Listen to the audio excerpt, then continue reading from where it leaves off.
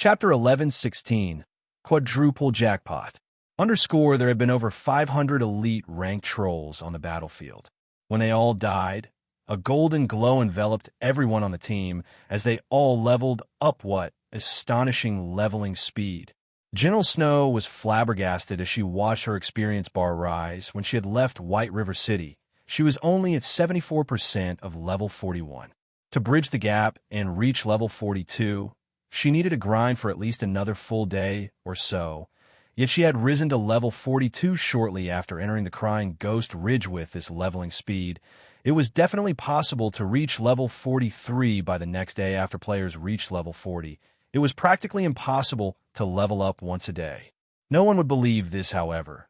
Although the team had killed plenty of troll warriors, the loot was pitiful, to say the least. Aside from some copper and silver coins, the 500 or so elite monsters only dropped some raw materials.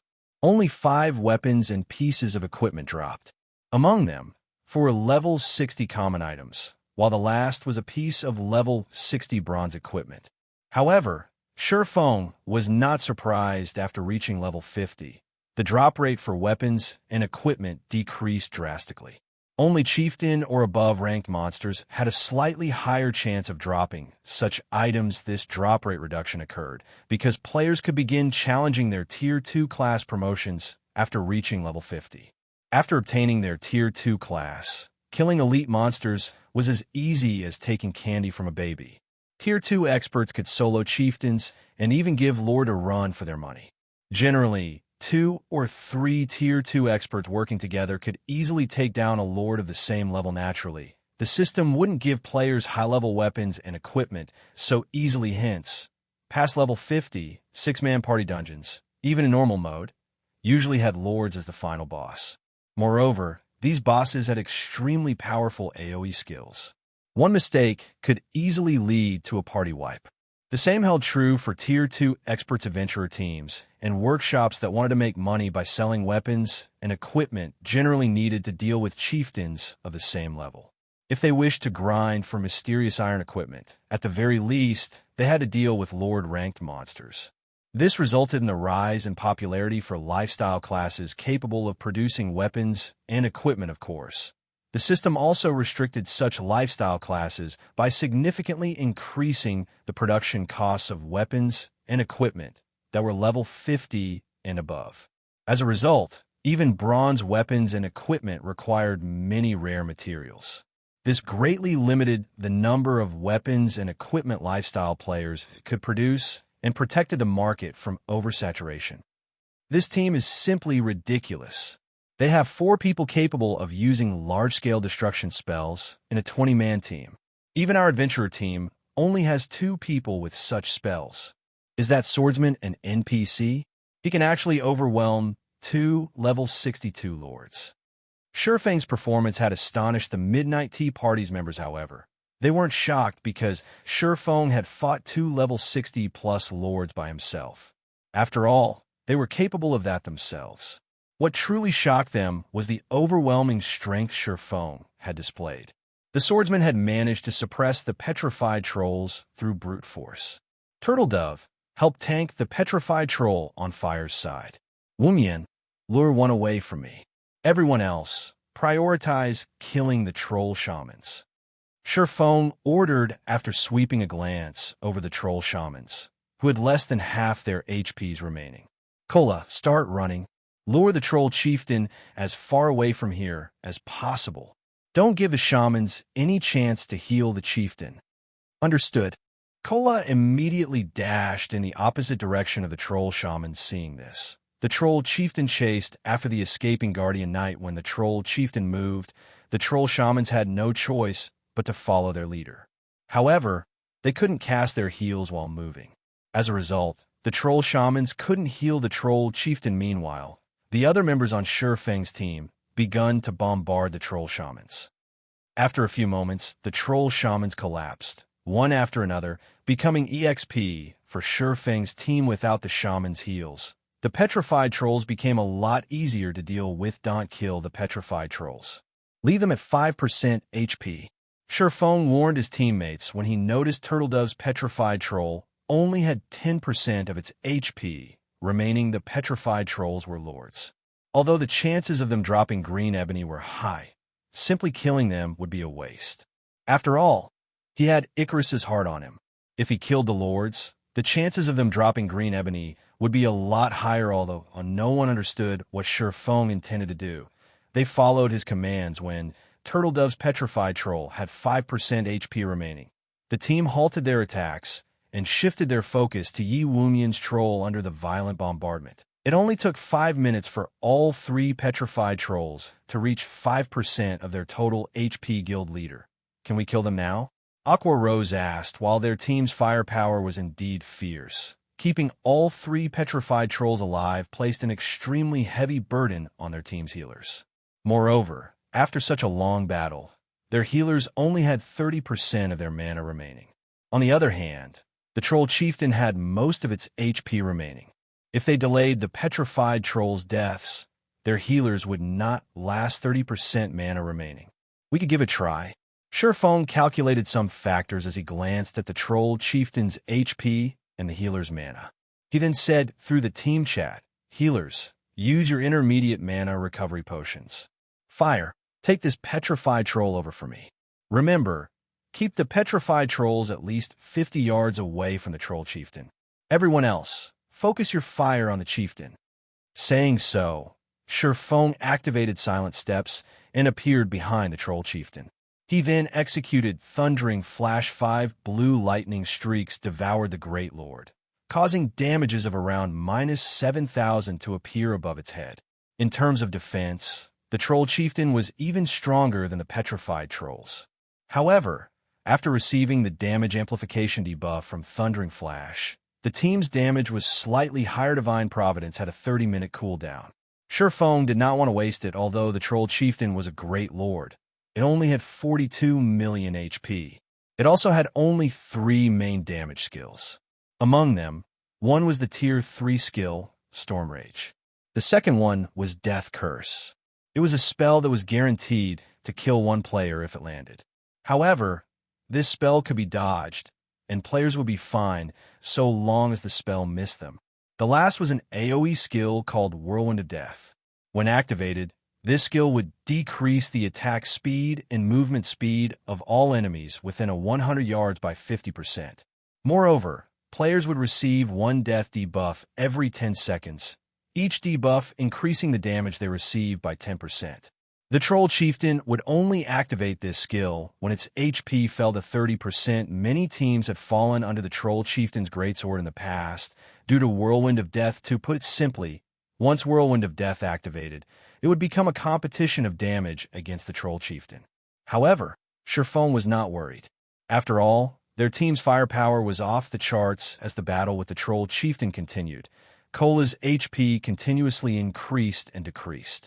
Every time the Troll Chieftain used Storm Rage, Shifeng landed a full-powered blow to one of the Great Lord's joints, disrupting Storm Rage's trajectory slightly. This small deviation provided Cola with enough space to dodge the attack, preventing his HP from dropping to a critical level and increasing the burden on the healers. As for the Troll Chieftain's Death Curse, Shifeng warned his teammates to avoid the Great Lord's front when he noticed the boss activating the spell.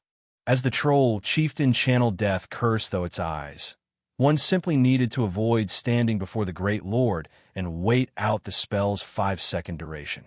Ordinary players might find it difficult to avoid this spell, but these players were experts. As long as Shifeng notified them in time, they could dodge the spell with little to no trouble. When the Troll Chieftain only had 30% HP remaining, it roared with fury. "Despicable humans, know our wrath," the Troll Chieftain shouted. It then spun its great sword at the sky. A black storm instantly formed, covering the battlefield and enveloping Zero Wings players finally. Shifeng had long since grown impatient. He activated Phantom Kill and 9 Dragon Slash. Don't hold back. Throw everything you've got at it. With the addition of Feng's Doppelganger and the 12 Abyssal Blade Phantoms, the team's damage output instantly soared. The other team members similarly activated their Sure Kill skills. The Troll Chieftain's HP rapidly decreased. It lost over 200,000 HP every second in the end, When it only had 1% HP remaining, Feng activated Divine Providence and Thunder God's Descent. Both he and his doppelganger then activated Flame Burst and went on to attack the Troll Chieftain before assaulting the 3 petrified trolls as the 4 trolls died, for golden balls of light lifted from their corpses and flew into the air. Following which, the golden balls burst and transformed into streams of light that rained on the battlefield. Everyone was rendered speechless. These players had seen something like this before. This scene occurred when they triggered a jackpot. The Midnight Tea Party's members were also dumbfounded. Quadruple jackpots. This was utterly ridiculous. Chapter 1117, Godly Skill. Hellscythe_Fluffy Goblin Chapter 1117, Godly Skill. After the Troll Chieftain and 3 petrified trolls died, a golden glow once again encased several players on the team. Killing lords and great lords of a higher level definitely yielded far more EXP than killing elite monsters of a higher level. Among those who leveled up, Aqua Rose, Fire Dance, and Violet Cloud finally reached level 45, while Cola, Turtle Dove, Yi Wumian, Minor Wind, and Shadow Sword rose to level 44 inches. The Black Dragon Empire. They could all rank within the top 10 on the Empire's ranking list. Currently, the Empire's #1 player was only level 42 and still quite a distance away from level 43. However, the team was more concerned with the loot before them. This was the first time any of them had seen 4 bosses simultaneously drop jackpots. There were too many items on the ground for them to keep count. This is insane. There should be at least 100 items here. Blackie gaped at the items on the ground previously. Despite killing so many elite monsters, they had only obtained a few decent items. However, practically every item among the 4 bosses drops looked decent or better. Guild leader, your luck is simply amazing. In the future, you must join us during the large-scale team dungeon raids. We'll probably get more during a single trip with you than 5 or 6 trips by ourselves. Aqua Rose could not help but look at Feng, her eyes shining. It was fairly obvious that, by the look on her face, she wanted to drag Feng into a dungeon raid every day. The rest of the team expressed their agreement. With that kind of ridiculous luck, it would be a waste not to have Feng raid dungeons. Alright, tidy up the loot first. We'll have plenty of opportunities to raid large-scale team dungeons afterward. Feng could not help but chuckle and shake his head in response to everyone's expectant gazes. He had no choice but to offer an empty promise for now. He had no intentions of revealing Icarus's heart. After all, this godly tool was simply too important to a guild. The necklace could even upgrade a lifestyle player to master rank, following which everyone began to collect the loot. They had an extraordinarily abundant harvest this time. The 4 bosses had dropped a total of 115 items, with 96 raw materials. Among the raw materials, 22 were green ebony, which surprised Feng. Generally, Lord rank trolls only dropped 1 green ebony when killed, or 2 logs if one were lucky. As for great lords, they usually dropped 3 logs. Crafting a single advanced transport carriage only required 15 logs.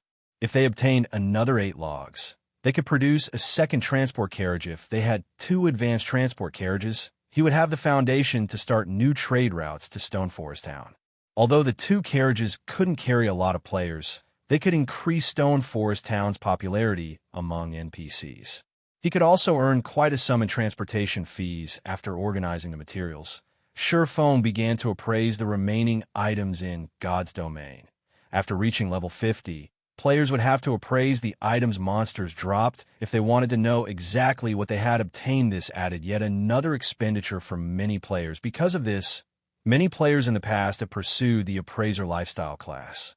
This way, they could save money on appraisal fees.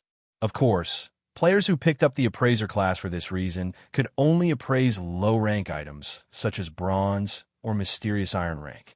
4 secret silver rank, 1 needed to become an intermediate appraiser. However, becoming an intermediate appraiser was extremely difficult. 1 generally needed a guild's support to do so.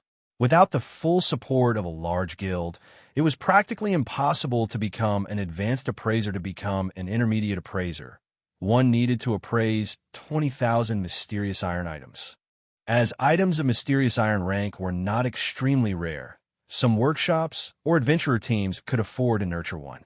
Unfortunately, they had no hope of nurturing an advanced appraiser. This was due to the basic requirement of appraising 50,000 fine gold items.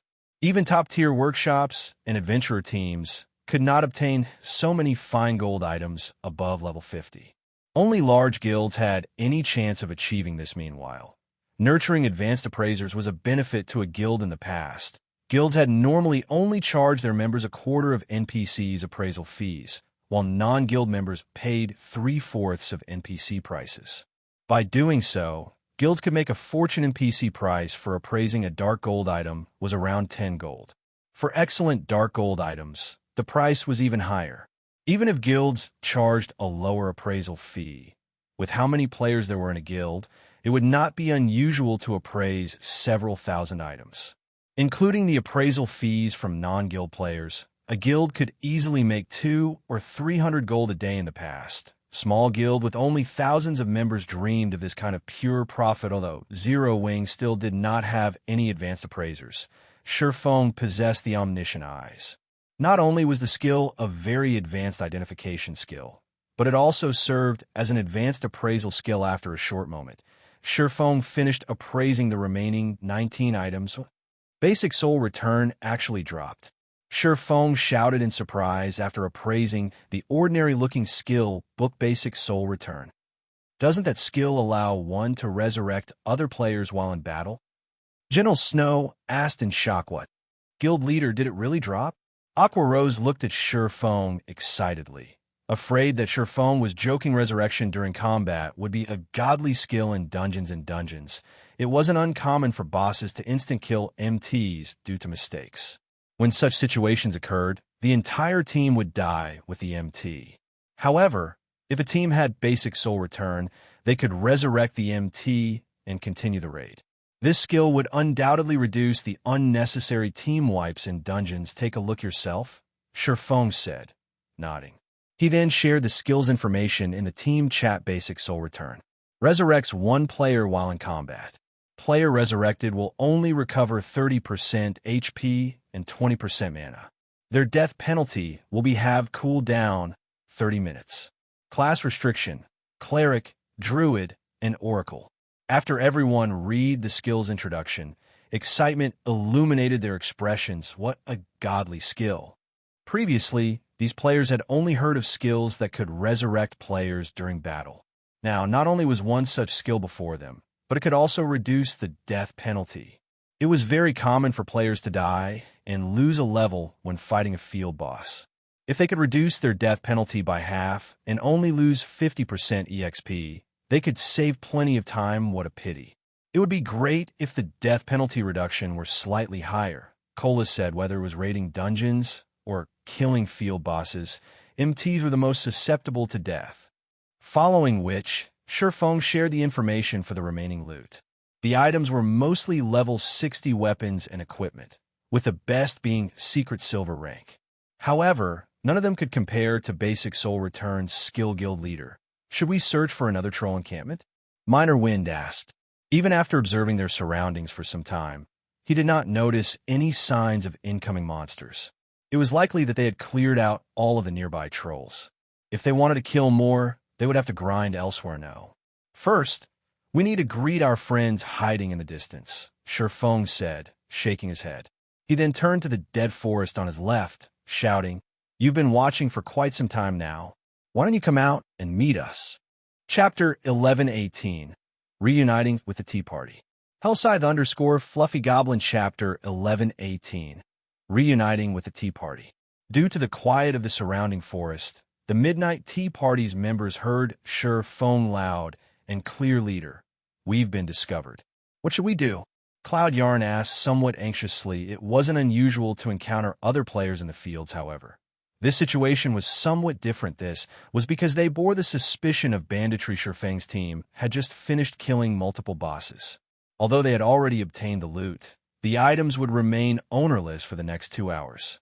As long as they were killed, the loot was guaranteed to drop. Cloud Yarn did not doubt that Shifeng's team would be merciless to anyone who attempted to rob them. It wouldn't have been a major issue if Shifeng's team were only comprised of ordinary experts.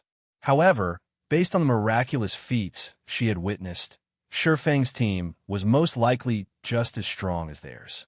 If it really came down to a fight, the outcome wouldn't be pretty guild leader. Could that guy be trying to trick us into revealing ourselves? We're so far away. How could he possibly discover us? Moreover, we're using isolation scrolls right now. If I were in his shoes, I wouldn't be able to discover us, even with detection. How could a swordsman like him detect us? The Ranger, Dark War, set among the many classes in God's domain. The Ranger had the strongest perception abilities, with both active and passive skills. Rangers were usually a team's eyes. Although the swordsman class was also an agility-type class, it was not even a match for assassins, much less Rangers. The rest of the adventurer team agreed with Dark War's words. Not only were their teams separated by such a massive distance, but the player that called them out wasn't even a Ranger. Moreover, they were also under an isolation scroll's effect. Shifeng might have shouted to see whether or not there were nearby players waiting to ambush his team. I don't think so. He's looking directly at us. Moreover, this is the Crying Ghost Ridge. This area is too dangerous for ordinary players, Endless Scar said confidently as she watched Shifeng, who stared straight at them. Big sis Endless. What should we do? Should we just go over there? Cloud Yarn asked. What if those people misunderstand our intentions? Yarn, what are you afraid of? At most, we'll have to fight them. We'll see who regrets their actions in the end, Netherworld said, wearing an eager expression. As an independent adventurer, his favorite hobby was to push his limits. Watching Fire Dance's performance had excited his will to fight. Wave is right. We're the Midnight Tea Party. Since when have we feared other players? Also, they have just finished an intense battle. They must have exhausted most of their abilities. If it really came down to a fight, they would be the suffering team. The other team members shared similar thoughts. All right, enough. Let's go over and introduce ourselves. As for a fight breaking out, I don't believe that it's likely. Those players aren't fools. They should have noticed our presence long ago. Since we didn't try to attack them during a crucial moment, they should realize that we carry no ill will. Breeze Wine, the team's leader, explained. He then approached Shifeng's team, giving the matter some thought. The Midnight Tea Party's members saw the reason in their leader's words. They then followed Breeze Wine. Meanwhile, after Shifeng announced the other team's presence, the rest of Zero Wings members followed his gaze. However, none of them noticed the silhouette or presence of other players. Snow. Do you think the guild leader is being overly sensitive? Zhao Yuru asked softly after failing to find anybody in the forest ahead. Overly sensitive. General Snow considered the possibility. After all, they had just finished a difficult battle. Even the best failed sometimes. They were also in a dangerous neutral map. A mistake wouldn't be unusual, however. As such thoughts began to sweep through the team, a blurry figure appeared from the dark forest ahead. Shortly after, more figures appeared. Zhao Yuru's jaw dropped as she turned to Shifeng in astonishment. Not only was the other party so far away, but they had also used isolation scrolls, yet Shifeng still noticed them. Did he have the eyes of a hawk or something? However, the team did not know that Shifeng's agility attribute had long since broken past the threshold of Tier 1 players, 1,500 points, and reached the realm of Tier 2 players. As a result, he gained the passive skill, Basic Perception. The passive skill greatly enhanced his 5 senses. As a result, he could see and hear further and clearer to Shifeng. An ordinary magic scroll like the Isolation Scroll was useless. He had noticed them when the Midnight Tea Party had hidden among the trees. However, the team didn't have much time to spend in a daze. The new arrivals were none other than the powerful independent adventurer team they had encountered in Ghost Forest Town. If they were not careful, they would suffer. Hello. I am Breeze Wine, the leader of the adventurer team, Midnight Tea Party. We have no ill intentions. We just happened to come across your team as we were passing by. Breeze Wine took the initiative to explain. I understand. If you guys had any hostile will, you would have taken action as we were about to kill the bosses, Shifeng calmly stated. Moreover, we've already met in Ghost Forest Town. Ghost Forest Town? Are you guys at Mass Team? Breeze Wine stared at Shifeng in shocking God's domain. Many adventurer teams wore black cloaks to hide their identities. Hence, he hadn't humored the thought that Feng and the others could be the team he had come across in Ghost Forest Town. After all, his team had the Beastmaster's breath, which had allowed them to reach Crying Ghost Ridge unhindered. Any other team would have been harassed by the level 60 monsters and wouldn't be a match for their adventurer team's speed. Yet now, not only had Feng's team reached the ridge ahead of them, but they had also killed 2 groups of foreign races.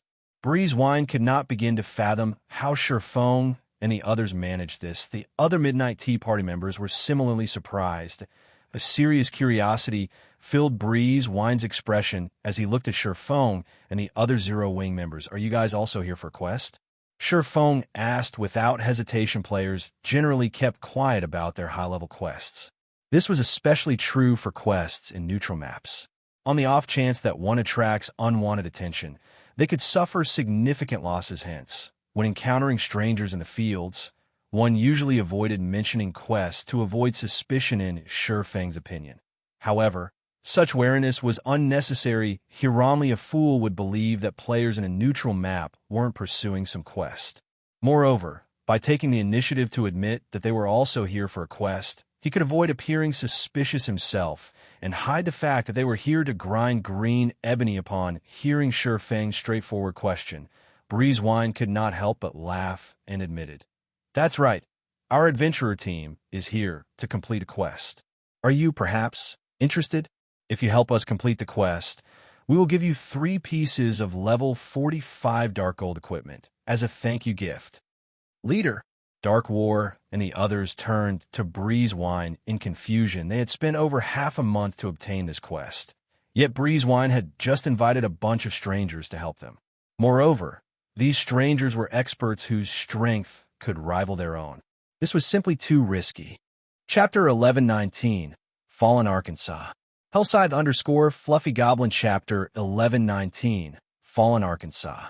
Just as the Midnight Tea Party's members waited for their leader's answer, Breezewine's offer had also stunned Feng's team. The man had actually offered 3 pieces of level 45 Dark Gold equipment right off the bat. At this stage of the game, even first-rate guilds' top-tier experts only wore level 40 Dark Gold equipment.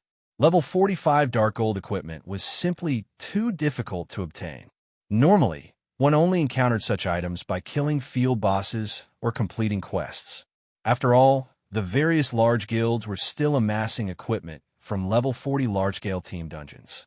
They still did not have good enough equipment to raid level 45 large-scale team dungeons. If put up for auction, level 45 Dark Gold equipment could sell for at least 200 gold.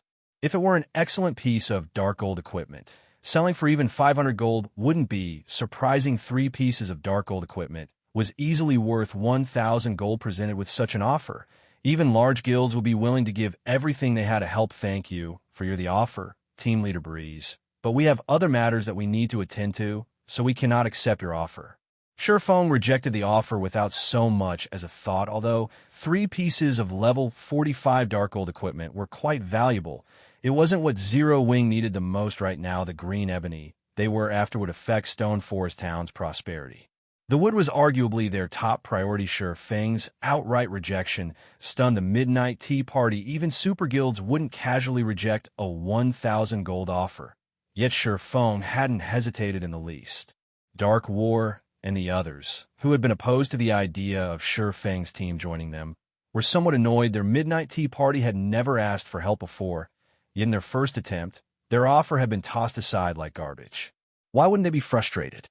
Meanwhile, Endless Scars, who stood to his side, looked at Feng.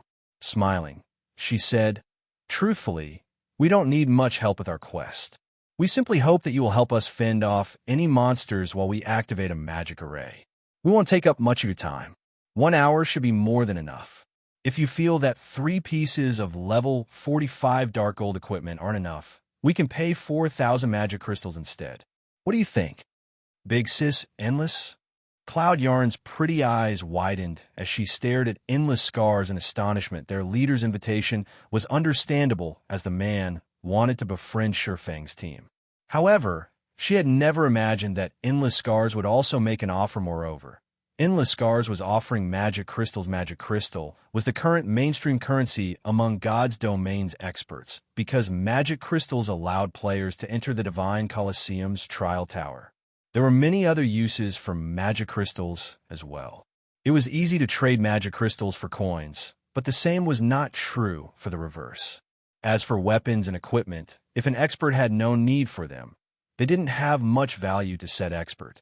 Hence, Apex experts were more willing to act for magic crystals than anything else. 1 hour for 4,000 magic crystals?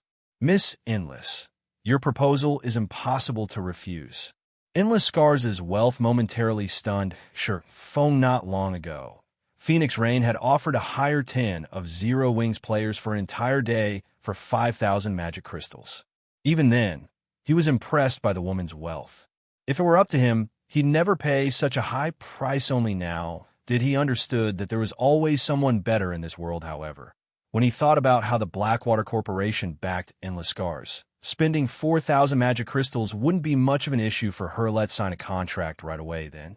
The smile on Endless Scars' face grew even more charming when she heard Xianxia's answer, following which Xianxia signed a contract with Breeze Wine. This system contract was assurance for both parties involved. Aside from players who were unwilling to spend 5 silver coins on the contract, players at this stage of the game generally signed one when working together.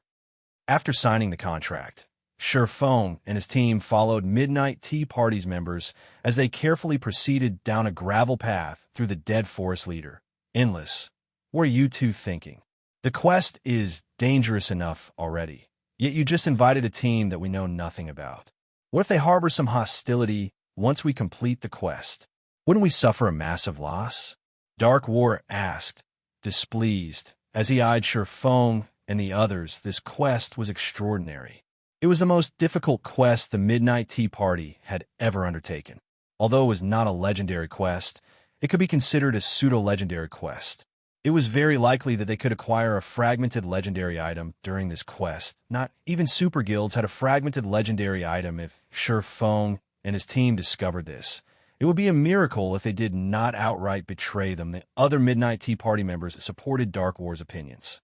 They could not understand why these two people, who were usually the most level-headed on their team, would make such an irrational decision about something so important. Ignoring the complaints, Endless Scars turned to Breeze Wine. Smiling, she asked, "Leader, do you want to say it? Or should I?" "Fine, I'll say it then." Breeze Wine shook his head and laughed. "Although you know that our quest is incredibly difficult, you guys don't know exactly how difficult. Based on Endless and my estimates, our chances of success is less than 30%. Opening the entrance will be the most difficult part of our quest." Opening the entrance? The team was confused. That's right. Although we have the key to unlock the Fallen Ark, when we begin the process, it will alert the Ark's guards. Based on the information Endless and I uncovered, there should be 5 guards, one of which is a Grand Lord, while the remaining 4 are Great Lords. With our current manpower, it will be too difficult to maintain the magic array while dealing with 1 Grand Lord and 4 Great Lords. Originally, Endless and I had planned to use 2 of the Tier 3 summoning scrolls our team obtained. Now, however, plans have changed. With these experts' help, our chances of success will rise to 50%, Breeze Wine explained. Moreover, befriending these experts isn't necessarily a bad thing. We might even get to cooperate with them during high-difficulty quests in the future. Realization dawned when these players heard Breeze Wine's explanation. It was no wonder why Endless Scars had offered such an exorbitant price to Xianxia's team, as everyone conversed in hushed tones. Breeze Wine had led them to a large canyon dotted with green hills and blue water. The canyon looked as if some giant sword had split the large mountain in half. Each side of the canyon radiated a powerful pressure that scared the monsters in crying Ghost Ridge away. Sent this the Fallen Ark's location? Shock colored Xianxia's face when he saw this scene. Is the Midnight Tea Party's quest related to the Fallen Ark? In his previous life, the Fallen Ark had been extremely famous in God's domain. It was also the Crying Ghost Ridge's greatest secret. It was rumored that the Fallen Ark had been one of the ultimate weapons in the Great Ancient War. Even gods would perish under one of the Ark's attacks. However, The Ark had been destroyed during the war and had fallen in Crying Ghost Ridge. Because of the Ark's magic, the mana flow in the ridge was quite abnormal, making the area inhospitable for humans. Hence, various foreign races had occupied the Crying Ghost Ridge instead. Chapter 1120, Special Lifeform. Hellscythe_Fluffy Goblin Chapter 1120, Special Lifeform. As Surefoam recalled information on the fallen Ark, Breeze Wine slowly approached the canyon's entrance and carefully took a 16-sided orange crystal from his bagas. Soon as he revealed the orange crystal, an invisible aura pulsed from the item. Moreover, each pulse was stronger than the last. What is that? Why does my whole body suddenly feel like lead? Gentle Snow could not help but shift her gaze to the orange crystal. The more she looked at the crystal, the more she feared it. It was as if this crystal were Purgatory itself. Even her soul shuddered with fear. Gentle Snow wasn't the only one shocked by Breeze Wine's crystal. Alluring Summer and the others were similarly afraid. Only the Midnight Tea Party's members, Surefoam, and several Zero Wing core members remained unperturbed. Surefoam and the core members had experienced this pressure before. It was divine might. There is a qualitative difference between the life rating of gods and ordinary people. Gods had created this orange crystal, and naturally, their aura had tainted it. Ordinary people wouldn't be comfortable around this aura. Around this energy, ordinary humans would feel like they had been submerged in liquid metal. Not only would they find it extremely difficult to move, but their breathing would also become labored as the orange crystal released one pulse after another. The canyon began to shake. A purple-gold, five-fold magic array appeared in the sky. Sure enough, their quest is related to the fallen Arkansas. Have they lost their minds? They dare risk opening it at this stage of the game.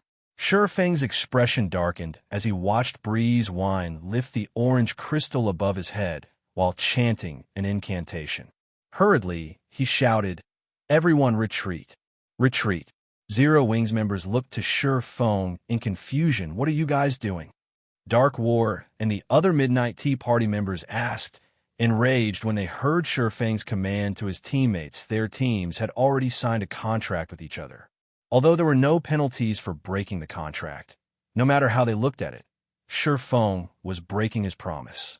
Moreover, now that they had exposed the contents of their quest, how could they possibly allow Surefang and the others to leave? No time for explanations. Either run or die. Surefang turned and fled. Surefang hadn't expected that. While he assumed that the Midnight Tea Party's quest was related to it, their goal was to activate the slumbering fallen Ark. Activating the fallen Ark had shaken God's domain in the past. When the Ark woke, it also roused the sleeping abyssal monsters within. Although these abyssal monsters had been gravely injured during the Great Ancient War, they were still immensely powerful. The old monsters that had woken inside the Ark were mythic rank. Moreover, as more time passed and these monsters recovered, they grew more powerful. These monsters' emergence had turned Crying Ghost Ridge into a forbidden land for players in the past. To explore the fallen Ark secrets, a few super guilds had dispatched an army of over 100,000 players. This army only consisted of Tier 2 players, and the lowest level was level 60. Many Apex experts had marched with the army as well. Such a force was normally more than enough to deal with 5 or 6 mythic monsters. Yet the army had been annihilated in the end. Not one player had made it out of the fallen Ark alive. To make matters worse, these players had boosted the old abyssal monster's strength. It was suicidal to activate the fallen Ark with just their 2 teams of Tier 1 players. Big Sis Endless. They're running away. What should we do? Do we stop them? Netherworld Wave hurriedly asked. Endless Scars. No need. We're fleeing too. Endless Scars said, shaking her head as she watched Surefang. She ran, but our leader is still here. Cloud Yarn exclaimed anxiously as she shifted her gaze between Endless Scars and Breeze Wine. Once the unlocking process has begun, it cannot be stopped. The situation has changed. We have no choice but to sacrifice him, Endless Scars said without hesitation. However, this isn't a complete loss. At the very least, we can hide and watch what happens when the magic array activates from a distance. Although Endless Scars' words were casual, The Midnight Tea Party's members felt chills crawl down their backs. These players were all companions and had fought through many life-or-death battles together. Their team leader was one of them. Yet Endless Scars spoke of sacrificing Breeze Wind, as if she were talking about the weather. Unfortunately, as their team leader couldn't do anything, they had to listen to Endless Scars as she was the Midnight Tea Party's second in command shortly after the Midnight Tea Party members escaped from the Magic Array's range.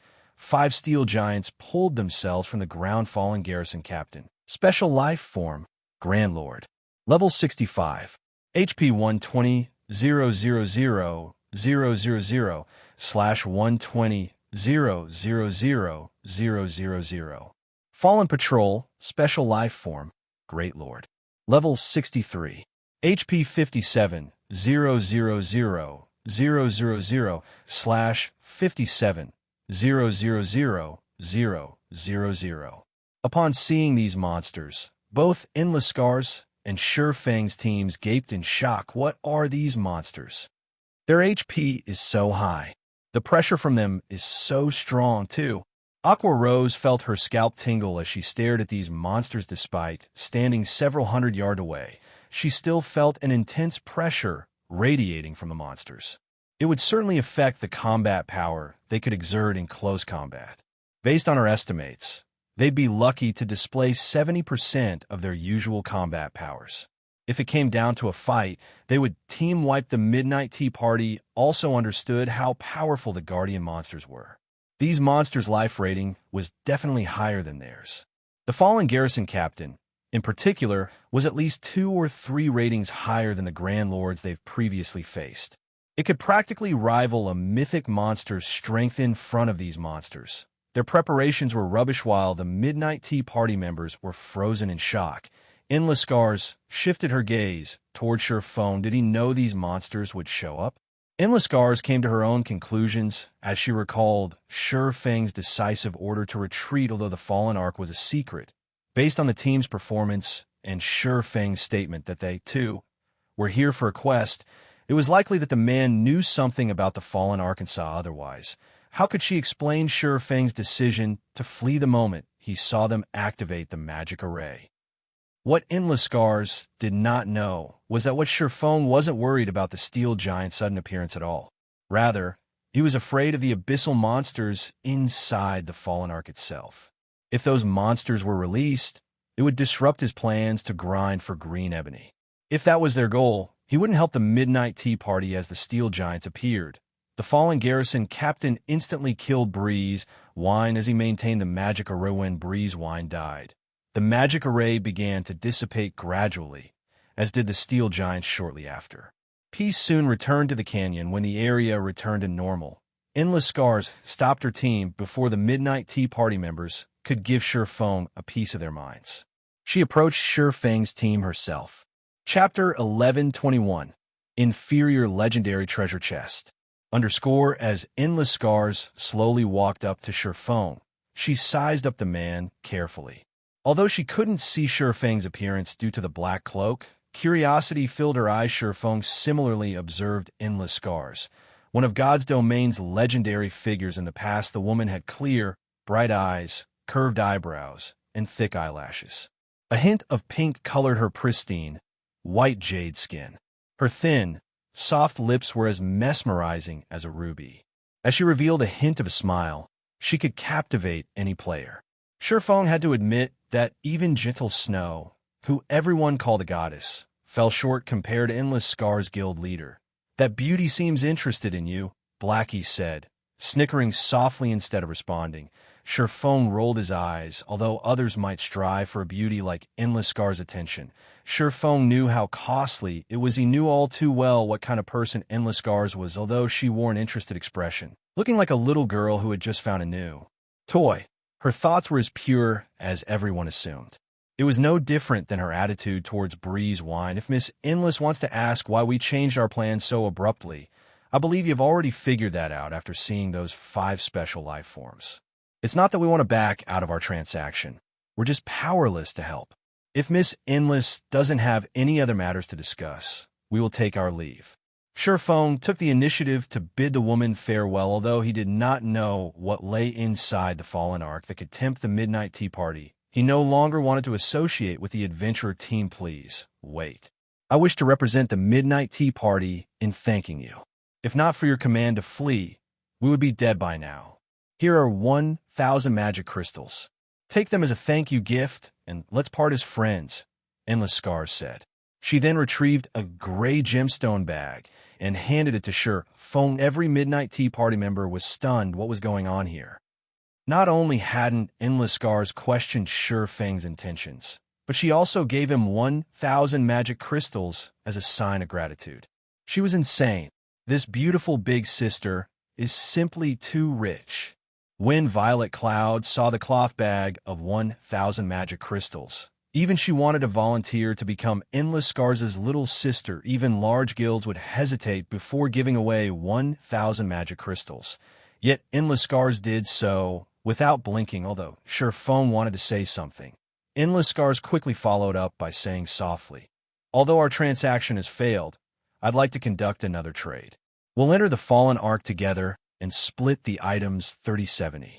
How about it?" Endless Scars' offer shocked every player present. Miss Endless, you saw the monsters guarding the entrance. At this stage of the game, we have no chance against them.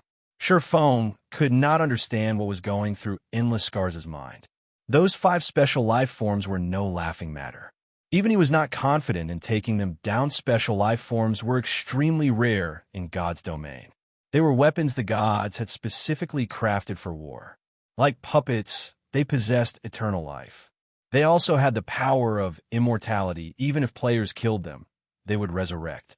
Moreover, they would revive slightly stronger than before.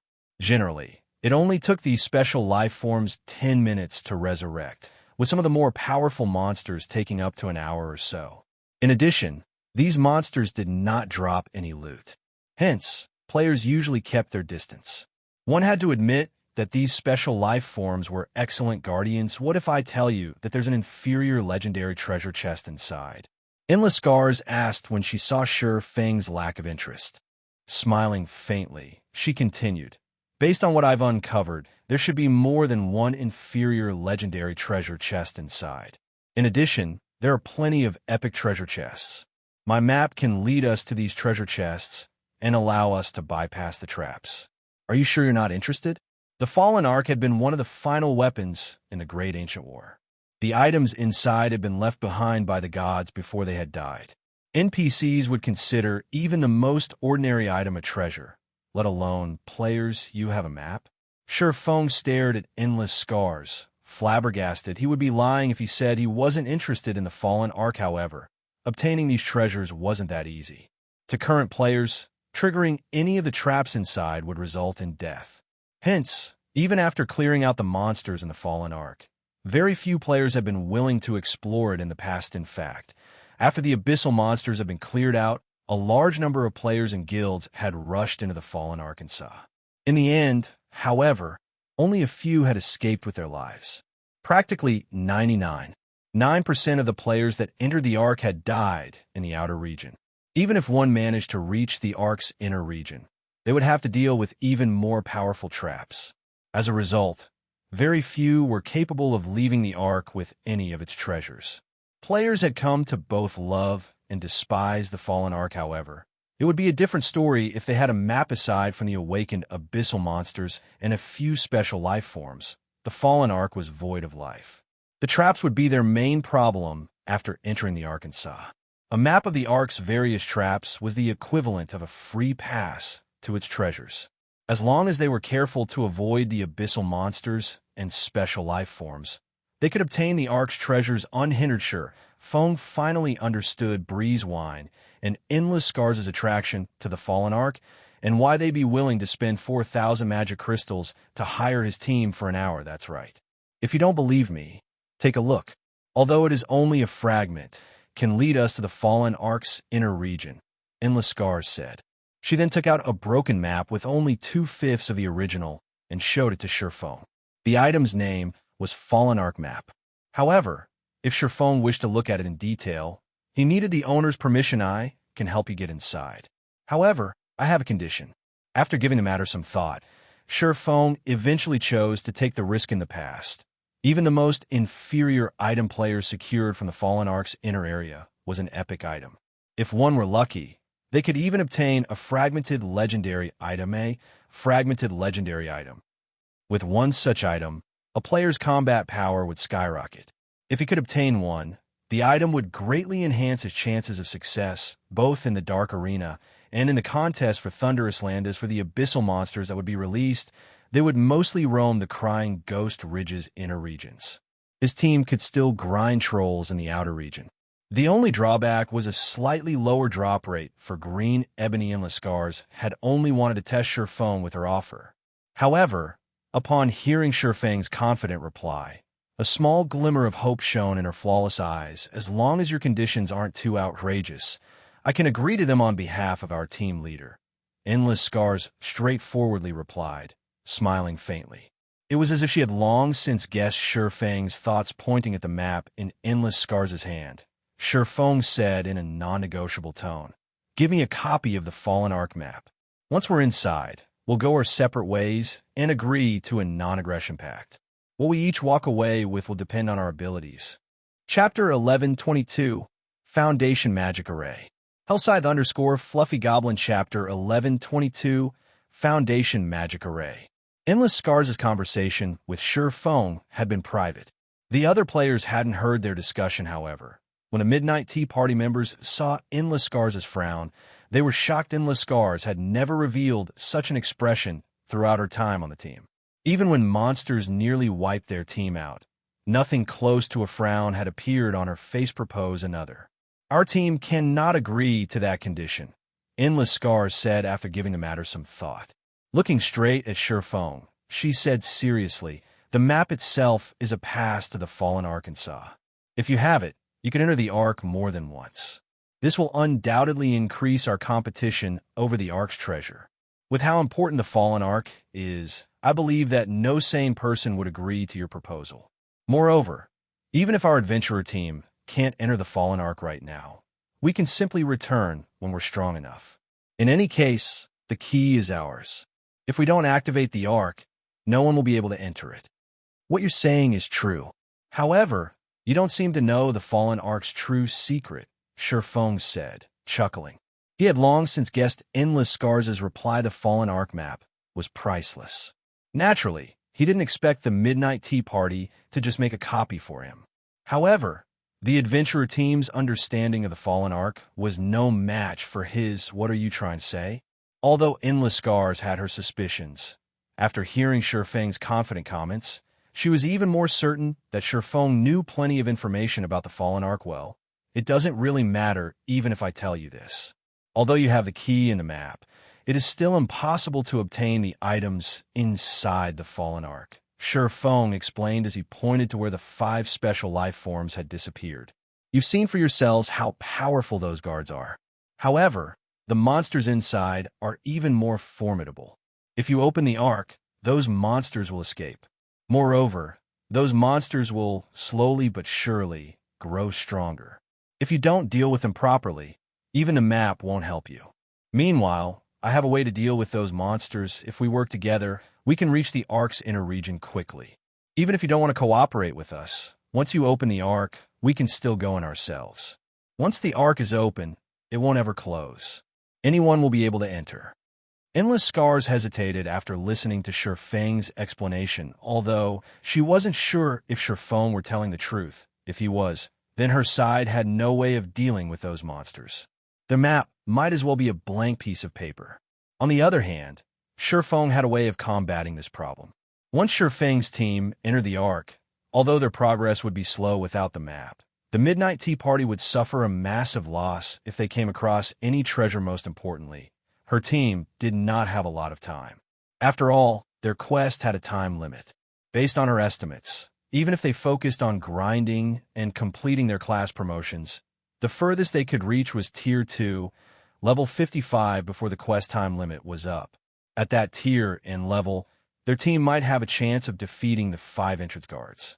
Unfortunately, she was not certain that they could deal with the Ark's monsters, which Feng claimed were far stronger. She had to admit that Feng's knowledge on those monsters was invaluable. I'll agree to your conditions. However, you need to tell me what you know about those monsters. You also have to tell me how to deal with them. If what you say is true, I'll make a copy of the map once we're in the Arkansas. If you lie to me, you won't get anything. Endless Scars glared at Feng. This was the first time she hadn't had the upper hand in a negotiation since she had joined God's domain. She was even more frustrated that she still didn't know Feng and his team members' identities. That won't be a problem. Once you see for yourself, you'll know the truth. Feng laughed after the various super guilds' army had suffered annihilation, crying Ghost Ridge had become a forbidden land for players in the past. Even then, however, many players had sought the Fallen Ark's treasure to deal with the incomparably powerful abyssal monsters. These players had formed a multitude of plans. Unfortunately, none of those plans had succeeded. The most ridiculous part was that players had only discovered a proper method of dealing with the monsters after they had been defeated. That method involved utilizing mana stones. Due to the special mana phenomenon inside the Fallen Ark, the slumbering abyssal monsters couldn't absorb mana to recover. However, once the Fallen Ark was unlocked, this mana disturbance would vanish. To recover their strength, these abyssal monsters urgently needed large amounts of mana. Ordinary magic crystals would not do. To those ancient abyssal monsters, mana of such quality did little to aid in their recovery. Only mana stones were suitable when the time came. He simply needed to construct a foundation magic array to display the mana stones. The mana stones would lure the abyssal monsters, and once they left, these abyssal monsters wouldn't be able to return to the Ark for a short time. Their teams could then search the Ark relatively safely following, which Feng and Endless Scars signed a contract. After ensuring that there were no issues, Feng had Violet Cloud use Basic Soul Return on Breezewine. This way, Breezewine would not lose a level, and his combat power would be unaffected. Wait here for now. I still need to prepare, Feng said before entering the Dead Forest by himself and setting up a teleportation point with the Abyss Pendant. He then used a return scroll and teleported to White River City. As soon as Feng returned to White River City, he passed the green ebony he had obtained to Melancholic Smile. Although they only had enough for one advanced transport carriage, it took a considerable amount of time to manufacture one. Even if they had a master engineer and a master forger, they would need close to a day. Hence, the sooner they began production, the better. Inside one of the Candlelight trading firm's special forging room, Feng retrieved the Philosopher's Stone, which he had picked up from his private warehouse on his way back, and began to synthesize magic crystals into mana stones. He could synthesize one mana stone from 50 magic crystals. Without hesitation, he used all 1,000 magic crystals he had obtained from Endless Scars and ended up with 20 mana stones. That was enough to lure the abyssal monsters from the Ark, twice following which, Feng made 9 magic array scrolls for the 9-star polar domain. Once those were complete, he used the Abyss Pendant to return to Crying Ghost Ridge. Upon returning to the ridge, Feng used 10 mana stones to set up a foundation magic array far from the canyon where the Fallen Ark resided. With this foundation magic array, he could lure all the abyssal monsters from inside the Ark. After finishing that task, Feng returned to his team. You finished your tasks already? Endless Scars asked Feng with a suspicious tone. Only 1 hour or so had passed since Feng had left. That wasn't even enough time to make a round trip to a town or city. What could he possibly do in 1 hour? Originally, she had thought that Feng had left to gather reinforcements. After all, with their current strength, defeating the 5 guardian monsters was impossible. At the very least, they needed a team of 100 experts, yet Feng hadn't brought even one player back with him. Endless, is this brat toying with us? Dark War asked through the team chat. Infuriated after Feng left, Endless Scars had told her team everything about her agreement with Feng. They all thought that Feng's demands were outrageous. They also thought that Feng was lying about how powerful the monsters inside the Ark were, and that he simply wanted to trick them for their map. Feng's speedy return only justified their assumptions before Endless Scars could reply. However, Feng beat her to it and said, I've completed my preparations. However, during the battle, everyone needs to follow my commands. Chapter 1123, Monsters Domain. Hellscythe _ Fluffy Goblin Chapter 1123, Monsters Domain. You'll take command? The Midnight Tea Party members shot Sure Feng scornful looks to ordinary players. A team commander's role was not particularly important. Ordinary players wouldn't have any choice in the matter if an expert like Sure Feng wanted to guide them, however. They weren't ordinary players, moreover. Even the slightest mistake could result in death in the upcoming battle. If they died and lost the fight, they would have wasted several days of effort. If they were not absolutely confident in their commander, how could Apex experts risk listening to him? Having only met him recently, Sure Feng was just a stranger. They could let Sure Feng's request for the Fallen Ark map slide. However, if he thought that they would listen to his commands, he was simply dreaming. Breezewine nodded in agreement with his teammates' responses. He didn't think that it would be suitable for Sure Feng to take command of the Midnight Tea Party, either. However, this was not because he looked down on Sure Feng's abilities. Rather, for one to qualify as a commander, one needed to familiarize themselves with every player on the team.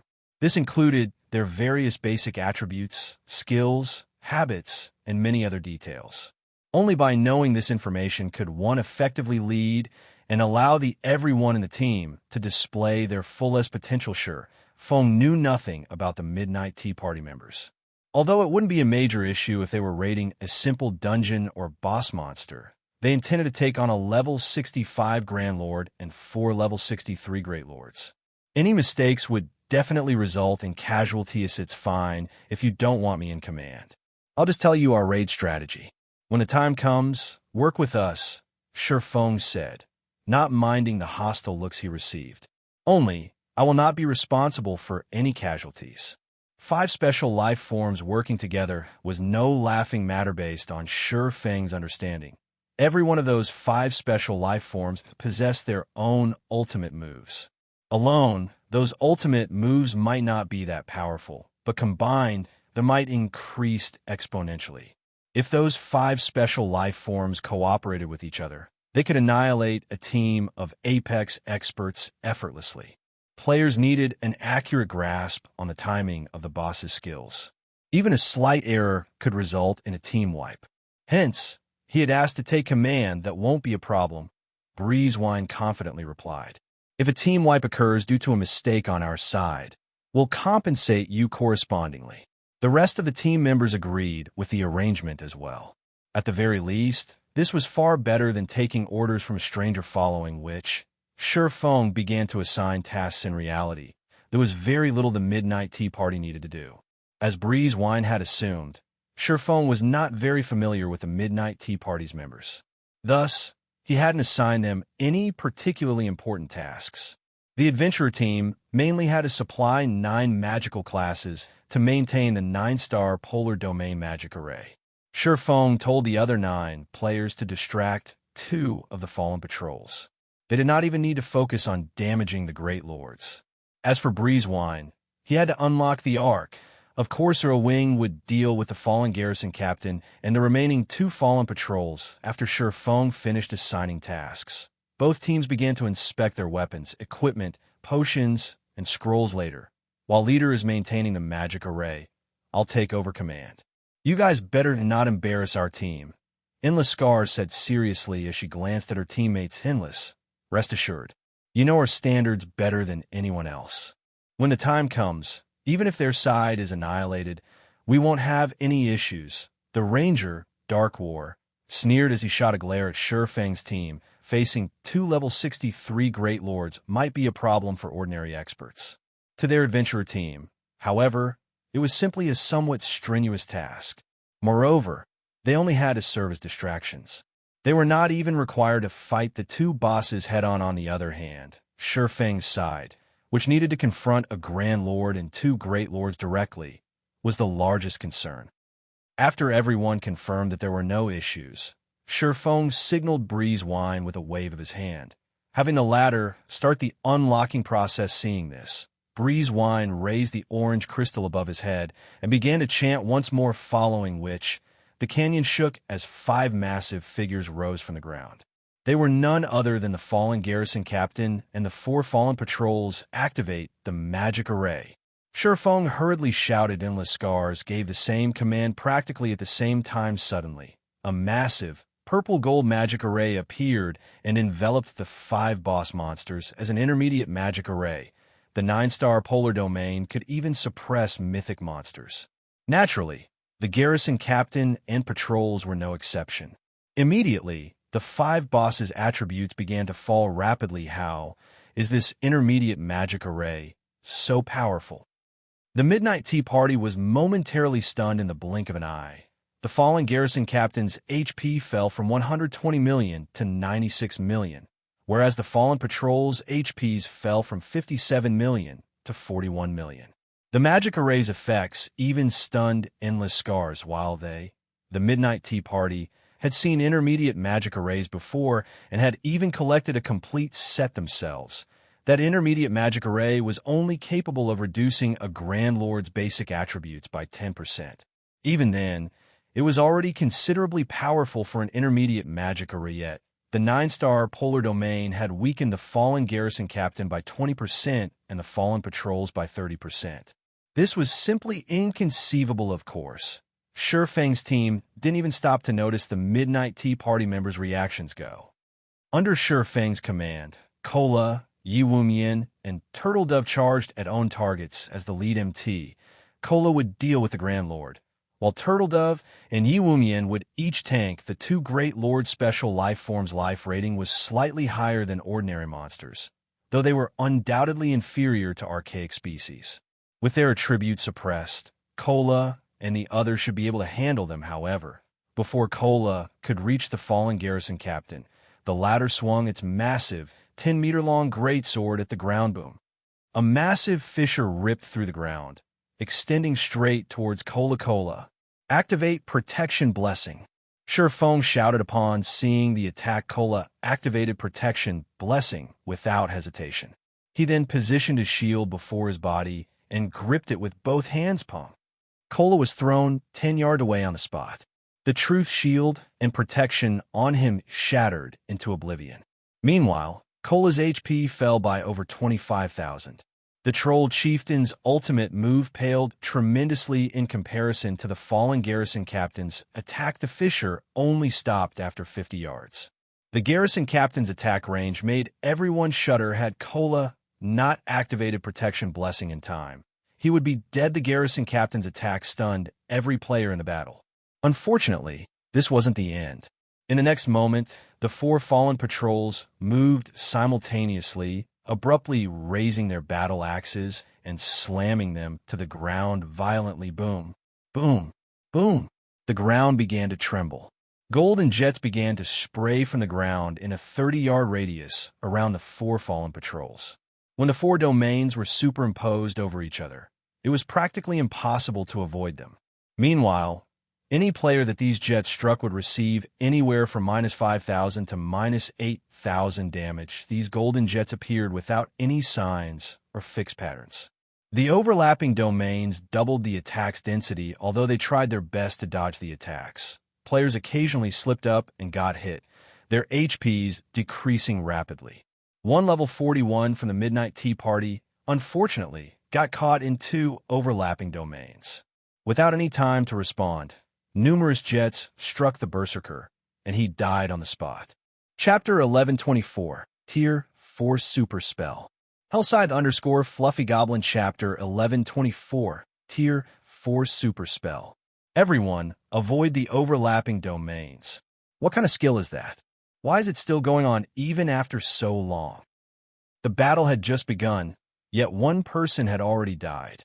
Both Shifeng's team and the Midnight Tea Party grew anxious. Everyone had seen how the Berserker had died. The golden jets appeared suddenly and silently.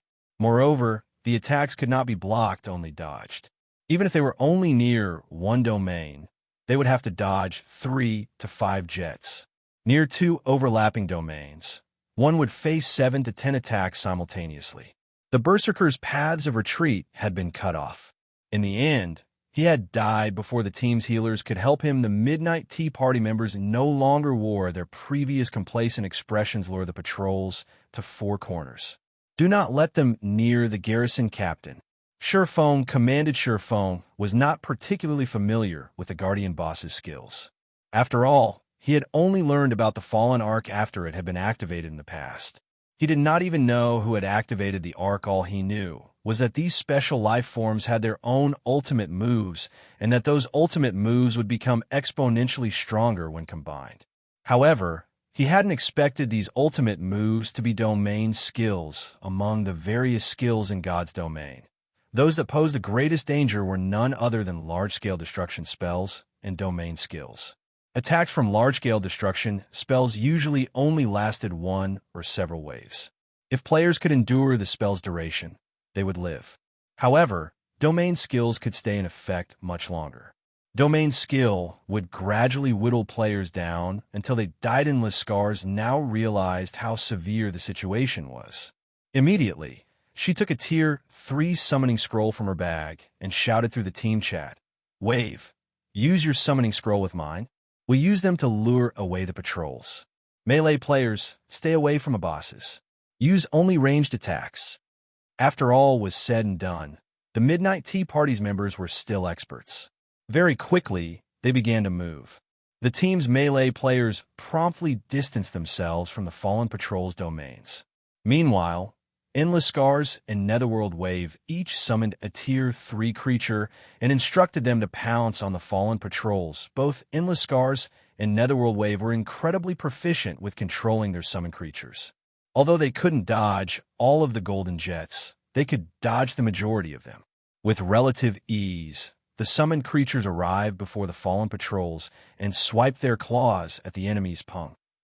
When the Tier 3 summoned creatures' claws struck the stationary fallen patrols, the clang of metal rang out.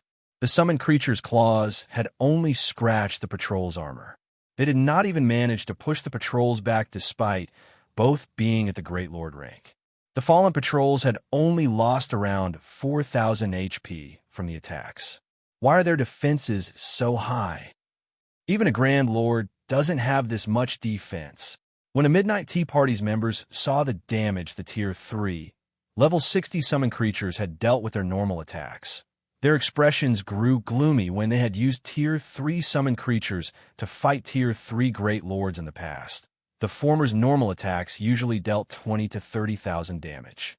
Even against Grand Lords, their attacks dealt nearly minus 8,000 points. Yet against these bosses, their summoned creatures had only dealt around minus 4,000 damage. The Fallen Patrol's defense was ridiculous. If even a Tier 3 summoned creature dealt so little damage, then players like themselves would deal, at most, minus 1,500 damage to the Fallen Patrols. Meanwhile, the Fallen Patrols each had 41 million HP. With their battle recovery, they could regenerate over 410,000 HP every 5 seconds. In other words, they would recover 82,000 HP every second. If their damage couldn't exceed 82,000 every second, then the Fallen Patrols were invincible against them. Big Sis Endless. How are we supposed to fight these things? Cloud Yarn asked anxiously. She could not help but turn to the Grand Lord. Shurfang's team fought. If the Fallen Patrols were already so difficult to deal with, wouldn't the Fallen Garrison Captain be even more overbearing? Forget about that for now. Lure the bosses away. Endless Scars ordered, shaking her head as she also glanced at Shurfang's team. The 5 Guardian bosses were far more powerful than she had thought. Initially, she had believed that the Midnight Tea Party could deal with these monsters after they reached Tier 2, level 55. Now, however, it would seem that even after reaching that level, they had less than a 40% chance of beating these monsters. After the Midnight Tea Party lured 2 of the Fallen Patrols away, Turtle Dove and Yi Wumian activated their life-saving skills and began to lure their patrols away from the Fallen Garrison Captain. Once the 4 patrols were in 4 separate corners, Kola, who stood in the middle, had a much easier time dealing with the Garrison Captain. However, even after activating Protection Blessing, he still took over minus 10,000 damage from one of the Grand Lord's normal attacks. Without Protection Blessing, a single attack would devour over 20,000 of Kola's HP. Kola couldn't imagine standing against the garrison captain without the 9-star polar domain. Moreover, when everyone's attack struck the garrison captain, every one of them dealt less than -1,000 damage. Only Fire Dance and Gentle Snow's normal attacks could deal over -1,500 damage to the Grand Lord, while their skills dealt up to -5,000 damage. However, to the garrison captain, which had 96 million HP, that damage was negligible. Guild leader, we won't even scratch its HP at this rate. Sooner or later, it will wear us down. Why don't we retreat and have the guild's main force meet us here? Gentle Snow advised through the team chat. Facing a Great Lord with a 20-man team was already pushing their luck, not to mention a Grand Lord that was 20 levels above them. If not for their excellent weapons and equipment and their exceptionally high combat standards, they would have team wiped with the first wave of attacks. No need. Kola, keep hold of the boss. 3 seconds is long enough. The current situation didn't surprise Shifeng overmuch. He was fully aware of how powerful special life forms functioned. They were only inferior to archaic species. Knowing this, he had prepared a method to deal with them in the next moment. Shifeng took a blood-red magic scroll from his bag. The instant the magic scroll appeared, a powerful mana fluctuation occurred within the 9-star polar domain. Everyone's gazes instantly shifted to Shifeng. What is that magic scroll? Endless Scars muttered, shocked, when she noticed the rampant mana inside the barrier. This magic scroll was one of the 2-tier 4 magic scrolls Shifeng had obtained from killing the awakened NPC, Lancelot. Meanwhile, the garrison captain noticed the mana fluctuations immediately, the Grand Lord's eyes similarly shifting towards the blood-red scroll in Shifeng's hands. It shifted to attack the swordsman. Don't even think about getting away from me that easily. Kola raised his shield and slammed it into the garrison captain's foot. He then activated the Tier 1 skill Justice Roar, his body releasing a dazzling golden glow. He instantly regained the boss's attention and aggro. At the same time, his strength would double if the boss didn't attack him. However, even after Kola activated Justice Roar, the garrison captain was still focused on Shifeng. Guild leader, what did you just take out? Kola could not help his surprise with no other choice. Kola activated Power of Darkness, his attributes soaring once more. He then executed the Tier 1 skill, Righteous Punishment Boom. With a single strike, he forced the garrison captain's right foot back, causing over -10,000 damage to appear above the Grand Lord's head. The attack had nearly forced the garrison captain to kneel, yet the fallen garrison captain did not return its attention to Kola. Rather, it advanced on Shifeng, one step after another. Seeing this, Kola continued to execute several powerful moves, everyone dealing over -10,000 damage. Yet the result did not change. Guild leader, this monster has gone nuts. Kola was dumbfounded as the garrison captain arrived before Shifeng. Before it slashed its greatsword down on Shifeng, Shifeng finally finished chanting the magic scroll's incantation Disillusionment. Shifeng's eyes flew open. 2 extremely complex and refined, blood-red magic arrays then emerged from his eyes. The other players were astonished. Tier 4 super spell, Disillusion Space. Chapter 1125, Unexpected Evolution. Hellscythe _ Fluffy Goblin. Chapter 1125, Unexpected Evolution. The instant the magic scroll activated, it seemed as if space had frozen as the garrison captain's descending greatsword came to an abrupt halt. Immediately after, the space within the 9-star polar domain began to change, a blood-red color coating the surrounding scenery. What's going on? Why does my body feel so light? Wait, our basic attributes have risen. It's true. My basic attributes have increased by 100%. Guys, look, the boss seems to have slowed to a crawl. As everyone looked at the garrison captain's greatsword again, they found that they could see the weapon clearly. Before, they had only seen afterimages. As the greatsword descended, the earth shattered. Over 30-meter-long fissures broke through the ground. However, the garrison captain had only hit the afterimage Shifeng had left behind. The swordsman himself had long since moved 10 yards away. So fast. When did he start moving? Endless Scars was flabbergasted. Unlike the rest of the players, she had focused on Feng. However, during the brief moment when she glanced at the garrison captain's greatsword, which had suddenly and significantly slowed, Feng had moved 10 yards away. She found the matter unbelievable. Look, those patrols have slowed down as well. Even the golden jets are slower. With this speed, even I can dodge them easily. The players finally noticed that fallen garrison captain hadn't been the only one whose speed had been affected. The fallen patrols in the four corners had also suffered a speed reduction. Even their domain skills were affected.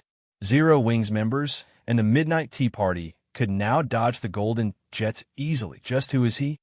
The Midnight Tea Party members couldn't help but glance at Feng. They usually boasted their vast understand of God's domain. However, even with their bountiful knowledge and experiences, they had never encountered a situation like this. Without a doubt, this phenomenon had something to do with Feng's blood-red magic scroll. There was no other way to explain it now that everyone's basic attributes had been boosted while the 5 bosses' reaction speeds and attack speeds had decreased. The Midnight Tea Party's members, who had previously begun to despair, brimmed with hope currently. The 5 bosses had only landed 1 out of 3 or 4 attacks against their respective MTs. However, due to the significant attribute increase, the boss's damage had decreased. Take the fallen garrison Captain Kola tanked, for example. Originally, Kola withstood over minus 20,000 damage from the Grand Lord's normal attacks. Now, however, the Grand Lord's normal attacks only dealt around minus 13,000 to the Guardian Knight. In addition, due to Kola having activated Power of Darkness, his HP had risen to more than 56,000. Including Disillusion Space's effects, his HP had risen to more than 112,000. He was practically a humanoid monster at this point right now. Kola wouldn't even have issues tanking 3 fallen garrison captains, much less 1. As for Kola's damage, due to the strength bonus from Justice Roar, just his normal attacks dealt nearly minus 10,000 damage, while his skills dealt close to minus 30,000 damage. Meanwhile, Violet Cloud, who stood among the healers at the rear, had similarly grown more powerful. Every one of her heals restored over 10,000 HP to Kola. If she double cast her spells, she could heal over 20,000 HP every time. If she were lucky and triggered a double critical, she could instantly heal over 40,000 HP. Not only was Violet Cloud capable of keeping Kola alive by herself, but she could also handle healing Turtle Dove and Yi Wumin Guild leader. What kind of magic scroll did you use? I feel like we can even deal with a mythic monster right now. Kola exclaimed through the team chat. The rest of the team nodded in agreement. Aside from their frightening damage, the most troublesome aspect about boss monsters were their attack speeds and reaction speeds. Now that the fallen garrison captain had been suppressed in all 3 aspects, it was only as difficult as a High Lord. It only dealt slightly more damage. However, their increased attributes made up for that, further decreasing the raid's difficulty. Right now, they felt like they were simply fighting a powerful lord. Alright, enough idling around. Use your berserk skills and throw everything you've got. We only have 15 minutes until this space disappears.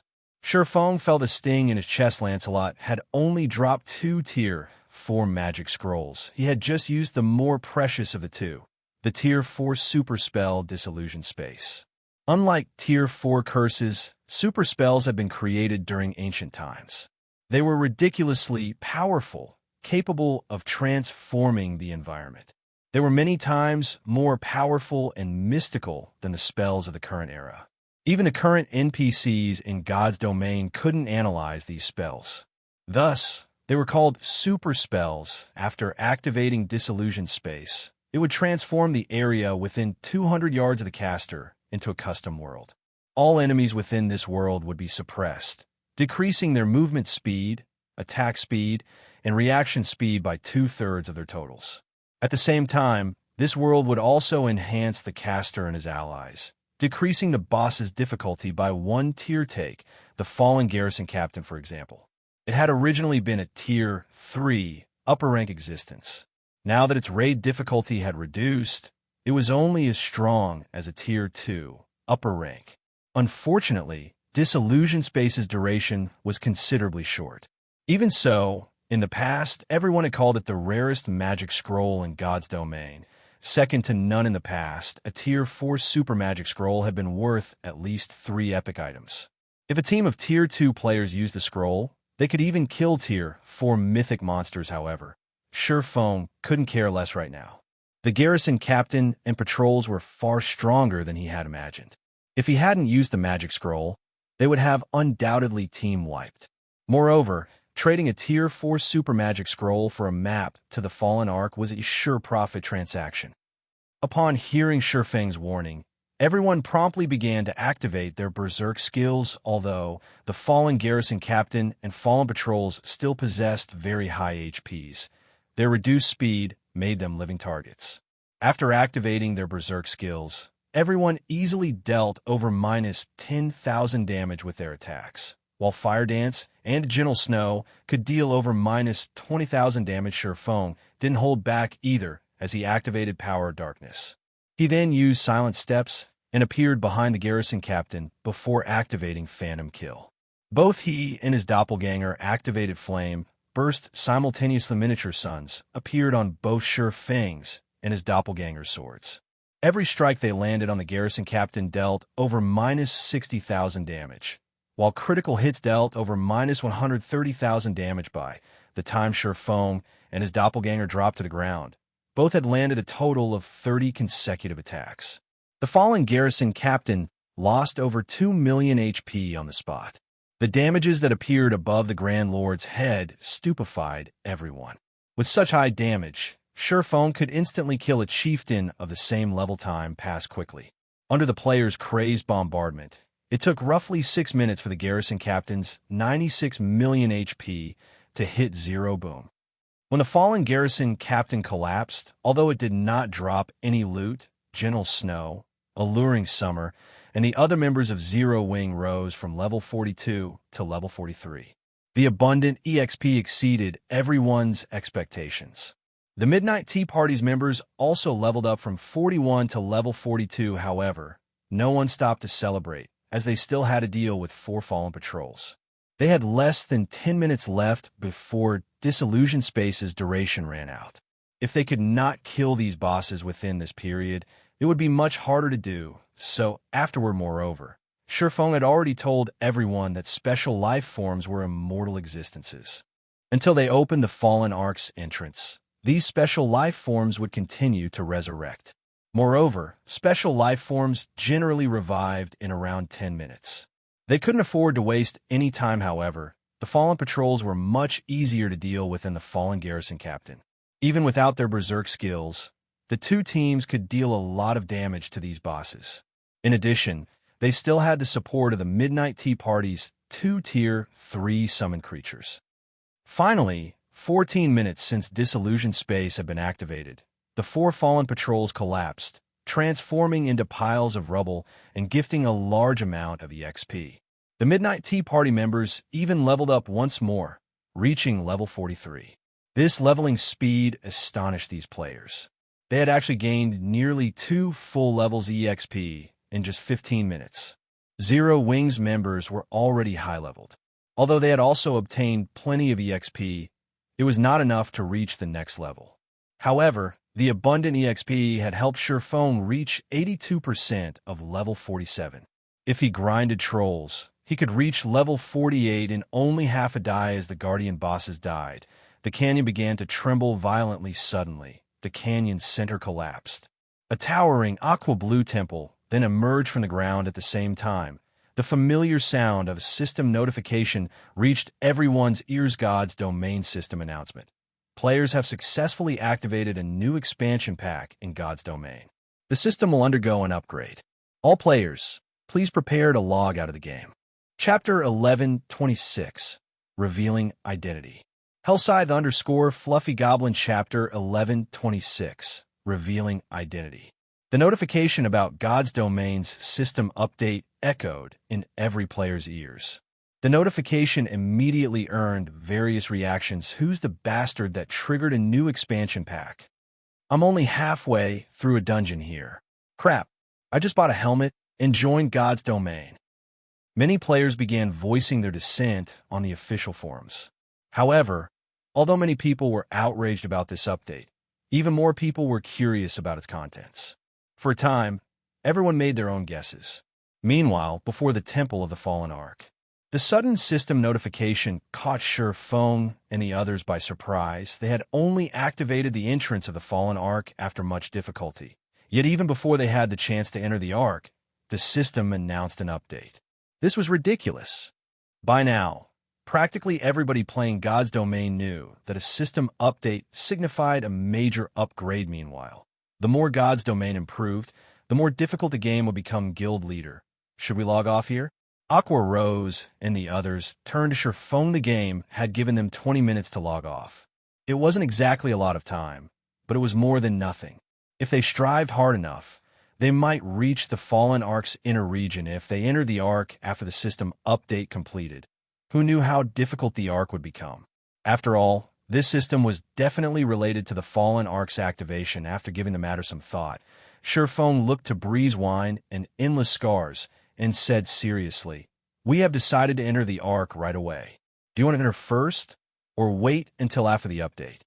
Feng hadn't expected the system update this time, however. This helped Feng recall the system's update after the Fallen Ark had emerged in the past.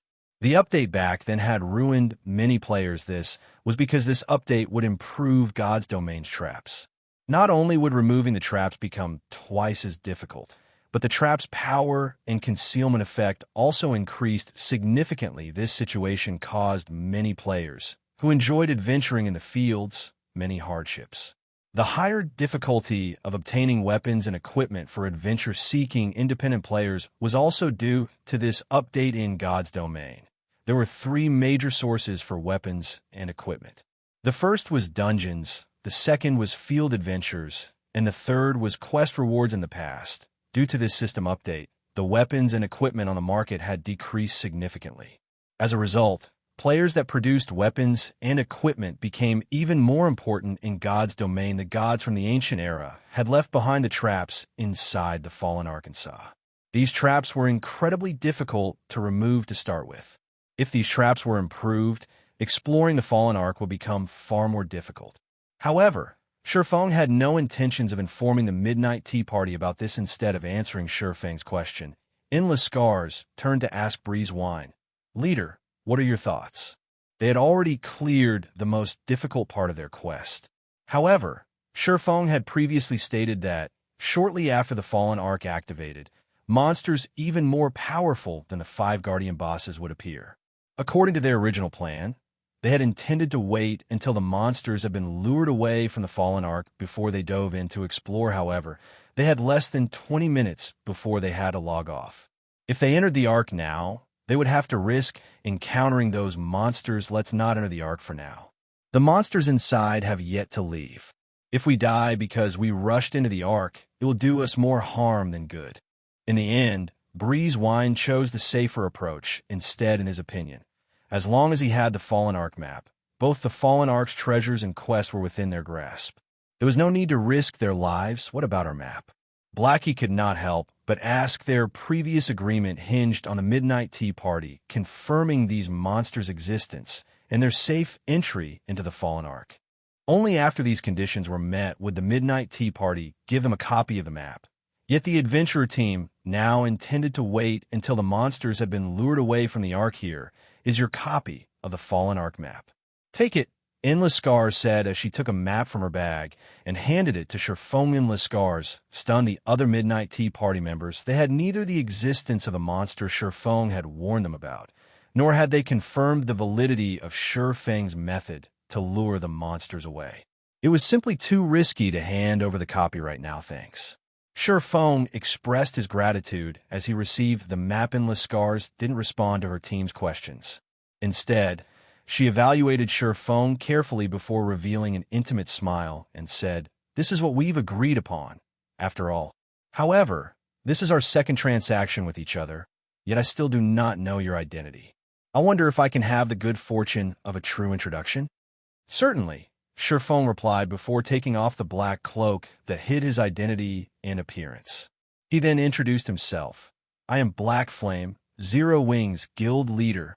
His first reason for hiding his and his team's identities was that he didn't want others to know what Zero Wing's main force was up to. His second, he simply didn't want Endless Scars to know who they were. After all, Endless Scars was a Blackwater Corporation representative.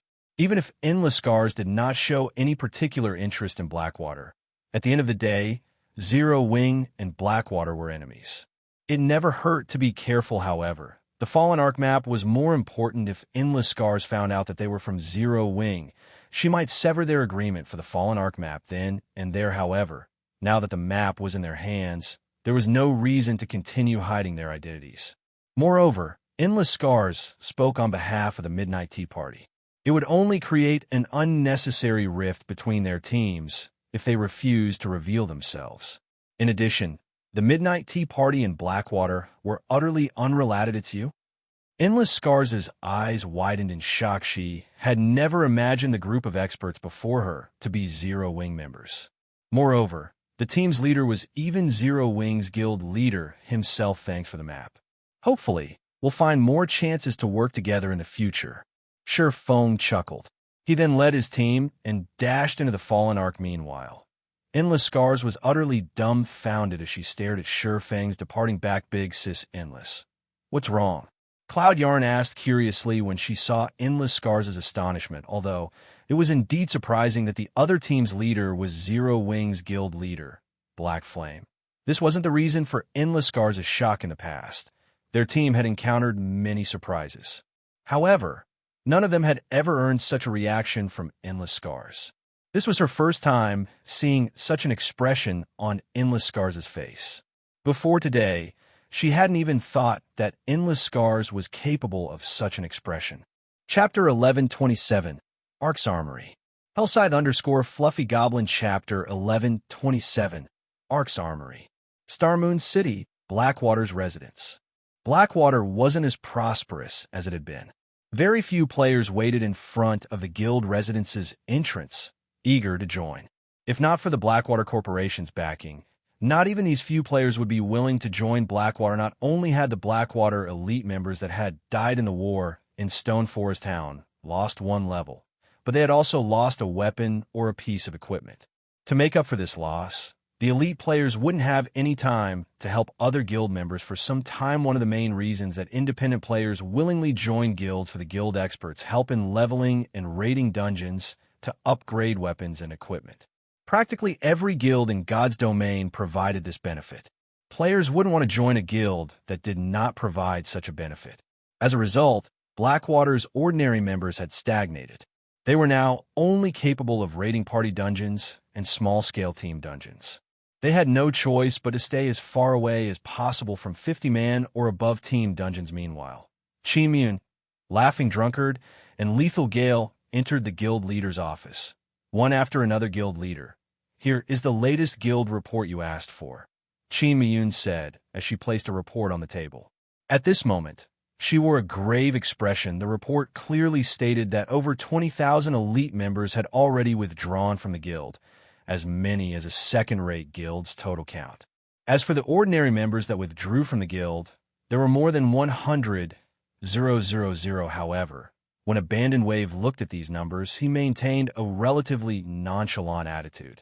Instead, he shifted his gaze towards Lethal Gale and asked, "How is the Blackwater trading firm coming along?" The Candlelight trading firm's latest product, the exotic stamina potion, has been well received. Despite having already reduced the mana mixture's price to 10 silver per bottle, ordinary players are buying the exotic stamina potion instead. Right now, our shops are only seeing 1/3 of our past traffic, Lethal Gale said, shaking his head dejectedly. Although our spies have already poked around in Candlelight, looking for information about the exotic stamina potion, it seems that only a select few of the trading firm's upper echelon know about the potion. As of now, we still do not know where to find the recipe.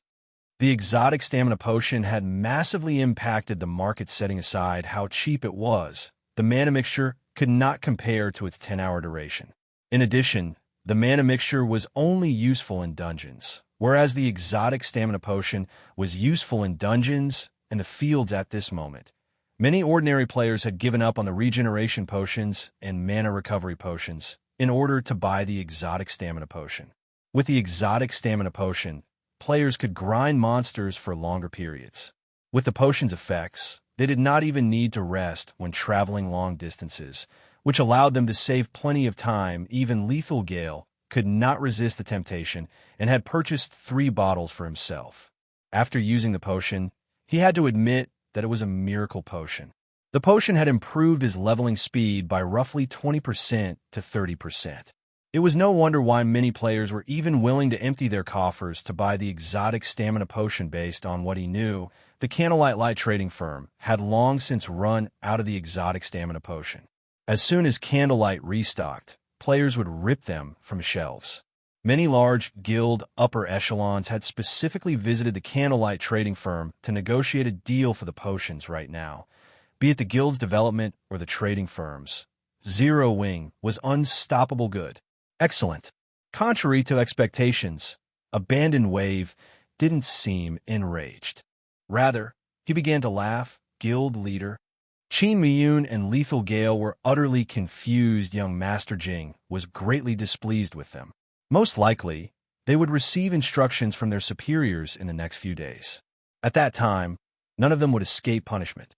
This was especially true for Abandoned Wave, yet the man that was supposed to be worried and angry was actually laughing. Was the shock too much for him to handle?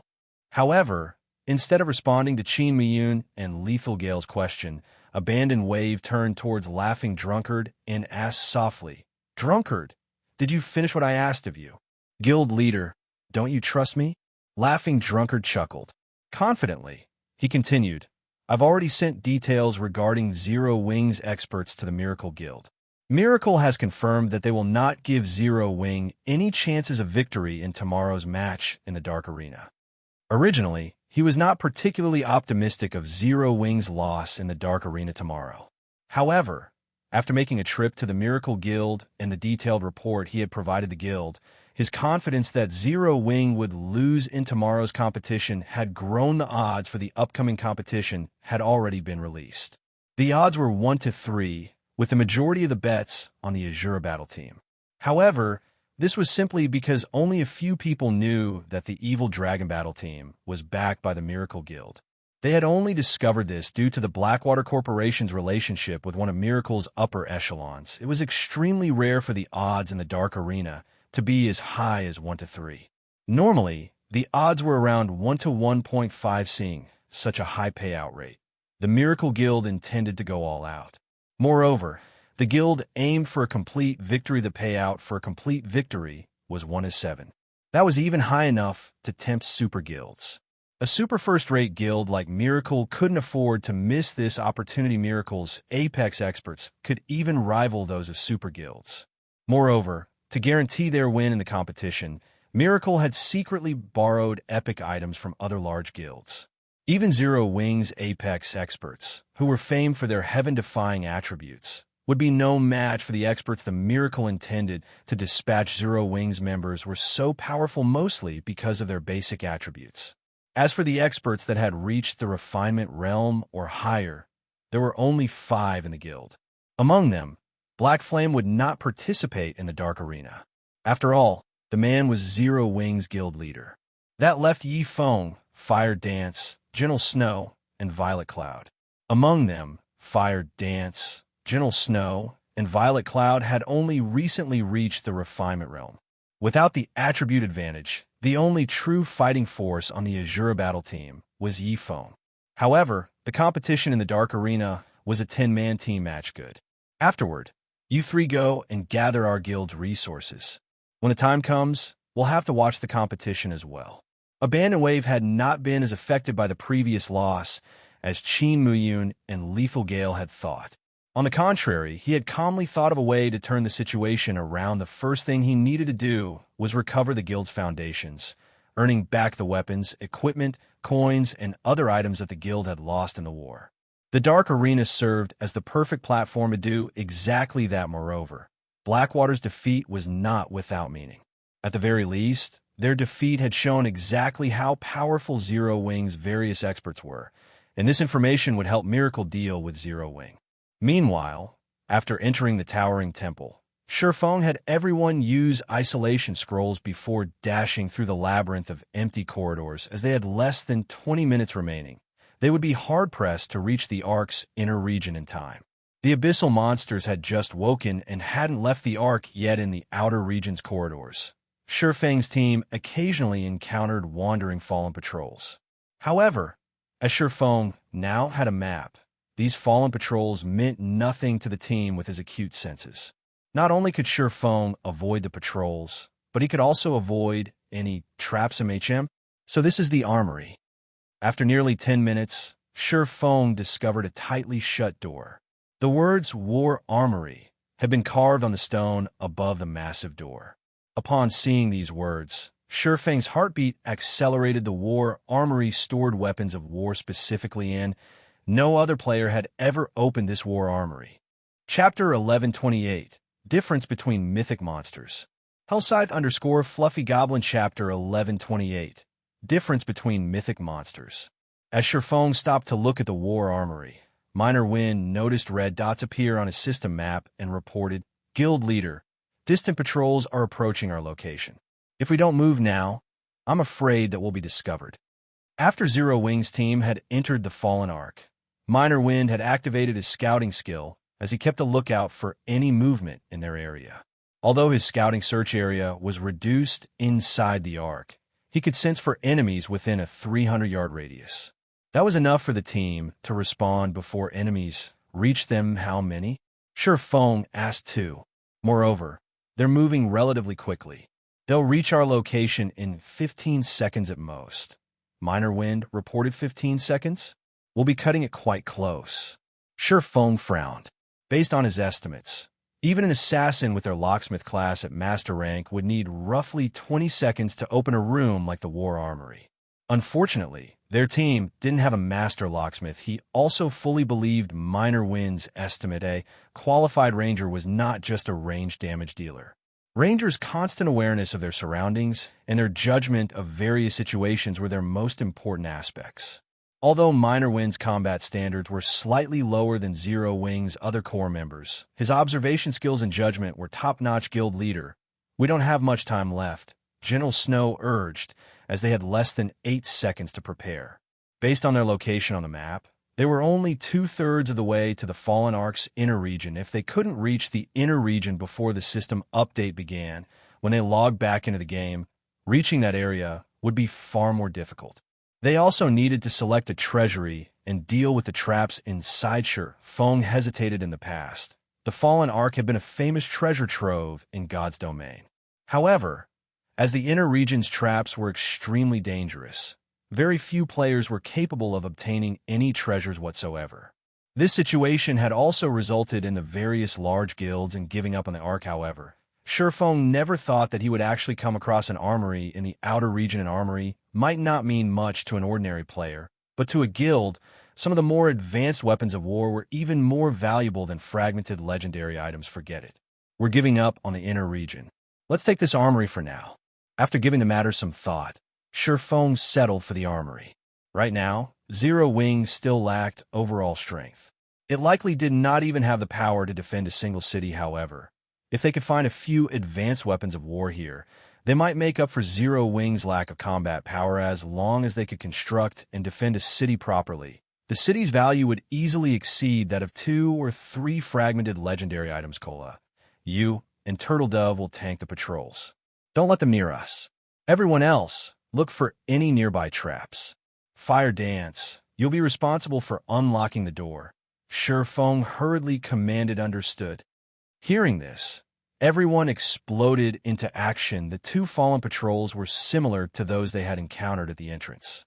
They were both level 63 Great Lords with 57 million HP. However, Cola and Turtle Dove had long since familiarized themselves with the patrol's attack patterns. Even without the 9-star polar domain, they were capable of dealing with the Great Lords at the same time. Fire Dance began to unlock the door to the armory as one of the Fallen Ark's secret rooms. The time it took to unlock the armory was secondary. The crucial issue was that the extremely complex unlocking method. One would have to start the process all over again if they made a single mistake. Only after removing the various locks could one finally open the secret room. Time passed quickly.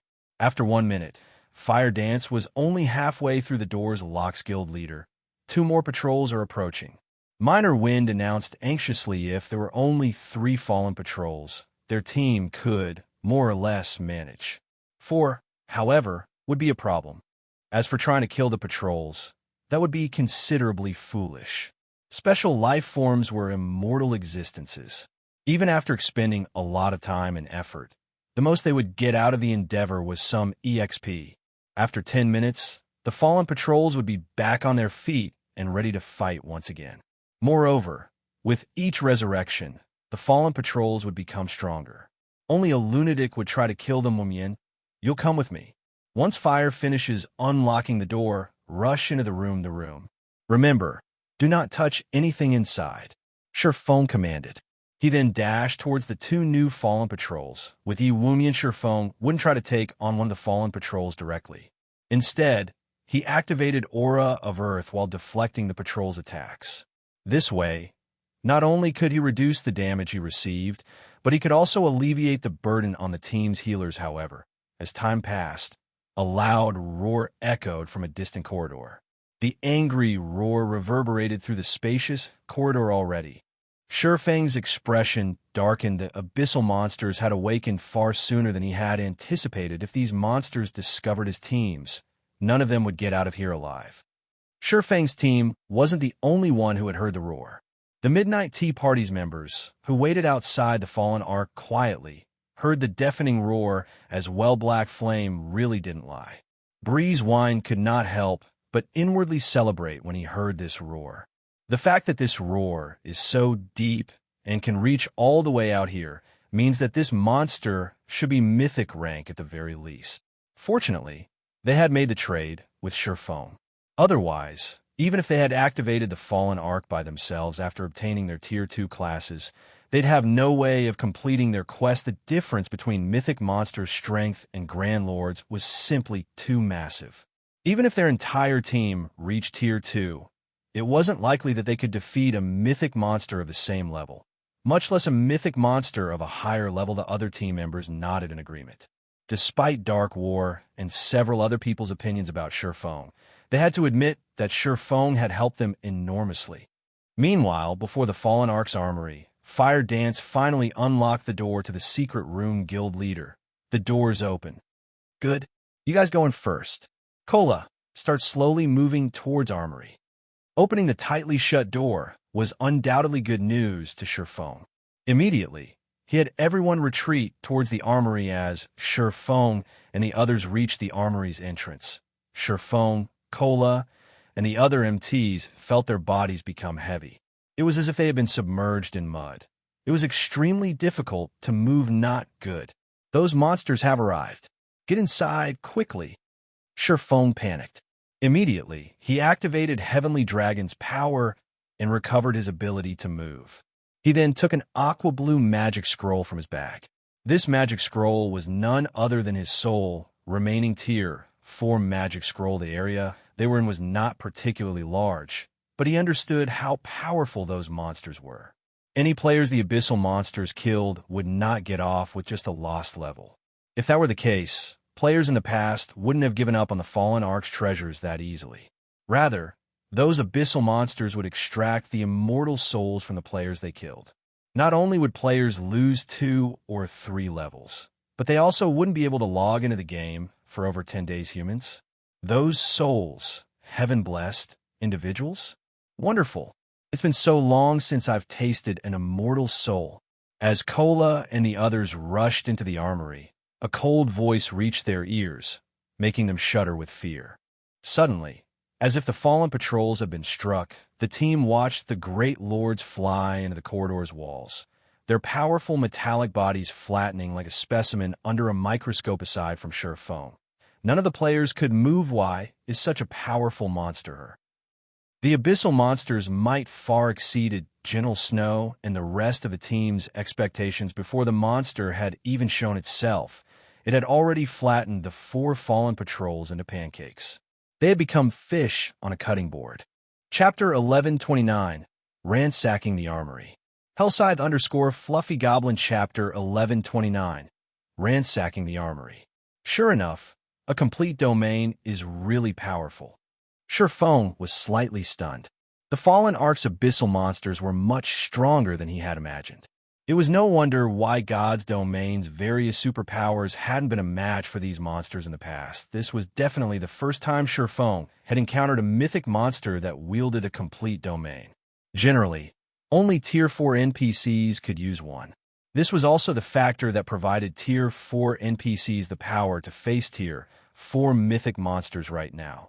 Despite him having activated Heavenly Dragon's power, he could barely move his body. His joints even creaked as he moved. Oh, someone can still move? As Xianxia moved, a cold, deep voice reverberated through everyone's minds. When the team members lifted their heads, they discovered that a humanoid creature, which was roughly 4 meters tall and covered in scales, had suddenly appeared before them. The creature had 2 blade-like arms and crimson eyes that were as large as an ordinary human's fist. 2 sets of jet-black wings also stretched from the creature's back. Soul Eater Lord, Dark Creature, Mythic Weakened. Level 67. HP 210, 000/210, 000/000.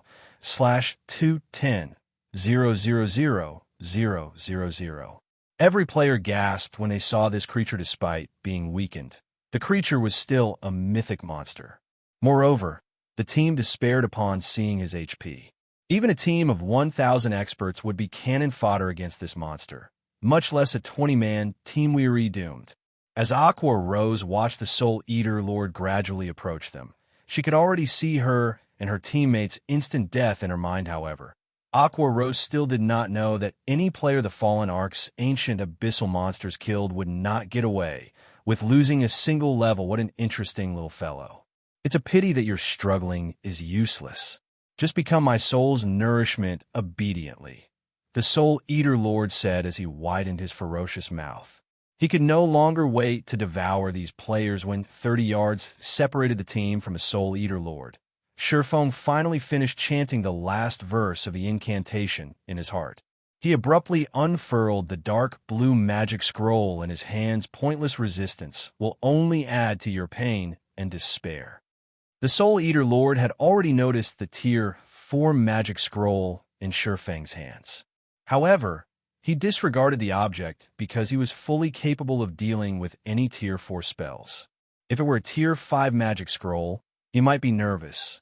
However, such magic scrolls had even been extremely rare during the ancient era, not to mention the present era. Really? Xianxia smiled faintly. Immediately, an aqua blue magic array formed beneath Xianxia's feet, following which, with Xianxia as the center, a faint blue barrier expanded outward. Tier 4 curse, Water Boundary. Water Boundary was not an attack-type curse. Rather, it was a defensive curse. The curse was even capable of blocking Tier 5 attacks. It was a kind of absolute defense. The curse had a radius of 20 yards and a duration of 30 seconds after Water Boundary formed. Zero Wings members immediately felt the pressure dissipate as they regained their freedom of movement. Damn it. The Soul Eater Lord's expression twisted as the Water Boundary formed. It then began to assault the barrier. Boom. Boom. Boom. The Soul Eater Lord was so fast that even Xianxia could barely see its movements. Everyone's hearts pounded as a series of expressions echoed throughout the Fallen Ark. They were terrified that the Soul Eater Lord would break through the seemingly flimsy, light blue barrier. After glancing at the fluctuating blue barrier, Xianxia shifted his attention away from the Soul Eater Lord as he commanded, "All right, get moving. We don't have much time left." As a Tier 4 defensive curse, Water Boundary could withstand the Soul Eater Lord's attacks, even if he were at his peak. The Soul Eater Tribe's king, though, would have no problem shattering the barrier. Unfortunately, that kind of existence, which was as powerful as God's, was not in the current arc following, which the Soul Eater Lord could only watch helplessly as Xianxia led his team into the armory. After entering the armory, Xianxia turned around and shut the door, immediately locking it. Guild leader, That monster can't break in here, right? Violet Cloud asked worriedly as she recalled how powerful the Soul Eater was. Relax. This is the Fallen Arc, one of the final weapons the gods created. Divine runes strengthen the Ark's interior. Even a Soul Eater King would have a hard time destroying the interior of the Ark, not to mention a Soul Eater Lord. Shifeng said nonchalantly. His companions could not help but release a sigh of relief when they heard Shifeng's reassurance now that the danger has been dealt with. Fire, you, and flying will disable the traps inside the armory. Everyone else, move carefully, Shifeng ordered. Looking at the time, he found that they had around 6 minutes before they had to log out of the game. If they could not remove the traps within the armory during these 6 minutes, by the time they logged back into the game, these traps would become much harder to disable. Hearing this, Fire Dance and Flying Shadow immediately went into action. As for the rest of the team, they let their gazes wander the armory for a moment. They were stupefied. The armory was a massive treasure trove. There was a variety of tools on display, and everyone was extremely tempting. Guild leader, look over there. Mana pulse cannons. They're even intermediate rank. During the war against the Star Alliance, Shifeng had spent 20,000 gold to purchase a basic mana pulse cannon. A single attack from the cannon could rival the might of a Tier 4 large-scale destruction spell. Moreover, the cannon had a range of 15,000 yards and a radius of 200 yards. Unfortunately, the cannon was very costly to use, with each shot requiring 1,000 magic crystals. Moreover, it had a long cooldown of around 3 to 4 minutes. Meanwhile, upon reading the intermediate mana pulse cannon's information, the team discovered that it was even more impressive than they had thought. Although its attack was roughly as powerful as a Tier 4 destruction spell, it had a range of 20,000 yards and a radius of 500 yards. It cost 2,000 magic crystals to fire a single round, and similarly had a cooldown of around 3 to 4 minutes. The difference between a radius of 200 yards and 500 yards was simply outrageous. Furthermore, this armory actually had 2 intermediate mana pulse cannons. If Zero Wing had had these 2 cannons and a sufficient number of magic crystals during its battle against Blackwater, winning the war would have been far easier. However, rather than the mana pulse cannon, Shifeng's gaze stopped on a magical steel car. He was quite familiar with this item movement type, defensive magic array. Although it was only a basic defensive magic array, it could be moved freely even after being activated. In the past, large guilds treated it like a mobile fortress. As long as this magic array had enough mana, it could block all Tier 3 attacks and lower. Meanwhile, its maximum radius could cover an entire basic town. Aside from the mana pulse cannons and movement-type defensive magic array, there were a large number of basic mana pulse bombs. Every bomb possessed the might of a Tier 3 spell and had a radius of 25 yards. They could be thrown up to a maximum of 50 yards. They were incredibly suited for individual players. To current players, these mana pulse bombs were godly weapons in group battles, as a single bomb could obliterate all players in a 25-yard radius. There were actually over 1,000 of such bombs. Shifeng had never imagined that a single armory would contain such a large harvest. With these items, the issue of his future city's defense was practically settled. Seconds passed, then minutes. When there were only 2 minutes before the system update began, Fire Dance and Flying Shadow had disabled 90% of the armory's traps. Only one trap set up around a stone altar was left. Guild leader, this trap is too complex. Even I can't disable it. Fire Dance exclaimed as she examined the trap. Before her, even you can't disable it? Shifeng was surprised. They were still in the Ark's outer region. With Fire Dance being an advanced trap disabler, she should be able to deal with every trap here. It was only a matter of time, however. The fact that Fire Dance was unable to disable the trap spoke volumes about the stone altar's value. Since time was running out, Shifeng immediately removed Icarus's heart from his neck and passed it to Fire Dance. Fire Dance was momentarily dazed when she saw Icarus's heart. She had never expected such a powerful epic item to exist. Hurry. Use this to disable the trap. Shifeng instructed Trap Disabler was a similar lifestyle class to the Appraiser class. However, it was not a particularly popular class.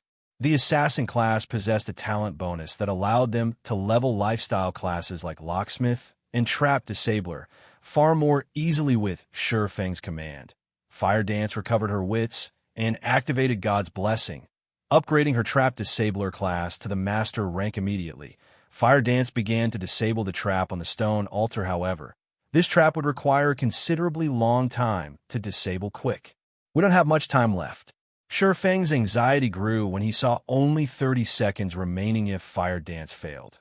The next time they logged into the game, the consequence would not be limited to some lost time. Fire Dance also grew desperate.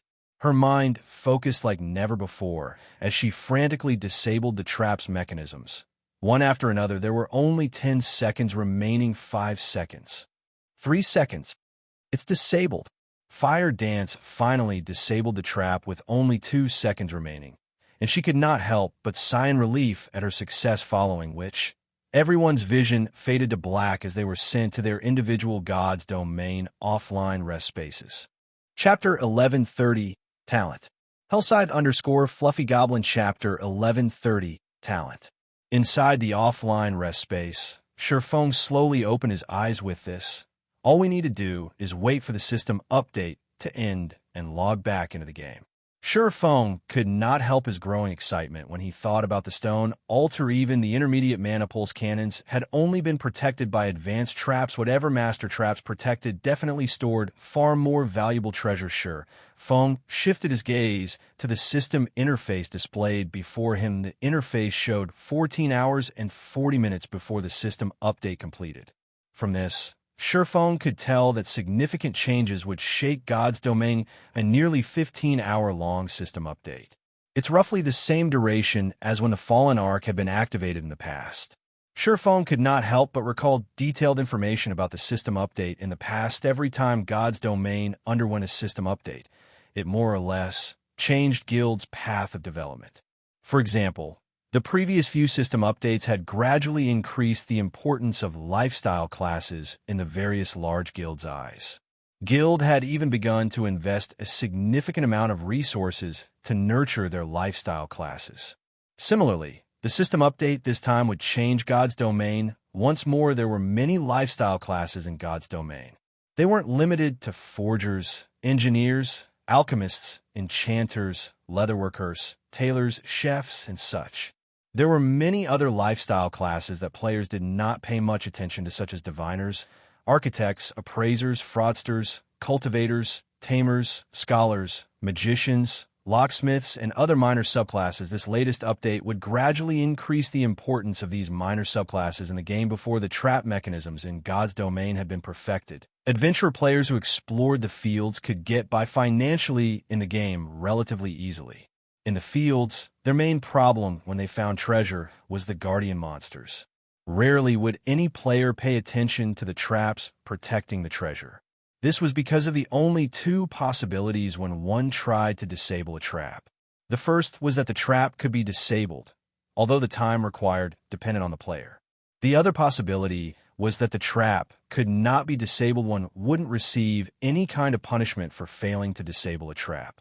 As a result, players rarely paid much attention to the Trap Disabler class. However, after this system update, a third outcome would occur. A trap could be disabled, but failure came with a risk. If one failed to disable a trap, they would trigger the trap itself. Trap's strengths varied. If players triggered a weaker trap, they might retain their lives. Even in the event of death, players would only suffer the normal death penalties. For stronger traps, however, players might have to pay more than a single level for their failure. Another example was the Magician subclass, one of the minor subclasses Sure Fang had learned. A magician's role was to produce items such as magic scrolls and magic arrays. Although the Magician subclass was not as important as the Forger subclass, it was one of the essential subclasses in God's Domain. Moreover, as the subclass increased its rank, it would serve a greater purpose due to the increased importance of the various minor subclasses. The large guilds began to nurture these subclasses to aid their guild's development. It seems I'll have to get melancholic to start collecting purple dew and 5-colored flowers once I log back in. After some thought, Sure Fang decided to start nurturing a batch of players with minor subclasses. Minor subclasses were not as difficult to improve as major subclasses. There was no need to expend a large stock of materials for trial and error. One simply needed to achieve a certain technical standard to rise through the ranks. Take the Magician subclass, for example. If a player produced a basic magic array, they would become a basic magician. If they produced an intermediate magic array, they would become intermediate magicians. There was no need to accumulate a large number of proficiency points. Promotion solely depended on a player's technical skills. However, while there were no restrictions on learning minor subclasses, with players being allowed to learn over 10 minor subclasses, due to personal talent, not everyone could level a subclass to intermediate or advanced rank, much less master rank. Due to this, players should learn only the minor subclasses they were proficient at if they wish to advance to higher stages in the game. However, how was a player supposed to determine which minor subclass they were proficient at? In the past, the most popular way to test their abilities was the talent potion. As long as players drank the talent potion, the system would provide a series of tests. After completing these tests, the system would notify players about the subclass they were most suited for. This way, players would not have to waste their time researching whether they were suitable for a certain subclass or not. Of course, if players liked a particular subclass, they could learn it regardless of whether they had the talent. They just wouldn't be able to advance quickly. Meanwhile, the main materials for crafting the talent potion was purple dew and 5-colored flour. Xianxia also knew where to find the recipe. As long as he went there to grind, he should have no problems obtaining a few copies. After Xianxia finished planning his development, he decided to rest in the virtual space. Only at 7 in the morning did he exit his virtual gaming cabin after Xianxia finished breakfast and did some light exercises. Before he left to check on Zero Wing's new internal members in the dojo, he noticed his female assistant, who currently wore black working attire, waiting for him by the lounge's entrance. Head instructor, Chairman Xiao has an extremely important matter he wishes to discuss with you. He is waiting in the chairman's office right now, Liang Jing reported as she walked up to Xianxia, who wore blue sportswear. Got it. Xianxia nodded. In reality, even if Xiao Yu hadn't come looking for him, he would have likely sought the man out himself within the next few days. During his previous expansion of the Zero Wing workshop, he had recruited plenty of talented people. These people were all much stronger than the independent players he had recruited in God's domain. Although their levels in the game were still quite low, their combat standards were already higher ordinary elite players. In addition, he and Lei Bao normally trained these new recruits. It was only a matter of time before they could clear the trial tower's 4th floor. Once these people reached the 5th floor, they would become experts in the eyes of ordinary players. If they could reach the 5th floor's late stage, even large guilds would treat them like experts. However, Xianxia wasn't looking for ordinary experts. He wanted apex experts capable of turning the tides of war by themselves. It was extremely difficult to nurture such apex experts. First, he needed a sufficient amount of resources, such as the S-rank nutrient fluid. However, Xianxia didn't have the connections he needed to gain a large quantity. Fortunately, Xiao Yu did. The Big Dipper Tower's 51st floor. This floor was specifically reserved for the chairman of the Big Dipper Group. It was also the Big Dipper Tower's highest floor. From in the corridor, they could see the entirety of Jinhai City through the glass walls. Very few people in Jinhai City were ever invited to this floor. Even Liang Jing, Chairman Zhao's senior assistant, had never set foot on this floor. Generally, she waited for the chairman on the 50th floor. As Liang Jing followed Xianxia to the chairman's office, she sighed ruefully as she stared at Xianxia's back. If not for Director Xiao allowing her to bring Xianxia here, she would never have had the opportunity to see this floor. When Liang Jing opened the doors to the chairman's office, an office the size of a basketball court appeared before her eyes. 3 people sat before the room's French window. Xianxia was familiar with all 3. One of them was Xiao Yu. Another was Gan Xingtong, the bald man who Fire Dance had thoroughly defeated, and the last Xiechuan, the handsome youth with a body as robust as Lei Bao's, known as the White Tiger Dojo's fighting genius. Chapter 1131. An Invitation That Cannot Be Refused. Hellscythe_Fluffy Goblin. Chapter 1131. An Invitation That Cannot Be Refused. Why are they here? Xianxia frowned slightly as he eyed Xiechuan and Gan Xingting, who sat on a sofa and chatted merrily with Xiao Yu. The White Tiger Dojo was currently Big Dipper's rival. As Shi Feng walked up to the three people, Xiao Yu took the initiative to welcome him. Instructor Shi, you're finally here. Let me introduce you. This is White Tiger Dojo's rising star, Xiechuan. As for our other guest, I believe that you've already met. Gan Xingting has already been appointed the acting head instructor of the White Tiger Dojo's branch in Jinhai City. Xiao Yu introduced the men to Shi Feng. As Xiao Yu completed the introductions, Xiechuan stared at Shi Feng. Shi Feng currently wore dark blue sportswear. He appeared extremely young for someone in his position. No matter how Xiechuan looked at Shi Feng, the latter looked like any ordinary youth. Shi Feng did not exude the aura that was usually found on martial arts experts. If not for Gan Xingting providing him with information about Big Dipper beforehand, he would have assumed that Shi Feng was a new student who had recently enrolled to the Big Dipper Dojo. Hello, head instructor Shi. Xiechuan greeted Shi Feng without getting up from his seat. He simply looked at Shi Feng, nodding slightly as he spoke with a courteous tone. I have heard of head instructor Shi's fame. Sure enough, the rumors were true. Hello, Shi Feng gave with a brief but polite response. As for Gan Xingting, he did not bother saying anything to Shi Feng. In Gan Xingting's opinion, Shi Feng was simply one of the Big Dipper group's puppets and did not possess any true ability. The dojo's true master must be the woman he had fought before, Fire Dance. In both strength and reaction capabilities, Fire Dance far surpassed him. He wouldn't even be surprised if she turned out to be the internal force expert the Big Dipper group had invited. Xiechuan stood up and turned to look at Xiao Yu before saying, Chairman Xiao, since we've already told you why we are here, we'll take our leave now. When the time comes, I will welcome your arrival. Initially, he had waited here to catch a glimpse of Shi Feng. Now that he had met the man in question and discovered that Shi Feng was exactly as Gan Xingting had mentioned, he had no reason to stay, following which Xiao Yu sent both Xiechuan and Gan Xingting to the door. He then had Liang Jing send them on their way. After the duo left, Shi Feng asked, Chairman Xiao, may I know what business you wish to discuss? The White Tiger Dojo will be holding an opening ceremony in 4 days, and they have invited you and me to participate. At the same time, the White Tiger Dojo plans to hold a friendly competition during the ceremony and has invited the various training centers and dojos to participate as well. The match will involve teams of 3, and participants must be below the age of 20. The competition's champion will win 1 million credits and an invitation card to the Green God Company's annual auction. An invitation card to the Green God auction? Sure enough, the White Tiger Dojo is impressive.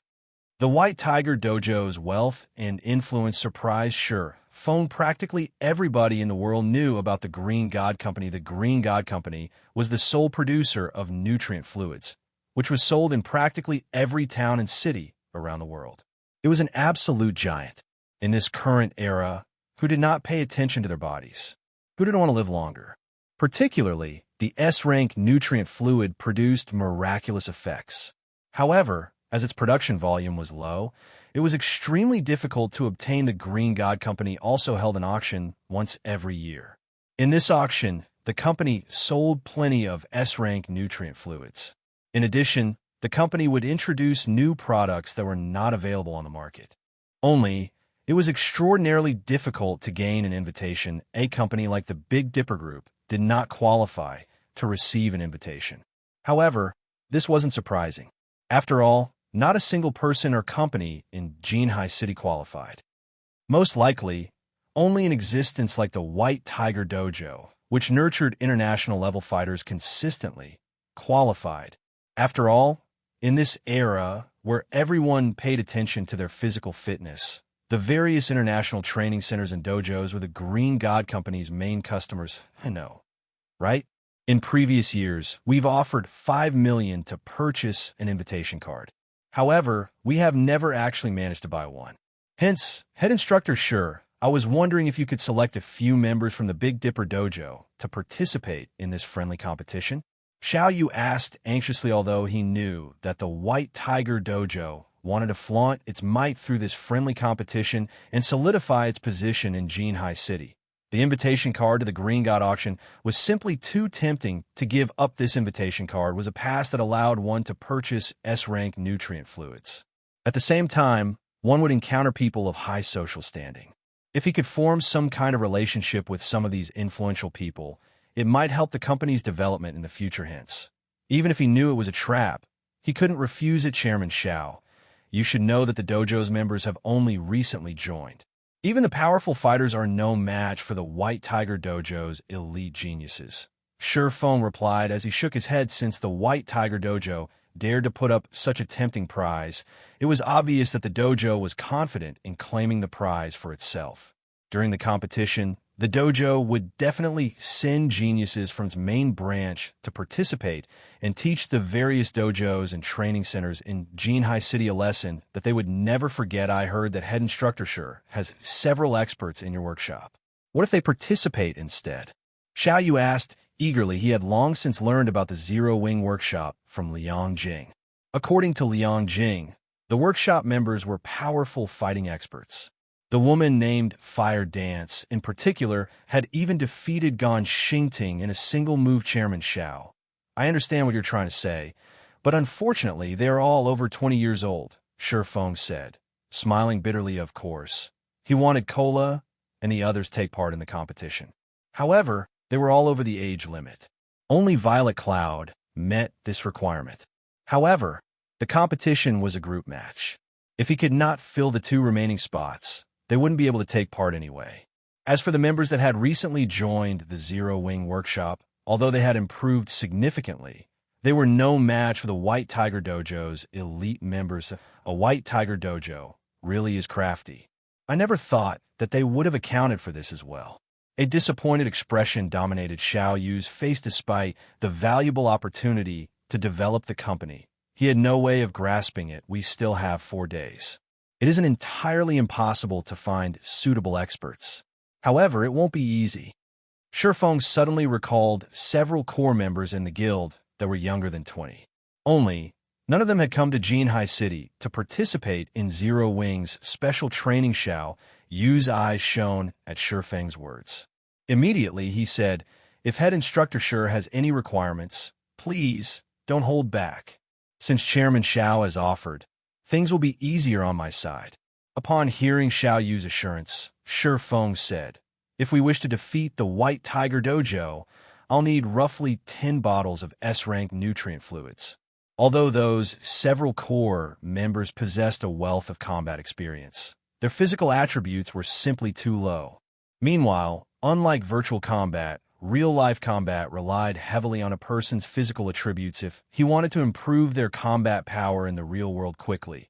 The only way to do so was by pushing them past their brain's limits and utilizing the S-rank nutrient fluids to recover. Only this method would rapidly improve their body's overall strength. He could also nurture the guild's experts, killing 2 birds with 1 stone. Chapter 1132, Butterfly Effect. Hellscythe Fluffy Goblin. Chapter 1132, Butterfly Effect. 10 bottles. Xiao Yu's heart skipped a beat when he heard Shifeng's request. S-rank nutrient fluids were not cabbages that one could purchase easily.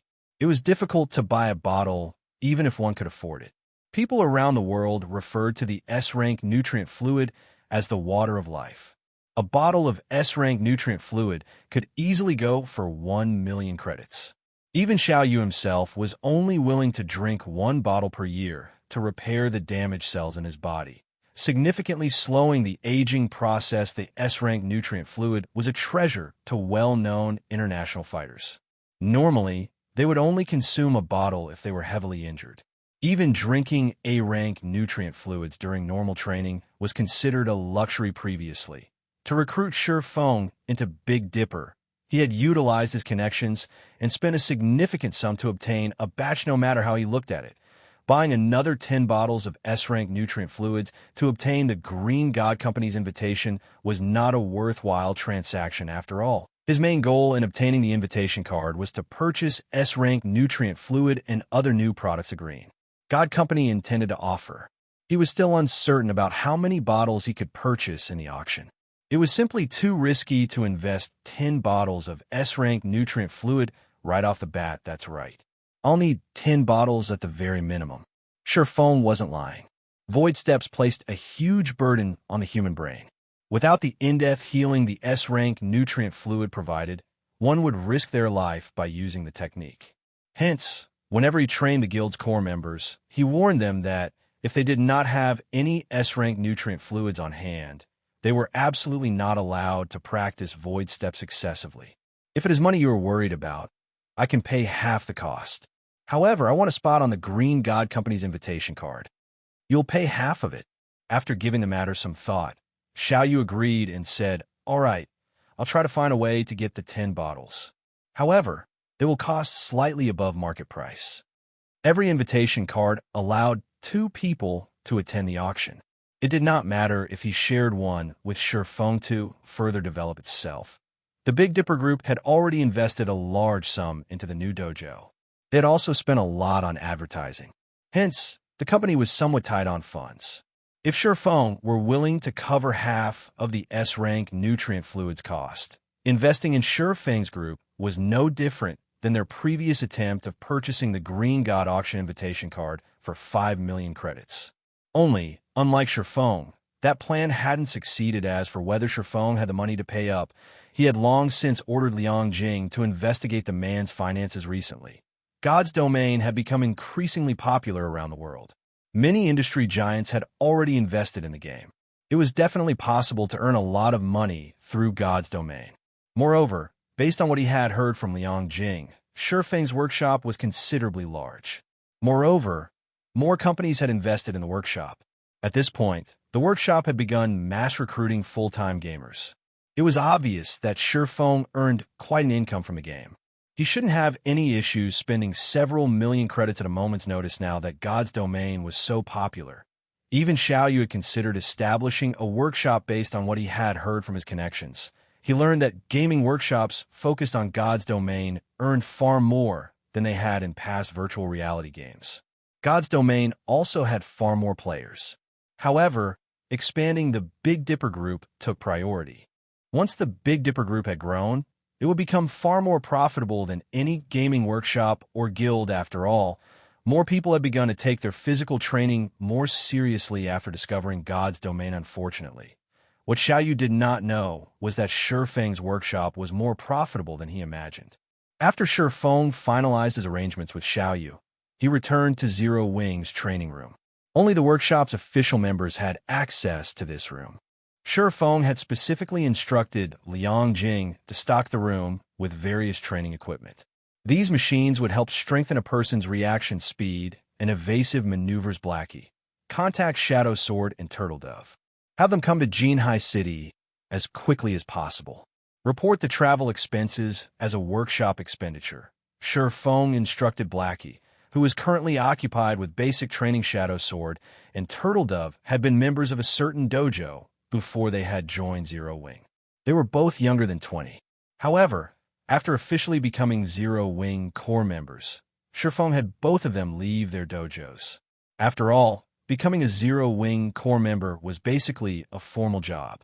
They had to make God's domain their main priority after they left their previous dojos. Aside from playing God's domain, they normally exercised at a local gym. All of their attention had shifted to God's domain. However, as Zero Wing had yet to establish its own company officially, and the purchasing agreement for Ouroboros' training center wasn't finalized, Sure Feng hadn't invited them to take part in special training with the others. Were he having them here now? Blackie shot Sure Feng a curious look. Suddenly, his expression shifted to one of excitement as he asked, "Is the training center ready?" He had already heard about the matter from Sure Feng. Ouroboros' training center specialized in nurturing gaming experts. Setting aside its numerous facilities, it had an advanced virtual system in which players could train. Of course, Ouroboros' training center wasn't as advanced as the Secret Pavilion's simulated training system. However, it was far more efficient than a ton of people competing for the 10 black cards. Most importantly, with the acquisition of Ouroboros' training center, Zero Wing would finally have its own headquarters. They would no longer have to borrow someone else's facilities. Like the core members of those first-rate guilds, they could then walk into their luxurious training centers in the city center every day. No, Sure Feng said.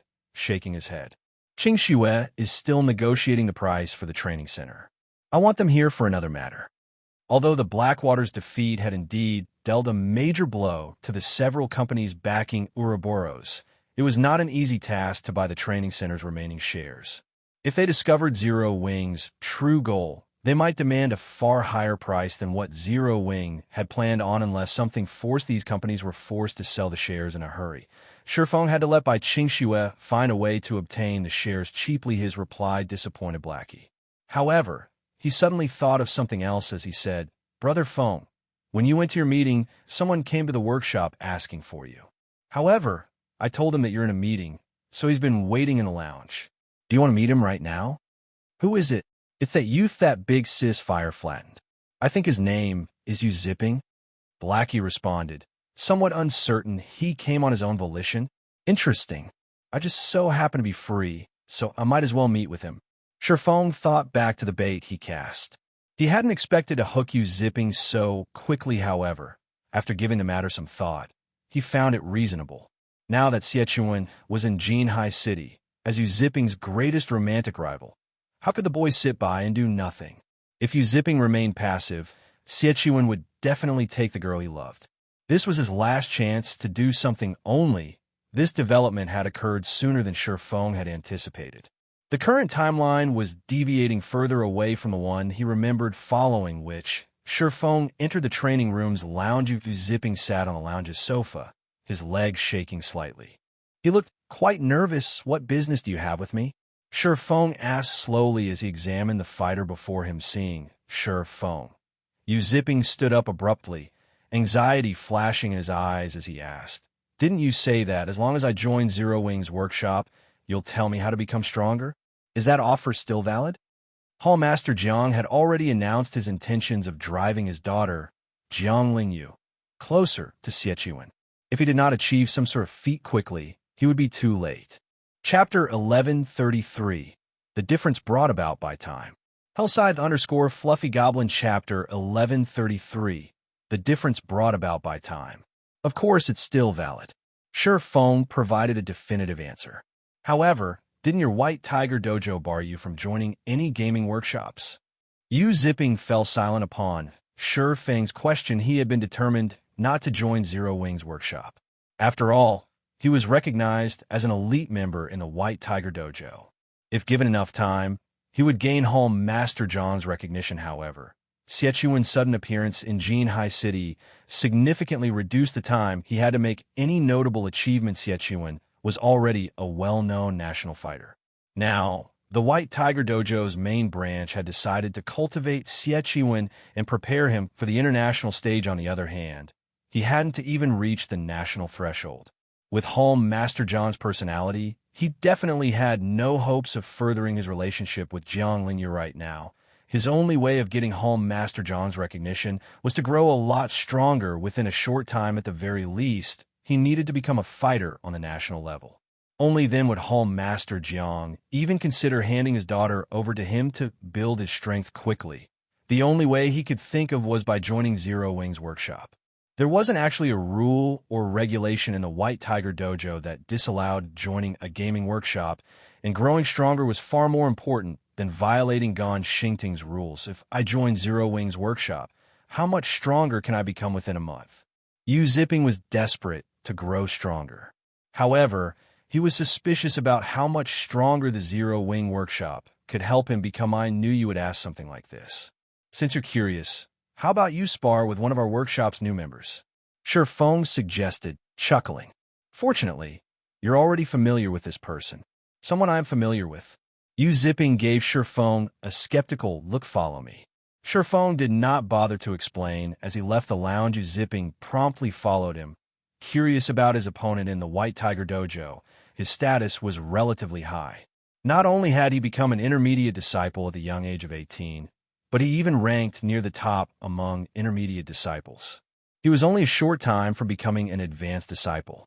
If he became an advanced disciple in the White Tiger Dojo at his age, he would definitely qualify to participate in the national youth fighting competition. Inside Zero Wing's training room, many of Zero Wing Workshop's new members were preoccupied with their basic training. When they noticed Feng lead an indifferent youth into the room, they stopped and looked at Yu Zipping curiously. Who's that? A new member? No, I know that guy. He was one of the fighters that came to the dojo to make trouble, but got a beating from Big Sis Fire instead. What unfortunate fools. Big Sis Fire never shows mercy in a fight. She's exactly like Instructor Lei in this aspect. Do you think that guy's looking to challenge Big Sis Fire again? Everyone in the training room had their assumptions about Yu Zipping's intentions. As for whether Yu Zipping had any chance of actually defeating Fire Dance, the thought never even entered their minds. In their eyes, Yu Zipping would need a miracle to survive against the woman for longer than 5 seconds. As for the youth defeating Fire Dance, had anyone ever seen an ordinary human win against a monster before? After Feng entered the training room, he turned to a slim youth that looked to be roughly 20 years old and said, "Lu Xiao, come over here for a second. We'll be testing your strength today." Understood. Lu Xiao hurriedly responded. Lu Xiao. When Yu Zipping saw Lu Xiao walking over, the youth wore a strange expression. Previously, when they had shown up to make trouble for the Big Dipper Dojo, Lu Xiao had chosen to leave the White Tiger Dojo and take part in the Zero Wing Workshop's test as an intermediate disciple of the White Tiger Dojo. Yu Zipping was very familiar with Lu Xiao's standards. The latter was just barely as strong as an intermediate disciple. Hence, he had been happy about Lu Xiao's decision to leave the dojo. After all, not everyone could succeed in the world of fighting. Lu Xiao might have a better future if he joined a gaming workshop instead. However, when he realized that Feng had selected Lu Xiao to be his opponent, he found the matter laughable. Just how much did Feng underestimate him? "All right, you two, get in the arena. Your time limit is 3 minutes, Feng instructed. Not explaining further, Feng's words instantly attracted everyone's attention. Blackie merrily shouted, "We have a good show coming up. I'll be the bookkeeper. The betting ratio is 1-5. Whoever bets on Yu Zipping will get 5 times their wager if he wins. Don't miss this opportunity." "All right, I'll bet on Lu Xiao. I'll bet on Lu Xiao as well. I'll bet 1 bottle of 100-berry wine on Lu Xiao's win." In the end, nobody bet on Yu Zipping. Blackie's expression twisted. However, among those present, Yu Zipping had the ugliest expression. He was only a step away from becoming an advanced disciple in the White Tiger Dojo. Yet in the eyes of these gamers, he seemed to be some random passerby not worth their attention. Lu Xiao felt an immense pressure on his shoulders. Similar to Yu Zipping's familiarity with his strengths, he, too, understood Yu Zipping's power. He had never imagined that Feng and Zero Wing Workshop's core members expected him to win, no matter how he thought about it. That was impossible. Upon seeing both fighters in their positions, Feng shouted, "Begin! Lu Xiao, don't hold back and show me everything you've got. I'm curious to see what you've accomplished in the Zero Wing Workshop since you've joined." Yu Zipping told Lu Xiao seriously. Lu Xiao nodded and charged at Yu Zipping. Lu Xiao launched a straight punch towards Yu Zipping, his fist pushing a strong gust of wind into the latter's face.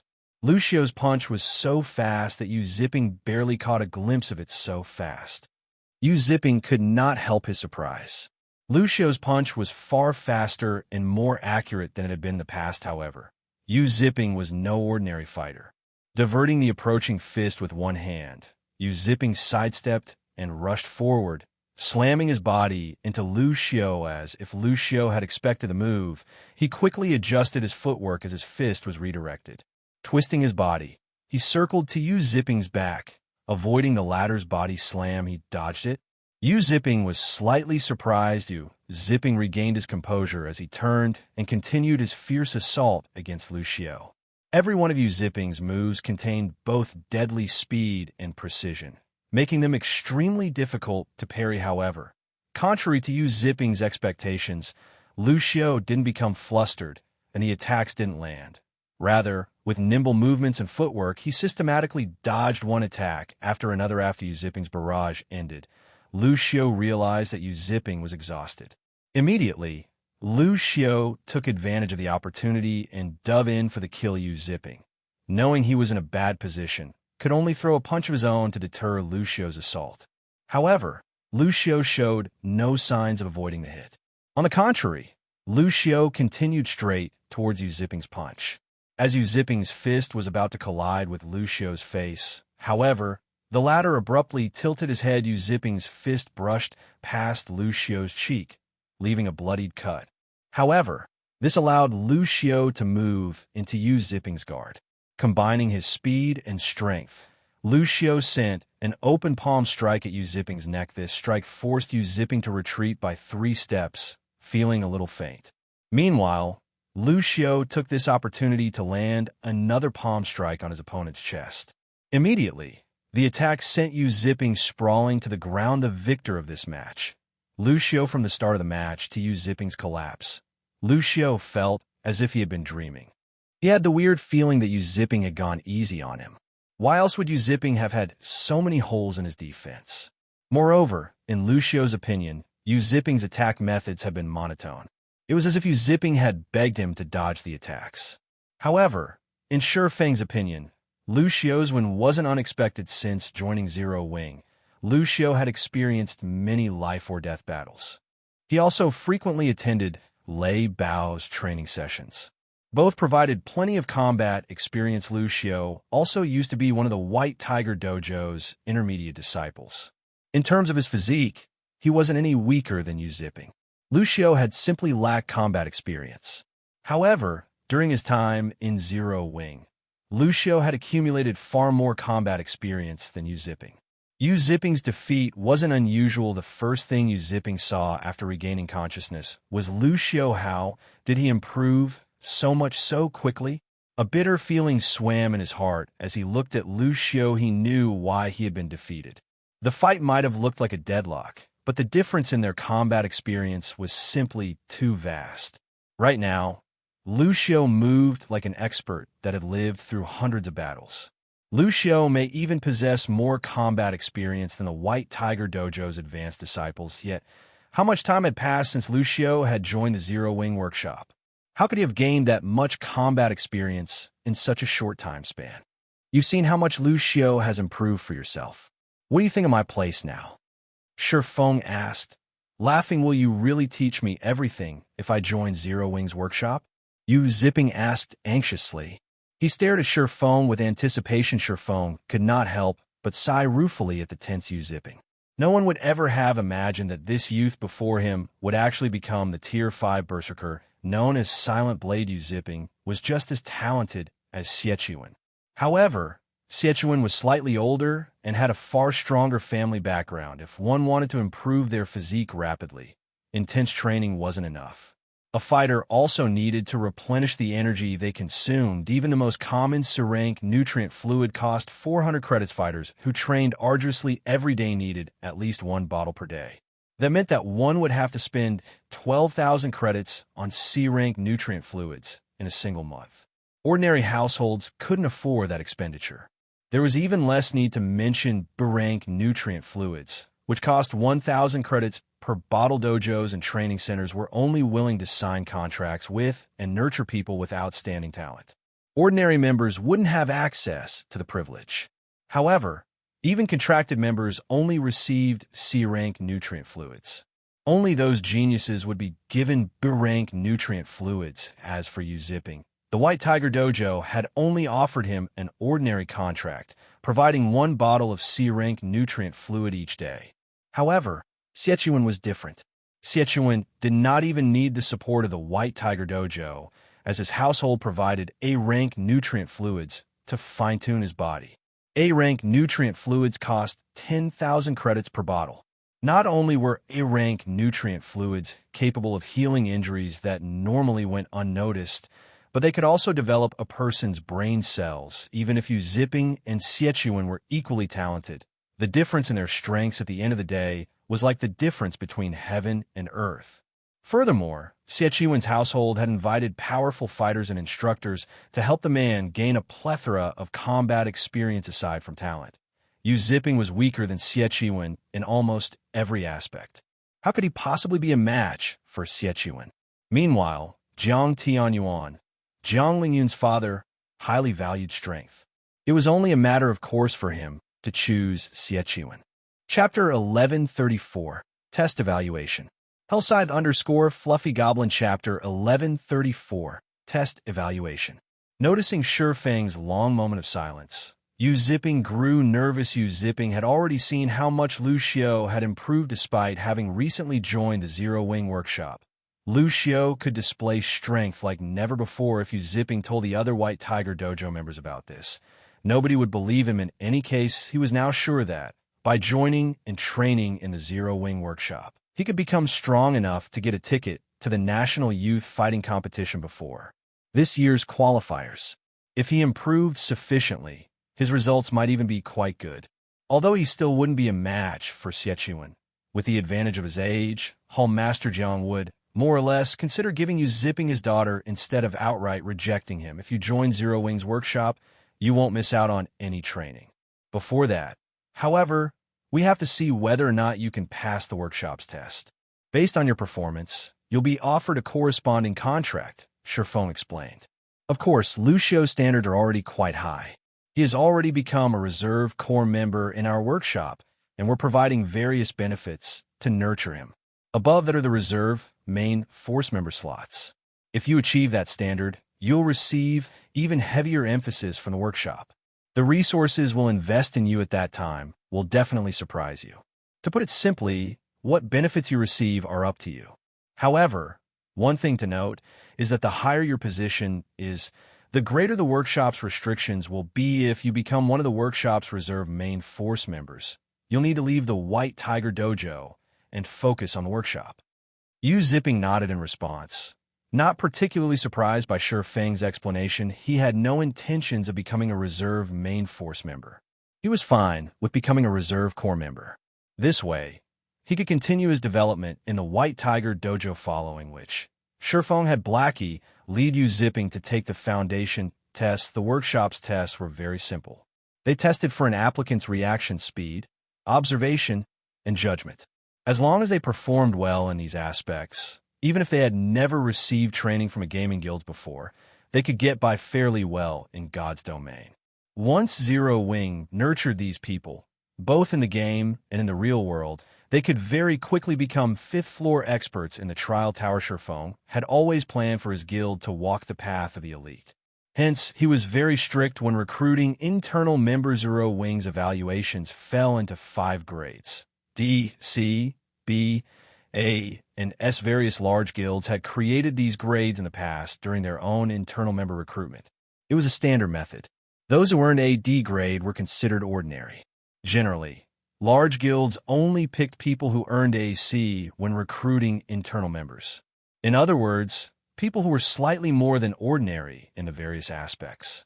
This way, these guilds' investments had a higher likelihood of greater return. To become a super guild's internal member, one generally needed to earn a B in their evaluation.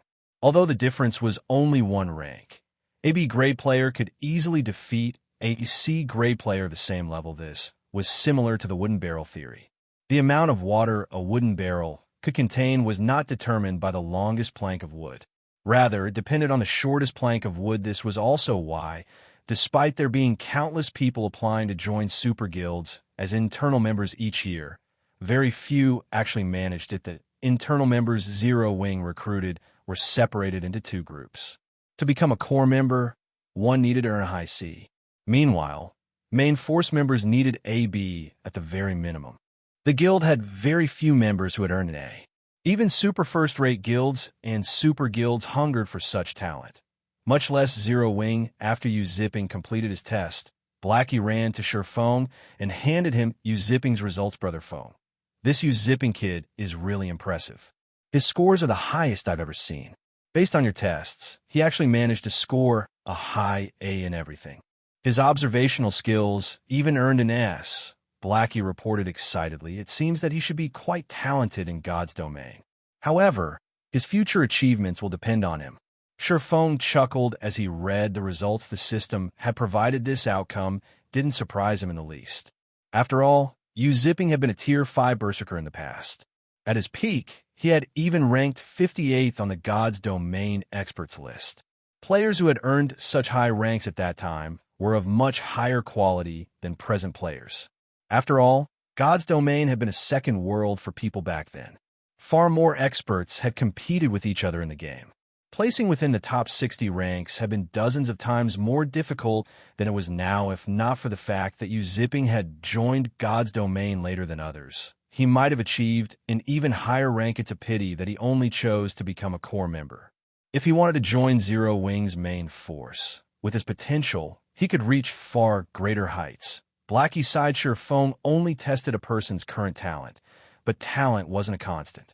As long as one continued to develop their mind, their talent would rise as well. The fact that Zipping was already so talented meant that his starting point was much higher than others. If he wanted to grow stronger, he still required training and resources. Relax. Now that he has already set foot on Zero Wing's boat, I believe that he will, sooner or later, join our main force.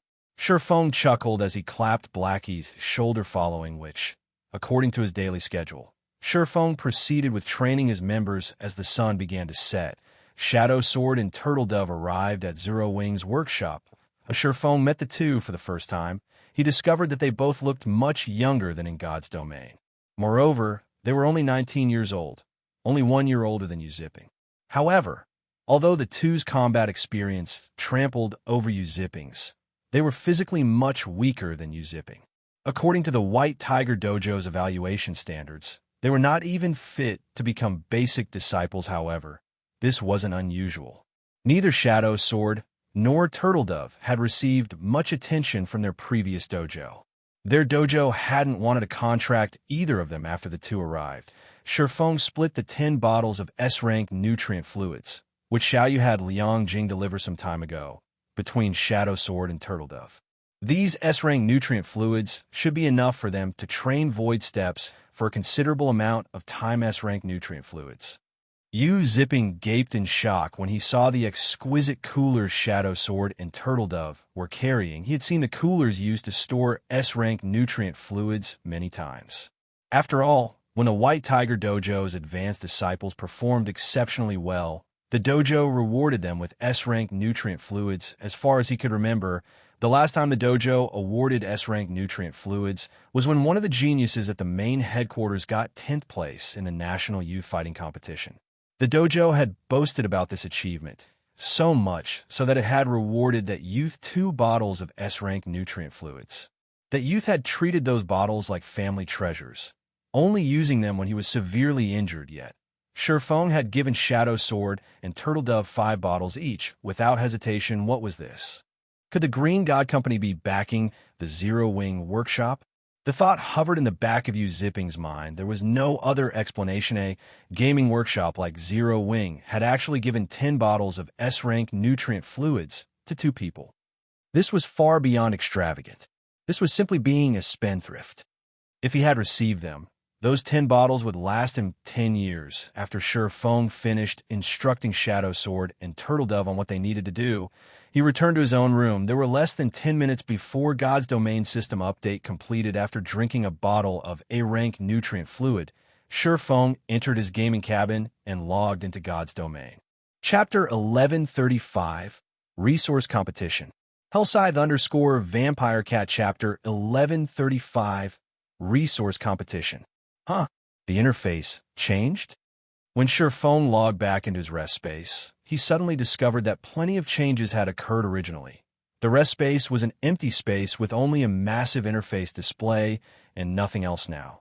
However, the dimly lit rest space had a set of stone doors 10 meters tall with ancient runes carved on each door, lending them an ancient ambience. Meanwhile, at a corner of the doors was a system interface Mindspace system owner, Yifeng. Mindspace, inactive, activation conditions. Own a private space under your own name. Private space must also be located in a city at the very minimum. Space size, unknown. System, scan discovers that you own a private space in White River City. Do you wish to activate your mind space? The system has already been updated to such a degree. Xianxia could not help but sigh as he looked at the familiar set of stone doors. The previous system update had introduced the mind space system, but had not actually applied it to God's domain. Only the related files had been added into the game, so that the main God system could gradually phase it into the game. At the same time, the addition could also attract the attention of the various international corporations and let them know about God's domain's uniqueness. However, After the update this time, the Mindspace system could be said to have truly been activated from now on. As long as players had a private space of their own in the game, they would be able to activate their mind space. With a sufficient number of 7 Luminaries crystals, they could also expand and perfect their mind spaces. The mind space was different from God's domain.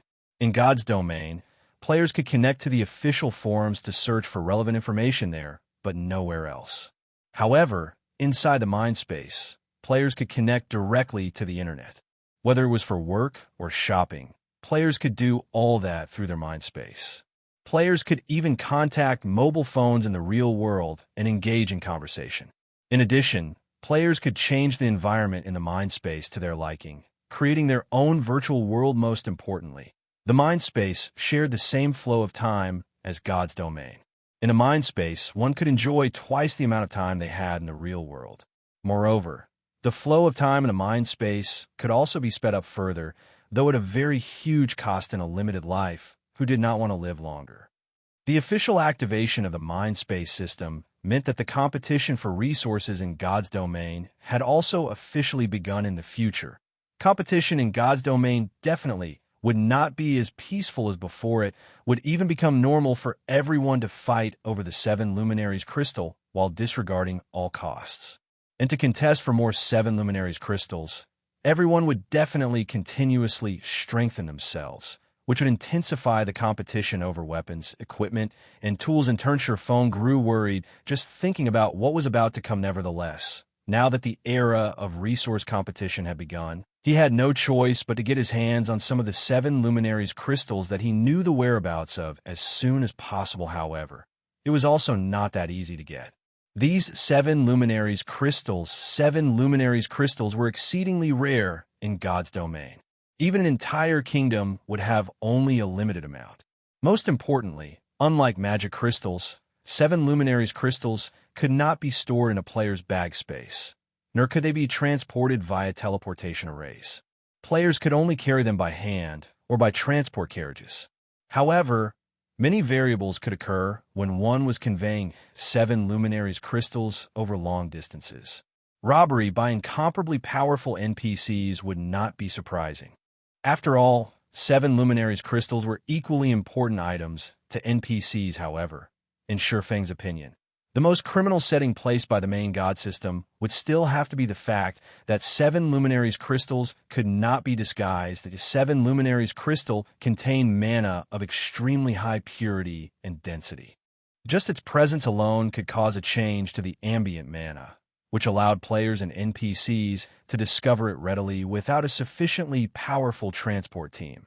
Even if one managed to obtain some 7 Luminaries crystals, the crystals would not reach their intended destination. Many of the transport teams Xianxia led in the past, which carried 7 Luminaries crystals, had been robbed by Tier 4 and Tier 5 NPCs. Had to admit that this was the pitiful aspect of small guilds. This was also precisely the reason why Apex experts had gained importance in the past, and why nurturing Apex experts became essential for the various large guilds following, which Xianxia chose to activate his mind space. The instant he activated his mind space, the massive stone doors began shattering. Chunks of stone fell one after another, revealing bronze metal behind them. When all the stone was gone, a set of bronze doors had replaced the set of stone doors. Meanwhile, the divine runes carved on the doors began radiating a faint golden glow. Immediately after, a change occurred to the system interface owner, Yifeng. Mind space active. Space level bronze. 3,000 units of 7 Luminaries crystals will be required to upgrade to secret silver rank. Space size 0. Every additional cubic meter will require 1 unit of 7 Luminaries crystals. 7 Luminaries crystals 0. After scanning, it is discovered that you have no 7 Luminaries crystals in your private space. After taking a glance at the interface, Xianxia promptly chose to enter God's domain. Although his mind space was already active without any 7 Luminaries crystals, it was equivalent to non-existent. Currently, what he needed to do was gather 7 Luminaries crystals and deliver it to his private space in God's domain. Aside from lacking powerful experts, Another aspect where small guilds were inferior to large guilds was the amount of land they owned. As 7 luminaries crystals could be stored only in one's private space, the more land one possessed, the easier it would be to transport the crystals. However, the main god system had also implemented a corresponding restriction to this matter. For bronze spaces, the private spaces they were bound to in God's domain could be changed only once every 20 days. This prevented guilds that possessed a large number of lands from gaining too great an advantage. When Shurfong entered the game, he found himself alone inside the Armory. Nobody else had logged back into the game, yet he expected that the others were taking a look at the officially activated Mindspace system with all the traps in the Armory disabled. Shurfong walked straight to the stone altar previously. Fire Dance had managed to disable the master trap only at the very last second. Everyone was forcibly logged out of the game before they could even get a glimpse at what was on the stone altar. Shurfong was very curious to find out what exactly the trap had been protecting despite the rarity of master traps. Even in the inner area of the Fallen Ark, they actually found one in the Armory located in the Ark's outer area. Without a doubt, the item on the altar was extraordinary. Walking forward, Shurfong sent a glance at the altar. Nothing particularly remarkable lay on the altar. Only a glass bottle and some scattered designs covered in dust following, which Shurfong blew away the dust and carefully held up the glass bottle and designs. He was immediately stunned by what he saw: a small sailboat. Shurfong could not believe his eyes. Right now in God's domain, speedboats were mainly meant for individual players. A small sailboat, on the other hand, was intended for teams. A bronze small sailboat was even more valuable than the Swift Dragon speedboat. In terms of maritime combat power, the small sailboat was far superior. Meanwhile, the small sailboat before him was Mysterious Iron Rank. Chapter 1136, High-End Building. Hellscythe _ Fluffy Goblin Chapter 1136, High-End Building. Shurfong was dazed as he stared at the ancient bottle in his hand. He had to admit that time could erode everything. The glass bottle storing the small sailboat was extremely high quality, crafted of epic ranked materials. However, the bottle had been in this armory since the Great Ancient War. After so much time, even epic materials would start to disintegrate as a result. Shurfong could only see the small sailboat's information. He couldn't actually use it. Hurricane sailboat, small sailboat, Mysterious Iron Rank. Maximum capacity, 150 people. Durability 1000/1000. Item storage when liberated: 8,000 bag space slots and 100 non-bag space slots. Additional active skill 1-. Triple shield. Absorbs up to 1,300,000 damage for 5 minutes cooldown, 15 minutes. Additional active skill 2-. Double destruction cannon, 2,000 yard range. Deals divine damage to a radius of 20 yards cooldown, 1 minute. 4 cannons are currently equipped. Up to 6 cannons can be equipped. Additional active skill 3-. Hurricane Frost Field. Reduce the movement speed of all life forms and objects outside of the hurricane sailboat within a radius of 200 yards for 4 minutes cooldown, 30 minutes. Each activation costs 60 magic crystals. Additional active skill 4-. Mana conversion. Converts mana into motion, increasing movement speed by 40%. Every 10 magic crystals consumed extends duration by 20 minutes cooldown, 10 minutes. Additional passive skill dash. Braving the winds and waves. When sailing with the wind, movement speed increased by 50%. When sailing against the wind, movement speed is unaffected. The hurricane sailboat has been severely damaged and cannot be used.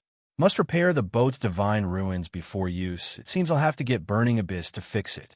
Shurfong sighed as he stored the hurricane sailboat. The hurricane sailboat was no less valuable than a fragmented legendary item.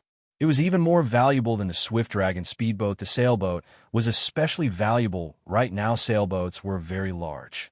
Not only could they participate in naval combat, but they were also transportation tools. Transporting cargo over sea was much faster and more convenient than on land. More importantly, transportation across the sea was much safer. This was especially true for the current God's domain naval combat, was different from combat on land. While players' role in these battles was important, the ship they used was the more Soin God's Domain. A mysterious iron, small sailboat combat power made it practically invincible among current guilds. The sailboat could even deal with troublesome sea monsters after storing the Hurricane sailboat. Shifeng shifted his gaze towards the designs, although the designs were somewhat damaged due to the passing of time. Shifeng could discern their information 4 towers of elements.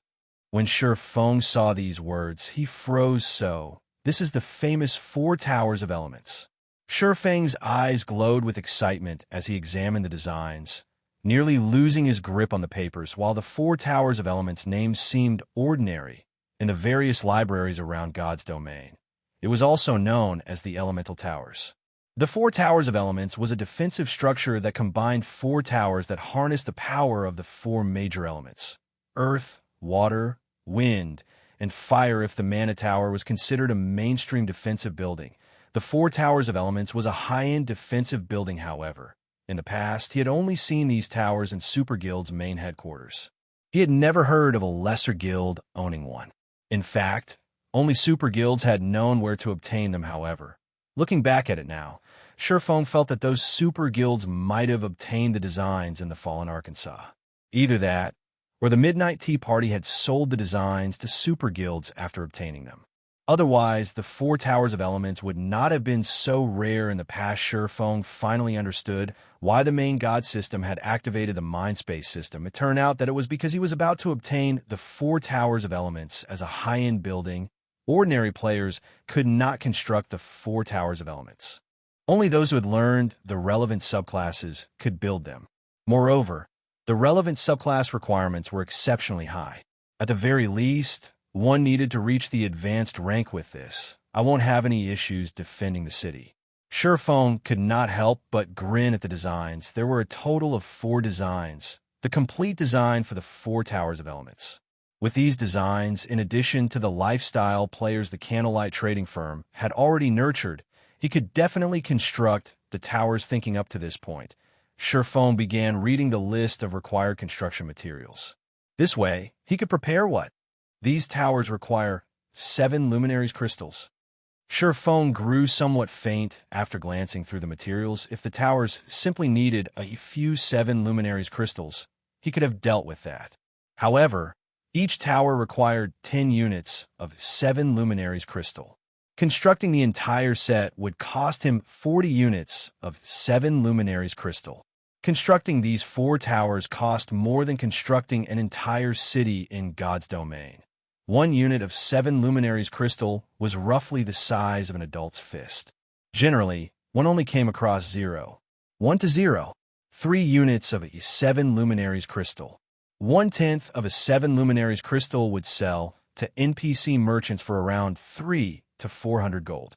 If sold to players, some had even offered 1,000 gold in the past.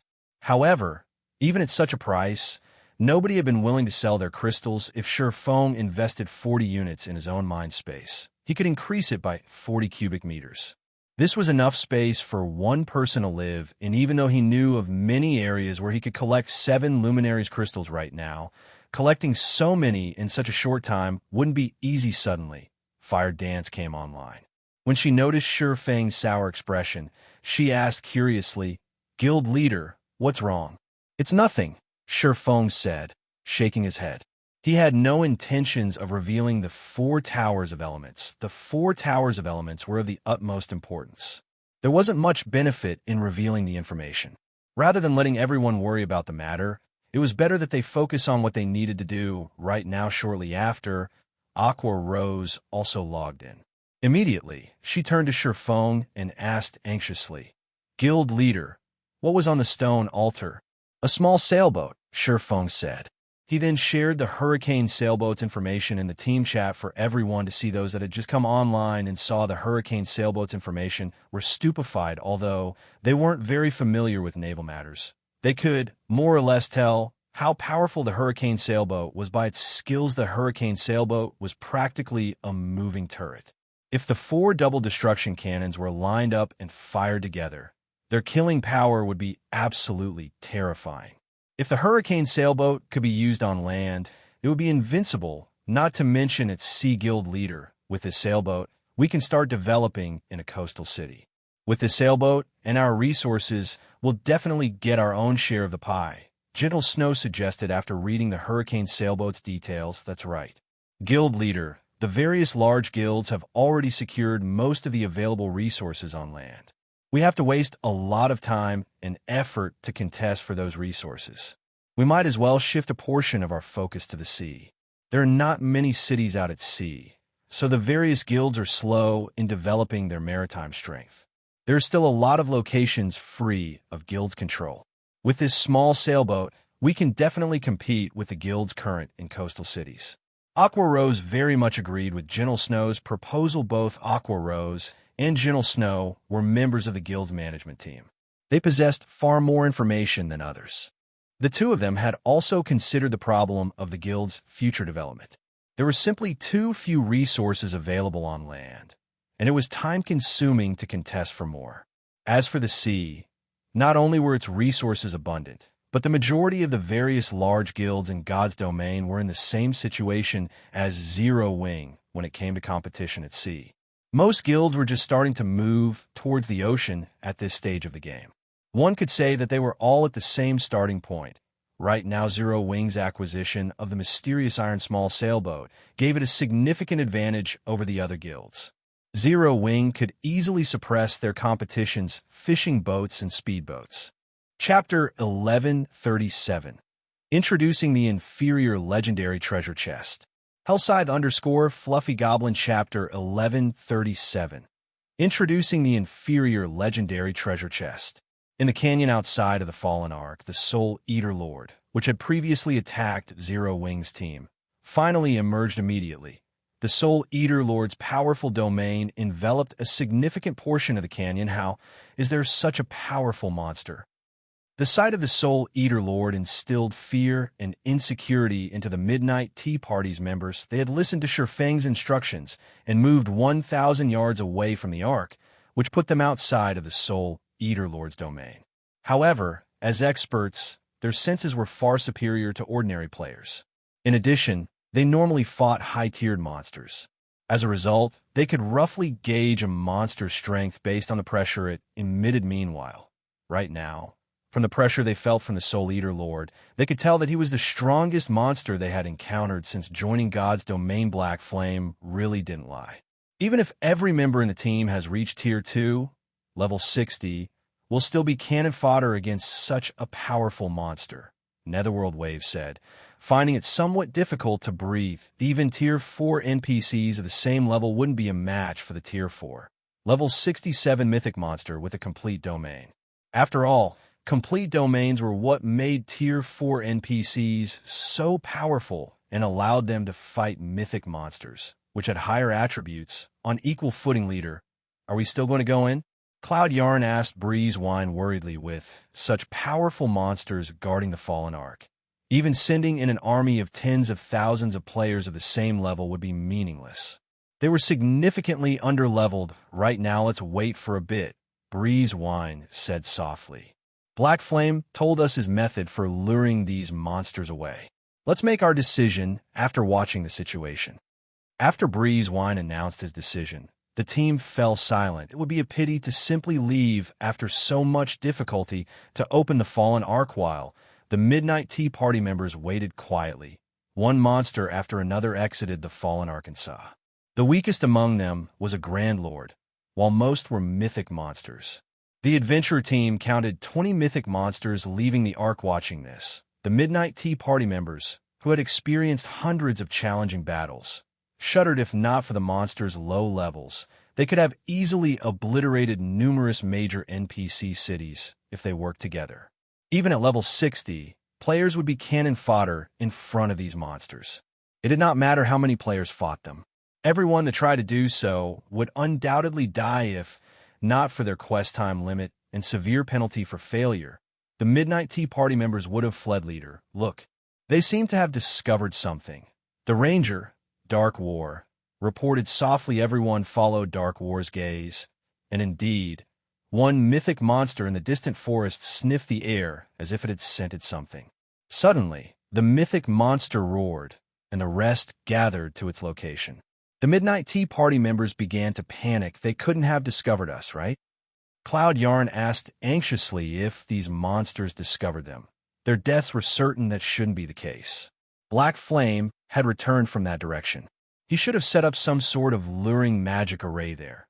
Endless Scars calmly explained. As soon as Endless Scars said so, the abyssal monsters began to rush elsewhere. Very quickly, they disappeared from the Midnight Tea Party's site. They're gone. Everyone could not help but release a sigh of relief. A few of the team members, who had expressed their discontent with Shurfeng, began to view the swordsman in a new light. Although Shurfeng was ridiculously greedy, they had to admit that if not for him, they would have been unable to enter the Fallen Ark for a long time. We have our chance. Let's hurry and enter the Ark. Breeze Wine shouted as he stood now that the monsters were nowhere to be seen. They could sneak into the Ark undetected. Once they were inside, things would become much easier. It seems I'll have to learn more about this guild leader of Zero Wing. Endless Scars revealed a faint smile as she looked to where the monsters had flown. Even super guilds knew little about the secret of the Fallen Arkansas. She had searched everywhere for information, even utilizing the Blackwater Corporation's power to grasp the little she had learned about the Arkansas. And yet, the guild leader of a newly developed guild knew far more about the Fallen Ark than she did. One could see just how extraordinary Shurfeng was. Zero Wing was definitely not as simple as she had imagined. As the abyssal monsters moved away from the Fallen Ark, Shurfeng led the Zero Wing team to the Ark's inner region. He had finally made it into the Fallen Ark after so much trouble. He could not simply leave after looting a single armory. Furthermore, the Fallen Ark's truly valuable items lay in the inner region. However, as they ventured deeper, they encountered many traps. Even after the traps were disabled, new traps appeared in their place after a certain amount of time. In addition, due to the recent system update, the traps had become far more difficult and risky to disable. Any mistake could trigger the traps. It might be fine if it were weak, as triggering the trap wouldn't result in an instant death. However, if they triggered a stronger trap, it could result in a team wipe. As a result, Shurfeng's group progressed very slowly through the Ark. Fortunately, Shurfeng had the Fallen Ark map. The map depicted which areas within the Ark were riddled with traps and which were not. Not only could they choose the safest path, but they would also know if they were about to walk into one. They didn't need to be on high alert constantly. Finally, after over an hour advancing through the Ark, the team reached the inner region, following which Shurfeng had everyone stand by and wait for orders as traps riddled this area. Their only option was to let Fire Dance explore. As Fire Dance still held the Icarus's heart Shurfeng had given her, she could explore the inner region somewhat safely. Anyone else that tried to do so would only be looking to die. Fortunately, we dealt with the traps in the armory before the system update began. Otherwise, the stone altar's trap would have killed us already, Flying Shadow said, his heart fluttering with fear. Previously, when he had disabled an advanced trap, he had very nearly lost his life when he triggered the trap by mistake. Fortunately, Violet Cloud had reacted quickly and immediately cast Truth Shield on him. In the end, the trap had only wounded him, leaving him with only 2,000. That's right. Guild Leader is really amazing. If not for sensing that the system update would affect traps, we wouldn't have obtained the Hurricane sailboat. Cola said, laughing. Shurfeng hadn't expected to acquire the Hurricane sailboat either. However, he agreed with Gentle Snow and Aqua Rose's suggestion. Hence, he made some slight adjustments to his plans before obtaining the Hurricane sailboat. Shurfeng had planned to develop an ocean viewing town slowly. He had even intended to let Immortal Light develop in the Apocalypse Empire's coastal towns. After all, Zero Wing was different from the other guilds in coastal cities, where the latter had already begun to build their strength. Trying to compete with these coastal guilds would be foolish. Even if Zero Wing were far stronger than these guilds, naval combat relied on the ship's quality rather than players. Zero Wing would not have much of an advantage by relying on the Swift Dragon speedboat. Coastal cities were very different from coastal towns. Coastal cities possessed large shipyards. They also had plenty of high-ranking rare quests that could help players to obtain powerful ships. Otherwise, Phoenix Rain, the pavilion master of a super first-rate guild, would not have bothered cooperating with a first-rate guild like Firmament. She had done so because Firmament had taken over a major NPC coastal city very early in the game. Even some super guilds feared its strength at sea. Hence, Shifeng now planned to occupy a major NPC coastal city guild leader. I discovered a forging hall. I can see an inferior legendary treasure chest inside the hall. Fire Dance excitedly announced in the team chat. Chapter 1138. Chapter 1138. 2 weak points. Hellscythe_Vampire Cat Chapter 1138. 2 weak points. An inferior legendary treasure chest in the forging hall. Shifeng's heart began beating rapidly when he heard this in the past. He had never even seen an epic treasure chest, only ever heard about it through rumors. As for inferior legendary treasure chests, their existence in God's domain was only player speculation. Nobody would say for certain that such treasure chests even existed in the game. After all, as long as one's luck was not extremely bad, they could get a fragmented legendary item from an inferior legendary treasure chest without exaggeration. A single fragmented legendary item could change the fate of a player in God's domain. In God's domain, the large guilds were fully capable of obtaining epic items in relatively high quantities. However, not every large guild possessed fragmented legendary items. Even 10 years after God's domain's launch, first-rate guilds only had a handful of such items at most. Meanwhile, guilds would definitely dispatch a lot of players to guard their experts wielding these fragmented legendary items. The reason for this was very simple: fear of an ambush by other Apex experts wielding fragmented legendary items. Although their own experts possessed extremely frightening strength, with appropriate counters, the enemy could still take them out. Hence, these guilds would dispatch expert teams to prevent unexpected incidents from happening. Even so, many such ambushes still occurred in God's domain. Every day one could see just how desperate the large guilds were towards fragmented legendary items. Feng never imagined that, shortly after entering the inner area of the Fallen Ark, he would actually come across such a harvest. The Fallen Ark was even more amazing than the rumors had made it out to be. However, after giving the matter some thought, he found it reasonable. Back then, some people had already entered the Fallen Ark prior to the public's discovery of it, and had definitely cleaned out the treasures inside. Moreover, the super guilds that had cleared out those ancient abyssal monsters must have looted the Ark as well. By the time other players were able to swarm into the Ark, the treasures remaining were extremely few, but still extraordinarily amazing. Now that his team was the first to explore the Fallen Ark, it was not surprising that they came across an inferior legendary treasure chest, which he had never seen in the past. When everyone heard Fire Dance say so, flames of passion flared up in their eyes. Even epic items were exceedingly rare right now.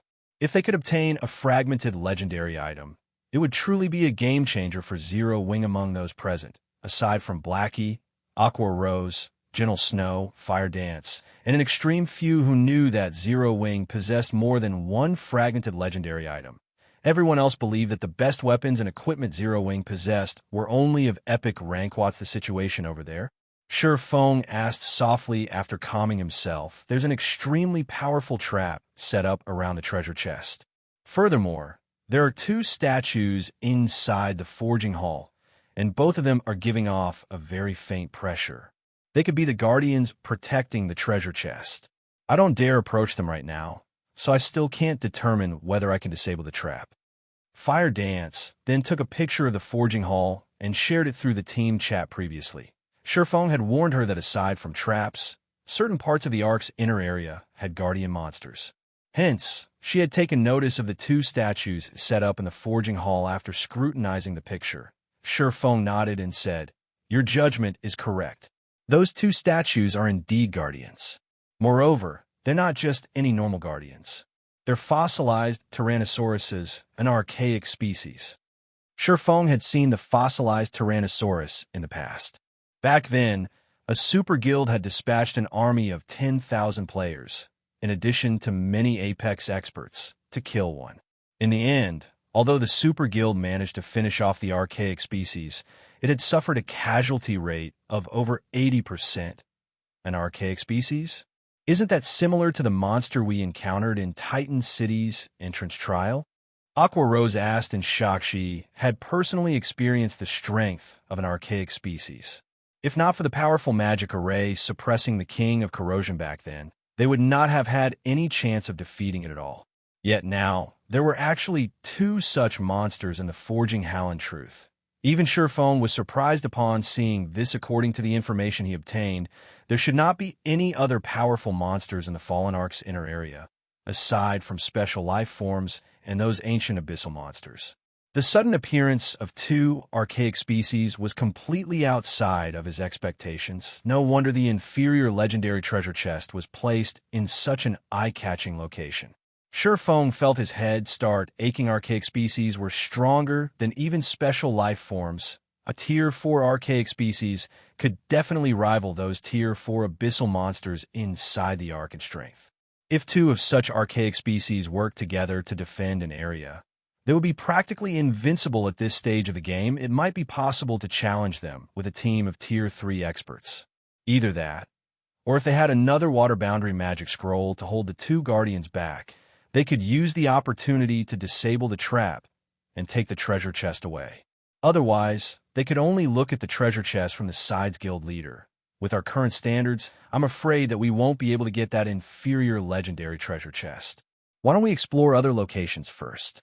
Gentle Snow suggested, while she wanted to obtain the inferior legendary treasure chest as well.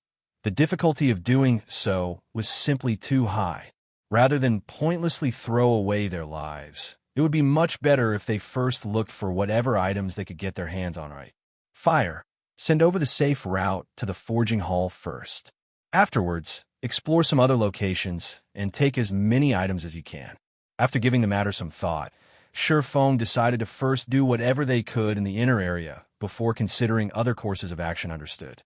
Fire Dance nodded, then shared the route she took to reach the Forging Hall through the team chat. Sherfone carefully led everyone towards the Forging Hall. The inner area of the Fallen Ark was very complex. It was like a highly diversified maze, and one could easily lose their way in here.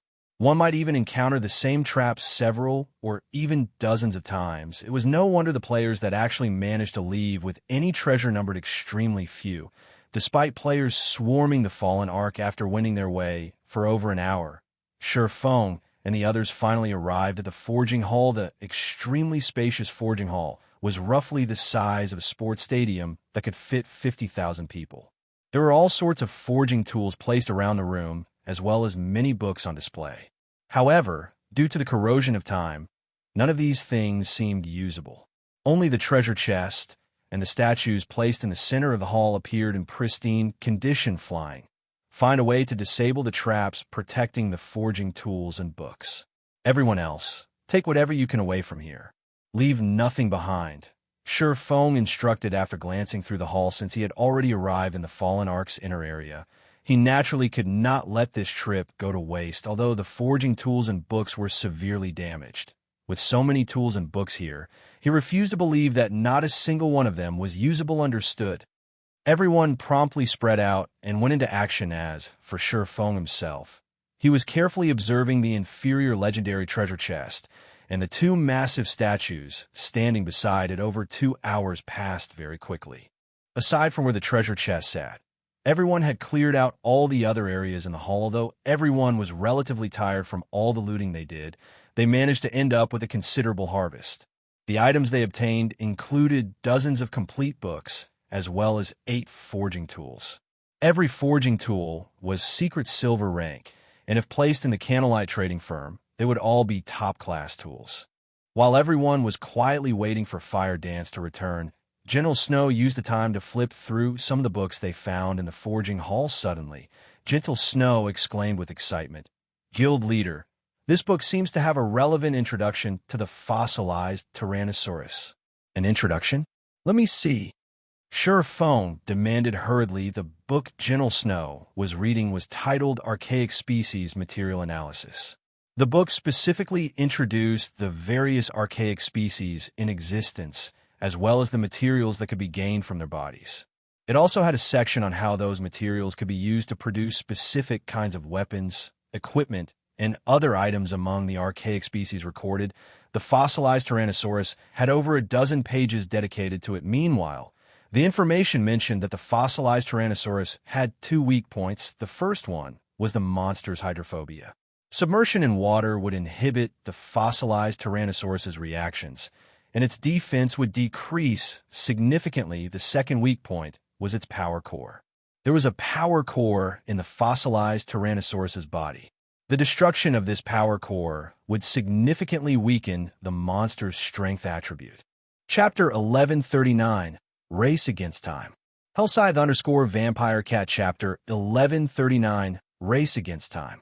At the outer area of the Fallen Ark, the members of the Midnight Tea Party moved with extreme caution. This was because shortly after their entry, they very nearly got team-wiped due to triggering a trap. Nobody could have imagined that the latest system update would include penalties for failing to disable a trap. With Netherworld Wave's Advanced Trap Disabler class, it was simply impossible for him to succeed in disabling advanced traps all the time. As a result, the team had no choice but to exercise extreme caution while advancing. If I had known something like this would happen, I would have had us enter the Ark before the system update began. Breezewine now felt that he had made the wrong decision before there were still many fallen patrols roaming about the outer area of the Arkansas. With their slow progress, it was very easy for them to come across those patrols. If they really got caught by a patrol, they would have no choice but to withdraw immediately. Right now, whether they could even reach the Ark's inner area was still in doubt. Had they utilized the 20 minutes log-out preparation time, they might have already reached the inner area by now. Leader, you didn't make the wrong decision. If we entered the Ark before the update began, we would have risked encountering those dangerous abyssal monsters. Our situation at that time wouldn't be much better than right now. Moreover, now that we've grasped the method to lure those abyssal monsters away, should we really fail to complete our quest this time, we can simply come back once everyone has reached level 50 and obtained their Tier 2 classes. At that time, even if we come across the fallen patrols, we can still quickly finish them off or fight them as we advance deeper into the Ark. Endless Scars said after noticing Breezewine beating himself up. Let's use this chance to scout out a path and advance. Likewise, everyone else on the team expressed their agreement when they heard Endless Scars' words. Although their quest had a time limit, they still had enough time to make appropriate preparations. Just as everyone was merrily chatting with each other, Endless Scars suddenly received a message. Seeing this message, Endless Scars smiled faintly. Big Sis Endless, did something good happen? Cloud Yarn could not help but ask curiously when she saw Endless Scars suddenly sporting a playful smile. You could say that. Any of you interested in watching a competition at the Dark Arena? I'll just receive an invitation card, and I can bring 5 people with me, Endless Scars said, chuckling. The Dark Arena? Everyone lost interest when they heard this, although those participating in the Dark Arena were much stronger than ordinary experts. To experts of their standards, the fights at the Dark Arena possessed no reference value whatsoever. Are you all really not interested in going? I heard that the Dark Arena is even prepared to hold a grand auction this time, which apparently will include even epic items, Endless Scars said, somewhat disappointed when she noticed the disinterest on everyone's faces. Moreover, the battle teams that will be fighting are very interesting. Among them, Zero Wing will be facing off with the Miracle Guild. I heard that Miracle has dispatched quite a few powerful experts this time. Epic items? Zero Wing against Miracle? Big Sis Endless, I want to go. Hold it. I've never been to the Dark Arena, even once before. Let me go this time. When everyone heard Endless Scars' words, they immediately grew interested, setting aside how tempting epic items were. Just the fact that Zero Wing was going up against the Miracle Guild already gave them plenty of reason to go spectate at the Dark Arena. Although Miracle was only a super first-rate guild, the number and quality of experts it possessed were by no means inferior to super guilds. If Miracle dispatched its apex experts to the Dark Arena, then the upcoming match would definitely be an interesting one. Elsewhere, after Surephone was done reading through the fossilized Tyrannosaurus' introduction, he fell into deep thought. So, these are the methods to raid them? No matter how he looked at it, the two archaic species were invincible existences at this stage of the game. If the two worked together, even a 100-man team of level 60, Tier 2 experts would fall very quickly. However, Since the main god system had set the difficulty of this raid as such, it would naturally provide players with some kind of hope to complete the raid, although Xianxia did not know how effective these two methods would be in weakening the fossilized Tyrannosauruses. It would be a criminal waste if he simply gave up on the inferior legendary treasure chest without even giving it a try, following which Xianxia had everyone begin making preparations to raid the two monsters guild leader. Are we really going to raid these two archaic species? Aqua Rose asked worriedly as she looked at the two giant statues in the center of the forging hall previously. When they went up against the King of Corrosion, they had had a team of 100 players and even the assistance of an ancient magic array. Right now, not only did they not possess such a magic array, but their team also had only 20 members in all. To make things worse, they had to go up against two archaic species at the same time. No matter how she looked at it, they were simply trying to get themselves killed. The outcome would be the same, even if they managed to grasp the weak points of the fossilized Tyrannosaurus's eye. Know what you're worried about. Before we learn of their weak points, I indeed had no idea how we could get the treasure chest. Now, however, things are different. I have around a 30% certainty that we can get that inferior legendary treasure chest. Xianxia laughed. 30%? So high. Aqua Rose was quite surprised by Xianxia's response. She had estimated that they had less than a 5% chance of successfully obtaining the treasure chest. But Xianxia was now saying he was roughly 30% sure he could pull it off. If he really did have such a high probability of success, it was indeed worthwhile to make an attempt currently. Super guilds were willing to sacrifice thousands of elite members just to obtain one epic item, let alone a fragmented legendary item. If the existence of this inferior legendary treasure chest were made known to super guilds, most likely they would be more than willing to sacrifice tens of thousands of elite players as well as hundreds of experts around that percentage. However, our main problem would still be the trap set up around the treasure chest. If it is a Grandmaster trap, we'll most likely have no chance of getting the treasure chest. Only if it is a master trap will we have a 30% chance of succeeding. Xianxia shrugged, expressing that he was taking a gamble right now in the past. It was a common sight for the various large guilds to send out tens of thousands of elite players just to contest for one fragmented legendary item. After all, with one fragmented legendary item, a guild could nurture one more apex expert. This way, not only would a guild get another expert to lead it, but they would also have a much easier time defending the transportation of important cargo or locations in the future, following which everyone began taking action according to Xianxia's commands to take advantage of the fossilized Tyrannosaurus's first weak point. Xianxia armed everyone, with the exclusion of the team's MTs and healers, with Tier 1 and Tier 2 water-type magic scrolls. As soon as the battle began, they would close the doors to the forging hall, turning it into an enclosed space. After that was done, they could easily create an environment filled with water as for the archaic species' second weak point. Xianxia possessed the omniscient eyes. He should have no problems targeting the power cores. Everything else would have to depend on luck. When Fire Dance returned to the forging room, Xianxia had his team shut the doors to the forging room begin. At Xianxia's command, everyone sprang into action, unfurling their magic scrolls one after another and launching a barrage of water-type spells at the two statues in the blink of an eye. A lake formed within the forging hall, the height of the water easily surpassing that of a player. At the same time, everyone also activated a water-walking scroll. The water-walking scroll was a commonly used magic scroll in God's domain. As its name suggested, it allowed players to walk on water for 10 minutes. Each scroll sold for 20 silver coins, and it could be said to be one of the tools specialized for maritime combat. As the water-type spells struck the bodies of the fossilized Tyrannosauruses, both monsters immediately awoke roar. The fossilized Tyrannosauruses let loose deafening roars, shaking up the forging hall. Meanwhile, the powerful aura that abruptly filled the entire hall struck fear into everyone. Now that the fossilized Tyrannosauruses had awakened, everyone was finally able to get a glimpse at their statistics.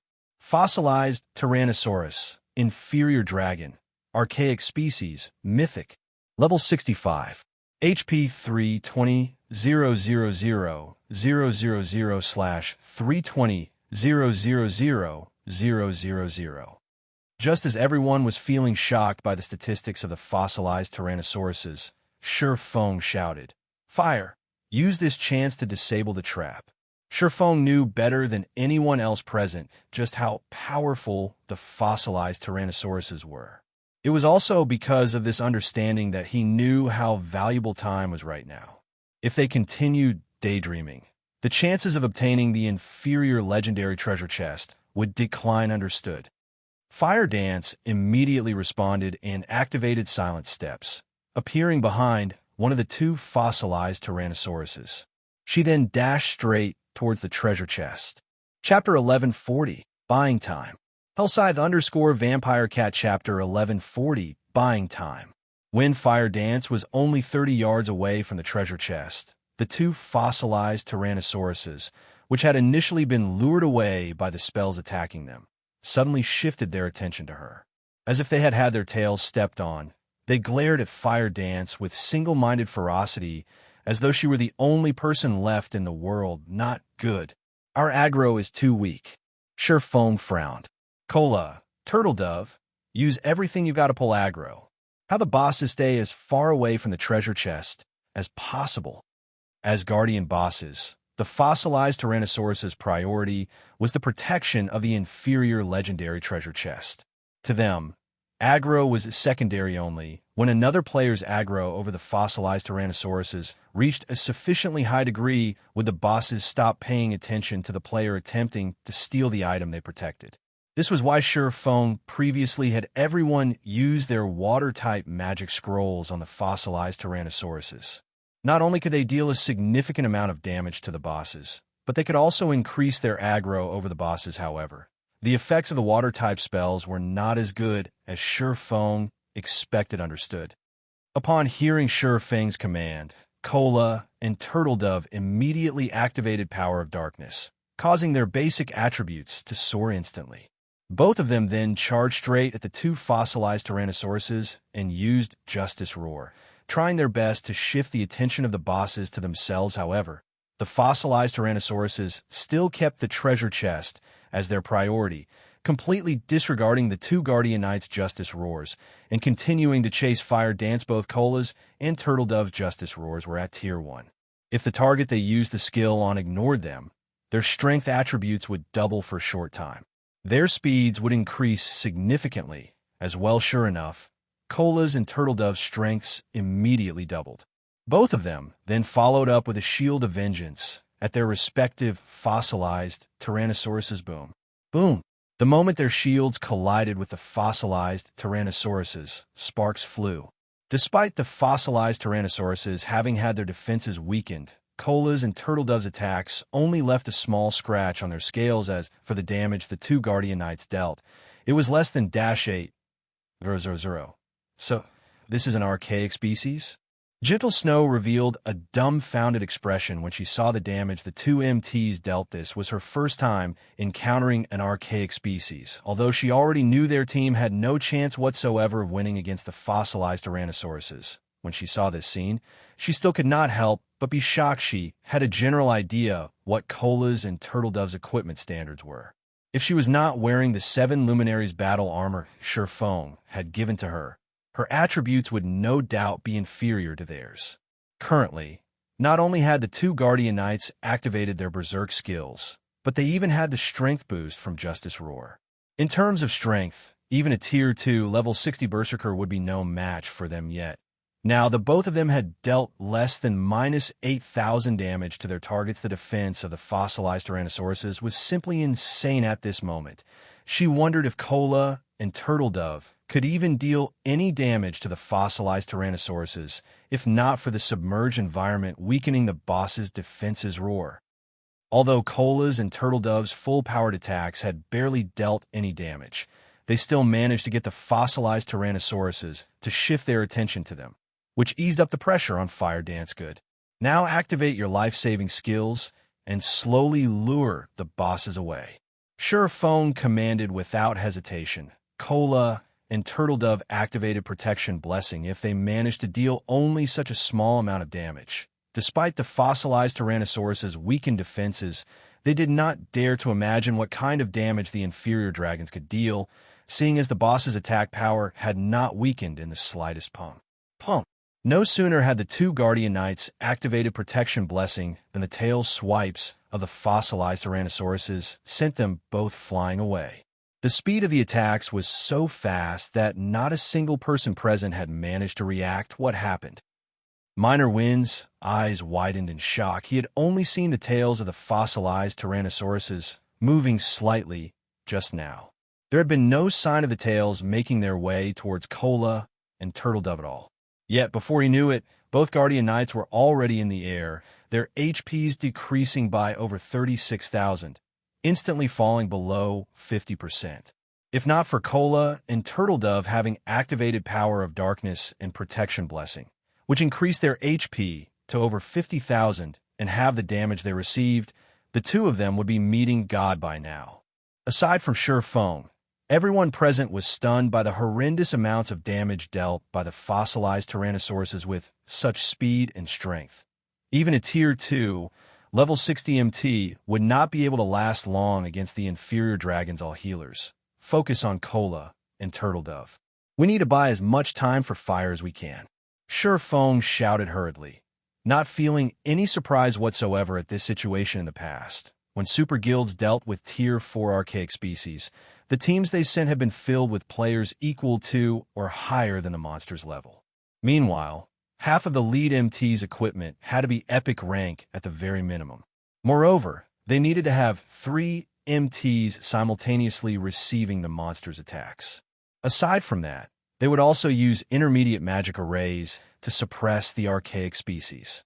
Otherwise, they would have had no chance of victory at all right now. The only thing they could do was to buy as much time as possible by relying on their berserk skills. As for defeating the fossilized Tyrannosauruses, Feng had never even entertained the possibility under Feng's command. Cola and Turtledove carefully lured the fossilized Tyrannosauruses away from the treasure chest, giving Fire Dance the opportunity to remove the trap set up around the treasure chest. However, after Fire Dance looked at the trap, a frown appeared on her face. Guild leader, this trap is indeed master rank. However, its complexity is much greater than the master trap I disabled before. I need time if I want to disable it safely. Fire Dance sent a private message to Feng. Everyone had clearly witnessed for themselves how terrifying the fossilized Tyrannosauruses were. There was simply no chance they could win against these monsters. They could only drag the battle out as long as possible. Hence, Fire Dance was extremely anxious. How long? Feng asked. At least 5 minutes, Fire Dance replied helplessly. Right now, she hated herself for not training her trap disabler class as much as she could. Although she had forcibly increased her rank to master right now, her technical skills were not actually at the master rank yet. 5 minutes was more than enough for everyone to die dozens of times. 5 minutes? After giving it some thought, Feng clenched his teeth and said, I got it. I'll try to buy as much time over here as possible. You just relax and disable the trap. This reply stunned Fire Dance. However, she knew that Feng never joked around. Since he had said so, he definitely had a way to realize his words. Immediately, she nodded and began disabling the trap before her. Meanwhile, Feng had also activated Omniscient Eyes and began searching for the power cores of the two fossilized Tyrannosauruses. Their power cores are actually in constant motion. The fossilized Tyrannosauruses could hide no secrets from the Omniscient Eyes. Feng could clearly see a glowing red dot moving about inside the body of each monster. Although the dots were very small, they were extremely eye-catching. However, while Feng had guessed correctly that he could locate the power cores with Omniscient Eyes, he had no way of damaging them. Seeing how Cola and Turtledove had only managed to scratch the scales of the fossilized Tyrannosauruses before, even if Feng relied on the Abyssal Blade and Killing Ray, it would be very difficult for him to shatter those scales, not to mention penetrating deep into the inferior dragons' bodies and striking at their power cores. Nevertheless, Cola's and Turtledove's HPs were rapidly decreasing at this moment. The two Guardian Knights could die at any time. If he did not destroy the power cores right now, it would be impossible for them to survive for 5 minutes. When Protection Blessing ended, both of them would die instantly. It seems I have no choice but to use that, Xianxia muttered to himself before letting out a sigh. In a battle of such level, it was just too risky to use that. However, in order to obtain the inferior legendary treasure chest, he had no choice but to take a gamble saying so. Xianxia took out a Summon Guard scroll and summoned his epic guard. Anna players generally would not let their personal guards take part in such a dangerous battle. While personal guards that were killed could be resurrected, the price for doing so was exorbitant. It was definitely not a price that players were willing to accept. Hence, players with powerful personal guards very rarely allowed their personal guards to take part in risky battles. Anna. Use Angel Summoning. Chapter 1141.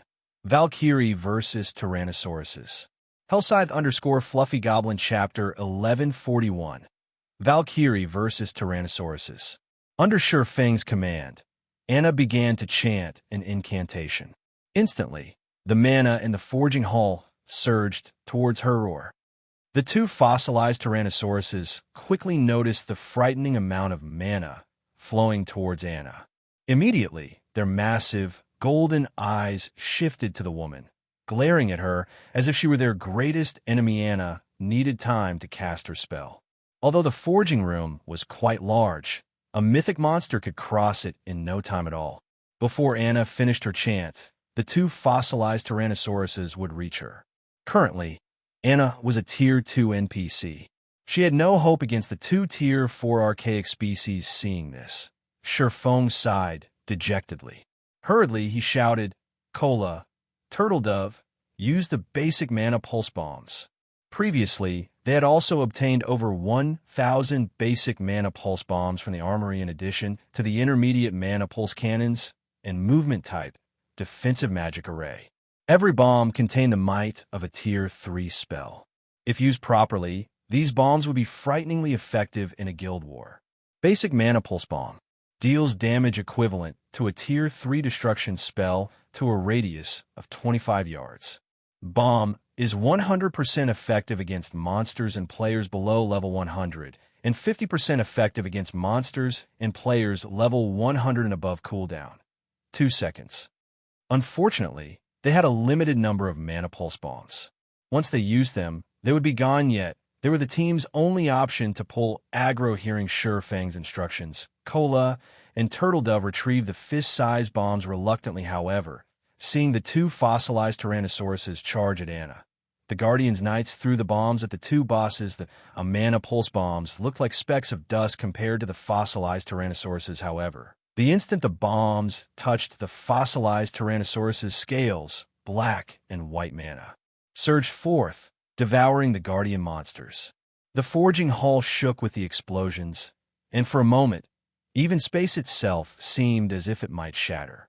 The mana pulse bombs might far exceeded everyone's expectations. Meanwhile, Cola and Turtle Dove, who stood closest to the fossilized Tyrannosauruses, were blown off their feet by the resulting shockwaves. This destructive power is even more amazing than Tier 3 large-scale destruction spells. Cola exclaimed in astonishment. He had seen Tier 3 large-scale destruction spells before.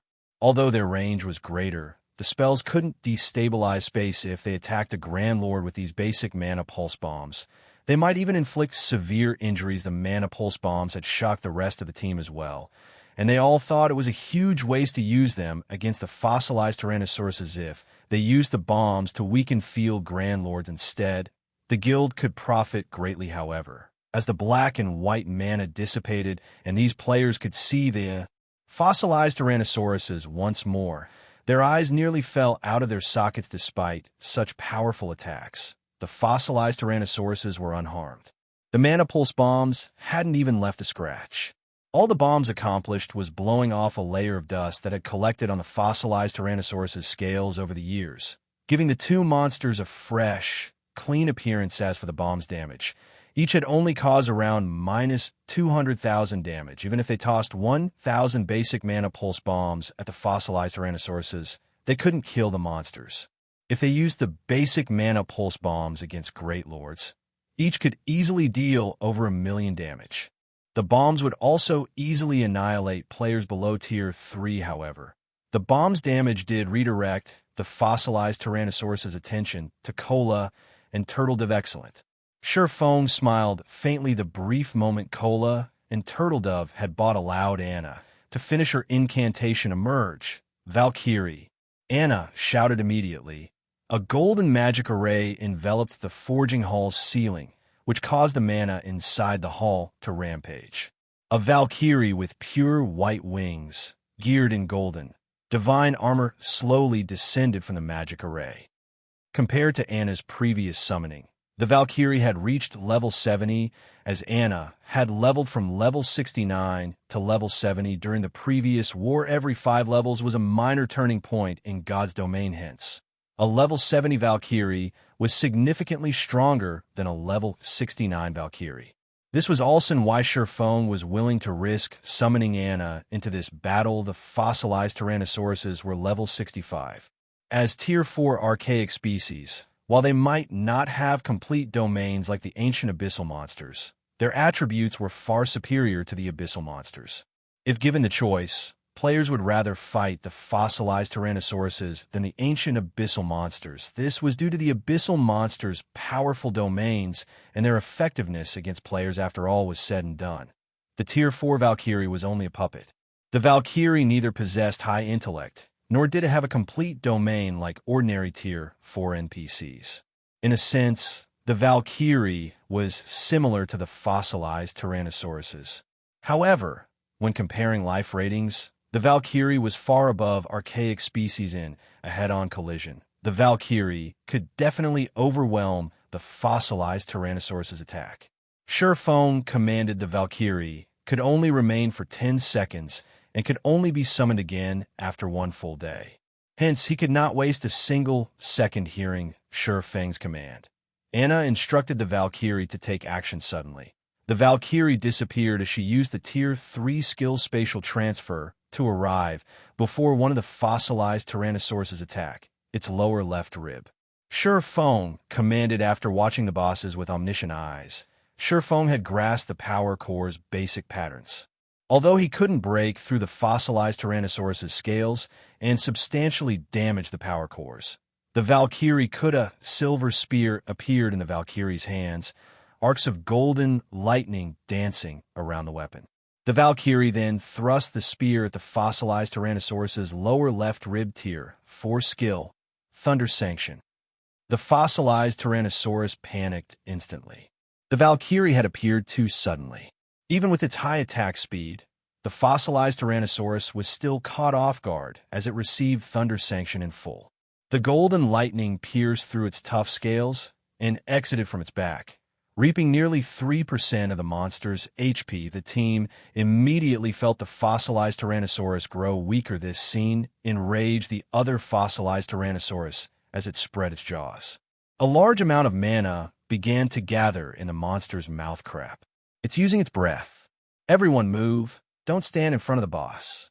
Sure Fong hurriedly warned his team as he saw the monster charge. Its attack, the greatest move of any monster from the dragon race, would be its breath attacks. Among them, true dragon's breath attacks were the most powerful. There were even records of how a dragon had obliterated a major city with a single breath attack. Thus, the dragon race represented destruction roar. The fossilized Tyrannosaurus's roar echoed throughout the forging hall before anyone could react.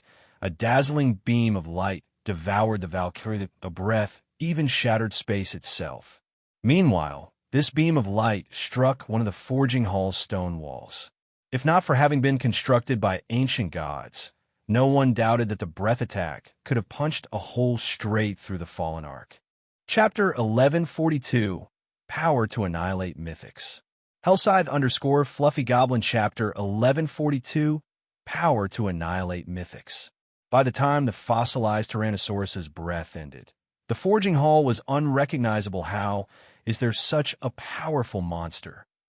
The fossilized Tyrannosaurus's breath attack had stupefied every player on the team. Everything in front of the inferior dragon was gone. Only a bare wall and floor remained.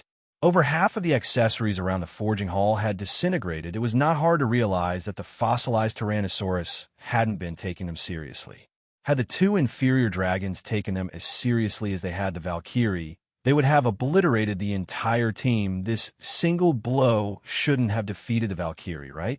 Aqua Rose muttered worriedly as she watched the spatial tear gradually disappear without a doubt. This breath attack was definitely a tier 4 skill. Otherwise, it wouldn't have created a spatial tier. The Valkyrie was only a temporarily summoned puppet. She only possessed 1/20th of the HP ordinary summoned creatures had. It wouldn't be surprising in the least if this terrifying breath attack had devoured her entire HP bar. If the Valkyrie were really gone, the consequences would be unimaginable against the enraged fossilized Tyrannosauruses. Even with their berserk and life-saving skills active, Cola and Turtledove would die instantly, much less the rest of Zero Wing's team. As these thoughts swam through Aqua Rose's mind, the smoke finally started to dissipate. She's unharmed. How is this possible? Aqua Rose stared at the divine angel flapping her wings in amazement. Not only was the Valkyrie unharmed, but not even a speck of dust tainted her body. Even the fossilized Tyrannosaurus, which possessed some intellect, was stunned, fear surfacing in its massive, golden eyes as it gazed at the Valkyrie before it suddenly. Xianxia shouted, "Attack its right arm!" Although the fossilized Tyrannosaurus's breath was incredibly powerful, and his Valkyrie was no pushover either. Even if the Valkyrie were not at her peak due to lacking sufficient intellect, she possessed all of the skills a Tier 4 Valkyrie should. The Valkyrie had used the Tier 4 skill Divine Protection to defend against the inferior dragon's breath, the skill allowing her to negate all attacks below Tier 6 for 3 seconds. Afterward, all of the damage she should have received would be converted into HP. In the past, Divine Protection had been a super rare life-saving skill that many Tier 4 Guardian Knights dreamed of obtaining. Any Guardian Knights that learned it had been highly sought after even by super guilds. As soon as Xianxia gave the command, Anna once more controlled the Valkyrie to attack the fossilized Tyrannosaurus roar. The fossilized Tyrannosaurus was now on full alert, its claws releasing a faint, gray glow. The inferior dragon then slashed at the approaching Valkyrie as if it were swatting a flyboom. Faster than the naked eye could perceive, the claws struck the Valkyrie. The players in the forging hall nearly lost their balance as the resulting shockwave swept over them. However, when the fossilized Tyrannosaurus's claws landed, the attack stopped as if it had collided with an immovable wall. Not only did it fail to damage the Valkyrie, but its claws had also been forced to a halt, taking advantage of the inferior dragon's brief pause. The Valkyrie threw her silver spear. The spear transformed into a streak of light that pierced the fossilized Tyrannosaurus's right arm, leaving behind a bloody hole. Good. With this, we shouldn't have any issues. Xianxia released a sigh of relief when he saw the red dot on the fossilized Tyrannosaurus's body fade. The Valkyrie could only remain in existence for a short period.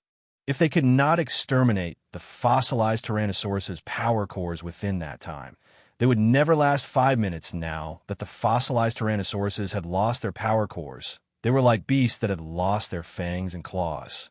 Their threat levels decreased significantly. Even when Cola and Turtledove received an attack, they only lost around 18,000 HP. The inferior dragons had lost at least half of their strength. With this, even without Protection Blessing, neither of the two Guardian Knights would die instantly. They could last a long time with the aid of Power of Darkness. However, Xianxia had no intentions of wasting the Valkyrie's power.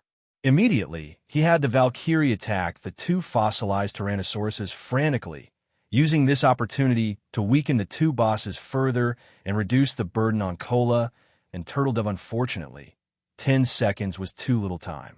Despite the Valkyrie doing her best, she was only able to deal some light damage to the two massive bosses, which slowed the monster's attack slightly.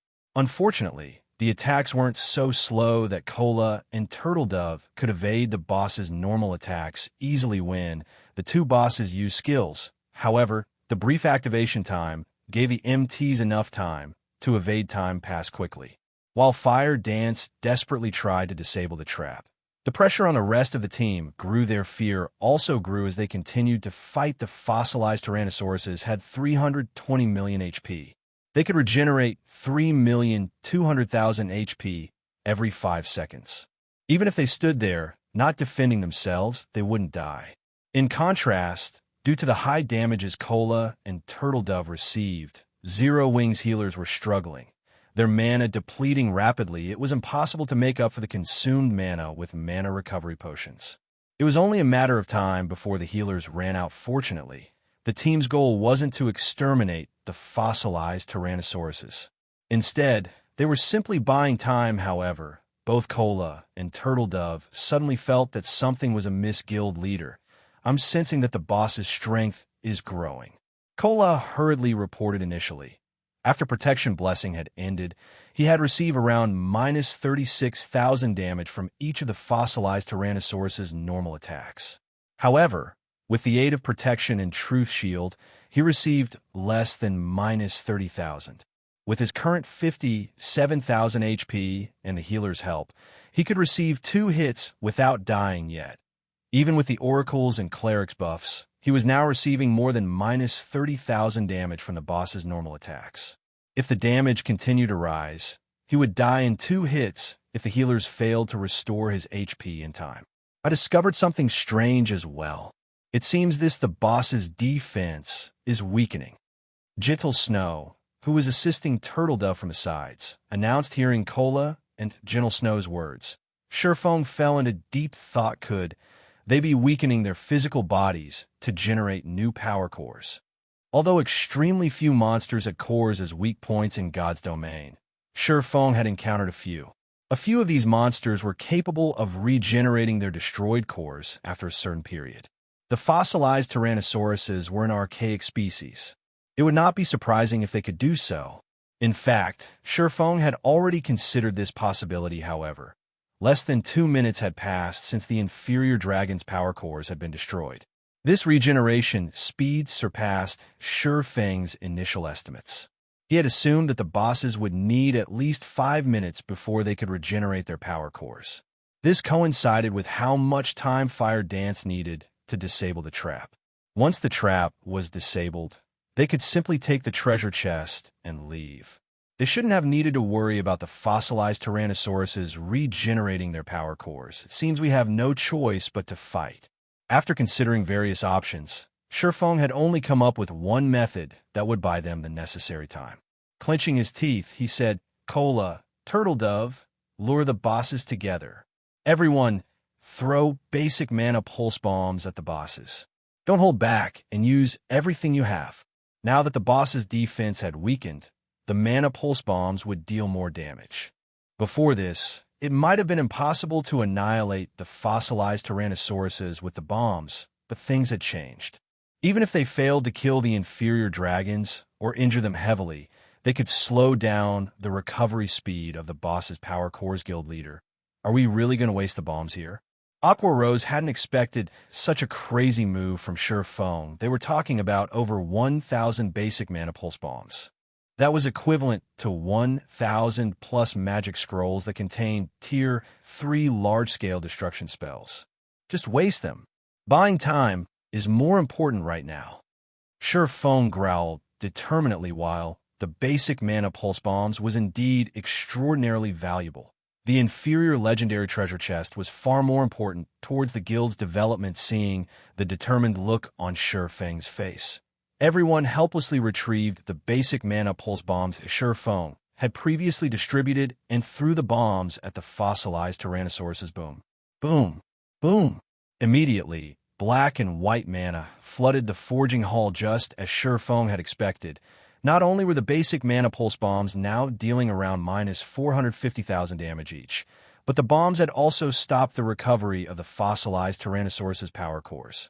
In fact, the inferior dragons were even growing weaker as they received more attacks. It took several minutes for Zero Wings members to finish tossing all of their bombs. Even archaic species could not withstand the might of over 1,000 basic mana pulse bombs, as both fossilized Tyrannosauruses collapsed to the ground, their HPs falling to 0 E1. Aqua Rose muttered as she watched the smoke in the hall gradually dissipate. They're not playing dead, right? Before anyone could answer, the system replied suddenly. One golden flash after another enveloped each team member, illuminating the forging hall. Chapter 1143, Dragon Legacy. Hellscythe _ Fluffy Goblin Chapter 1143, Dragon Legacy. They're dead. What? They're really dead? Excitement bubbled in the players' chests when they noticed the golden glow wrap around their bodies. Many could not help but cheer, with some people losing strength in their legs as they planted there, but on the ground weary, too amazing. We actually killed 2 mythic bosses. My experience bar is still rising.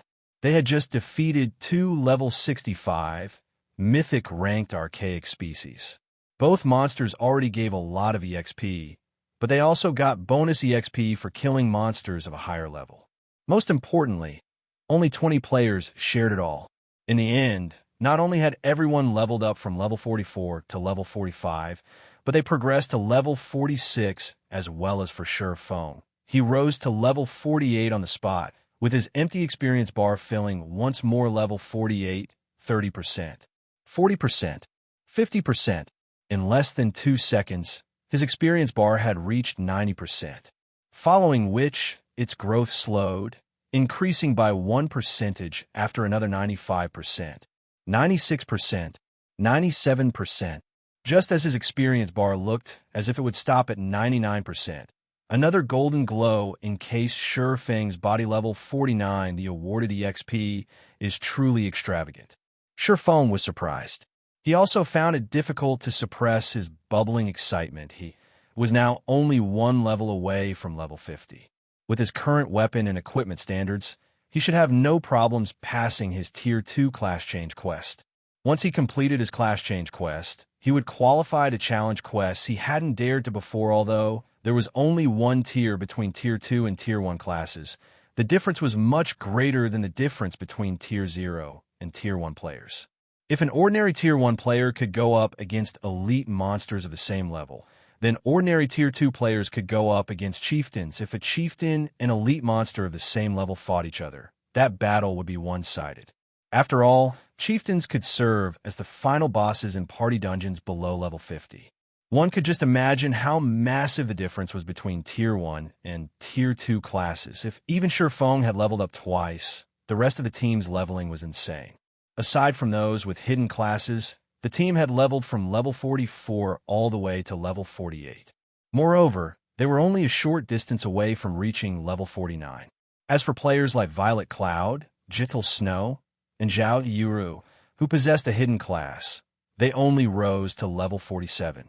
Though they were not far from level 48, everyone was stunned for a long moment right now. They could easily rank at the very top of the ranking list in any kingdom or empire in God's domain. Moreover, they would be at least 5 levels higher than the second-ranked player. Haha. My HP is finally over 40,000. After Kola finished allocating his recently acquired free attribute points, he excitedly boasted, "With this, I'll be the highest HP MT in even the Black Dragon Empire." He was already the highest HP MT throughout Star Moon Kingdom. He had nearly 5,000 more HP than the MTs in other guilds. Although he was not particularly certain about the situation in the Black Dragon Empire, he could dare to claim that no MT in the Empire could match his HP 40,000 HP. Gentle Snow, who was level 47, looked at her own HP bar, noticing that her HP had broken past the 40,000 threshold as well. Gentle Snow could not help but sigh ruefully as she looked at her own HP bar. She never imagined that one fragmented legendary item would make such a huge difference. Despite wielding a damage-dealing class and slightly weaker equipment than Kola's, the 7 Luminaries battle armor had bridged the gap between her and the Guardian Knight. Not only had the battle armor upgraded her damage output by several levels, but it had also done the same for her defense and HP. It was no wonder why Sure Feng was willing to waste the 1,000 plus basic mana pulse bombs for the inferior legendary treasure chest, as everyone's excitement about their levels died down. They shifted their gazes to the corpses of the two fossilized Tyrannosauruses aside from the items inside the Inferior legendary treasure chest. The Inferior dragon's loot should make up for the losses they suffered Mythic bosses. Moreover, the fossilized Tyrannosauruses were archaic species. Their loot was definitely extraordinary. Just thinking about it ignited a passionate fire in these players' hearts, their eyes shining once the dust settled. The massive fossilized Tyrannosaurus corpses were on full display. However, when the team noticed a few items scattered beside the bodies, disappointment flashed in their eyes. Aside from a few scattered gold coins, one fossilized Tyrannosaurus dropped 8 items, while the other dropped 7. There were far fewer items than they had hoped for. Why are there so few drops? These things are even more stingy than the trolls. Is it because we were unlucky? We should have given guild leader the last hit. Everyone's excitement faded when they saw the loot among the 15 items. They 10 were materials. All right, get some rest. Violet, make sure fire is safe. Xianxia chuckled at his crestfallen companions. The number of items the fossilized Tyrannosauruses dropped didn't surprise Xianxia in the least. After reaching level 50, the quantity and quality of the items monsters dropped decreased drastically. Furthermore, the system had just completed a new update. The system would have definitely lowered the drop rate once again. The main god system did so to stabilize weapon and equipment prices, giving lifestyle classes a better opportunity to develop as players continued to level. Their main source for weapons and equipment would gradually shift from monsters to lifestyle players. In the future, 95% of the weapons and equipment players used would come from monsters and lifestyle players. The remaining 5% would come from quests, miraculous encounters, treasure chests, and other such sources. However, the majority of the weapons and equipment players produced could only satisfy ordinary players and experts. The truly excellent items would still come from killing powerful monsters or completing difficult quests, of course. Players were also capable of producing weapons and equipment of excellent quality. Only, the requirement was extremely high, beyond the majority of God's domain's lifestyle players. Moreover, producing such items required super rare materials, and these materials came from killing powerful monsters and exploring dangerous locations, following which Xianxia collected the loot and began to appraise each item. Not bad. Xianxia revealed a joyful expression after appraising the raw materials. Among them was the legendary material Dragon Origin Crystal. Moreover, 2 Dragon Origin Crystals had dropped. Only creatures of the dragon race could drop these items. Unfortunately, common inferior dragons wouldn't drop them. At the very least, the monsters needed to be mythic rank. This was because the Dragon Origin Crystal contained the bloodline of dragons. If one applied the Dragon Origin Crystal when forging weapons or equipment, they could qualitatively change the item. The Dragon Origin Crystal was an excellent production material. The crystal also had an even greater purpose, producing the Dragon Soul Potion. When consuming this potion, players could class change into a hidden class and obtain the Dragon Legacy. Chapter 1144, Hidden Class Dragon Slayer. Hellscythe Fluffy Goblin Chapter 1144, Hidden Class Dragon Slayer. Xianxia held the 2 Crimson Dragon Origin Crystals and carefully inspected them. Although both were legendary material, there was a difference between them. Of course, the system wouldn't give away this difference.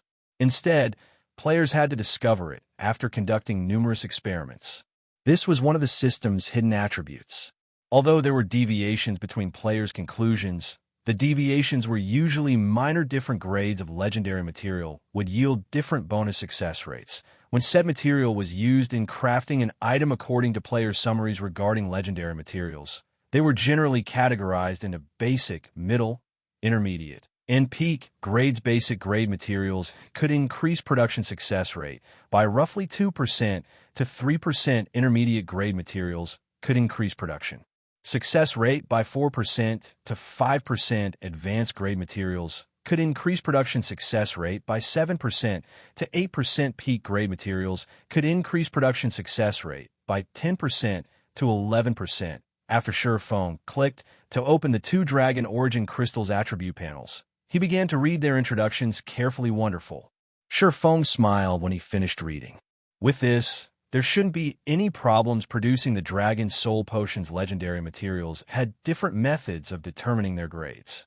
In the Dragon Origin Crystal's case, its grade could be determined by the bloodline density within it. If a crystal's bloodline density fell between 1% and 30%, it was basic grade. Most of the Dragon Origin crystals that dropped were this grade A crystal with a bloodline density between 31% and 50% was considered intermediate grade. Crystals of this grade had a much lower drop rate. As for crystals with a bloodline density between 51% and 70%, they were advanced grade. It was practically impossible to find advanced Dragon Origin crystals on the market, as large guilds cherished like their own children. Lastly, crystals with bloodline density above 71% were peak grade. At this grade, the Dragon Origin crystal was worth much more than an epic item to produce the Dragon Soul Potion. One usually needed an intermediate Dragon Origin crystal or better. Regardless of how many basic Dragon Origin crystals were used, it was impossible to produce the Dragon Soul Potion with them. Of the two Dragon Origin crystals before Surefoam, one was intermediate grade, while the other was an advanced crystal guild leader. Did something good drop? Aqua Rose asked when she noticed a smile on Shurfang's face. She was very familiar with Shurfang's personality and habits. If the dropped items were not extraordinary, he would not have revealed such a joyous smile in response. Shurfang nodded and looked at everyone before calmly stating, "Something good has indeed dropped. Which of you here wants a hidden class?" "A hidden class? Do we get class change tool?" "Guild leader, which classes are suitable for the hidden class?" Shurfang's question instantly caught his teammates' attention. None of these players were strangers to hidden classes. Various people had already posted a lot of information about hidden classes on the official forums. As a result, they all dreamed of class changing into their own. They'd even be happy with the most common hidden class, although the most common hidden class would not provide additional basic attributes. The class could provide additional skills that their original classes did not possess. With these skills, they'd have access to more combat methods. They would have advantages in both PvP and dungeons. As for advanced or peak rank hidden classes, they did not even dare to dream of obtaining one. After all, hidden classes of such ranks were simply too rare. Any class is fine. However, the condition is that one does not already have a hidden class.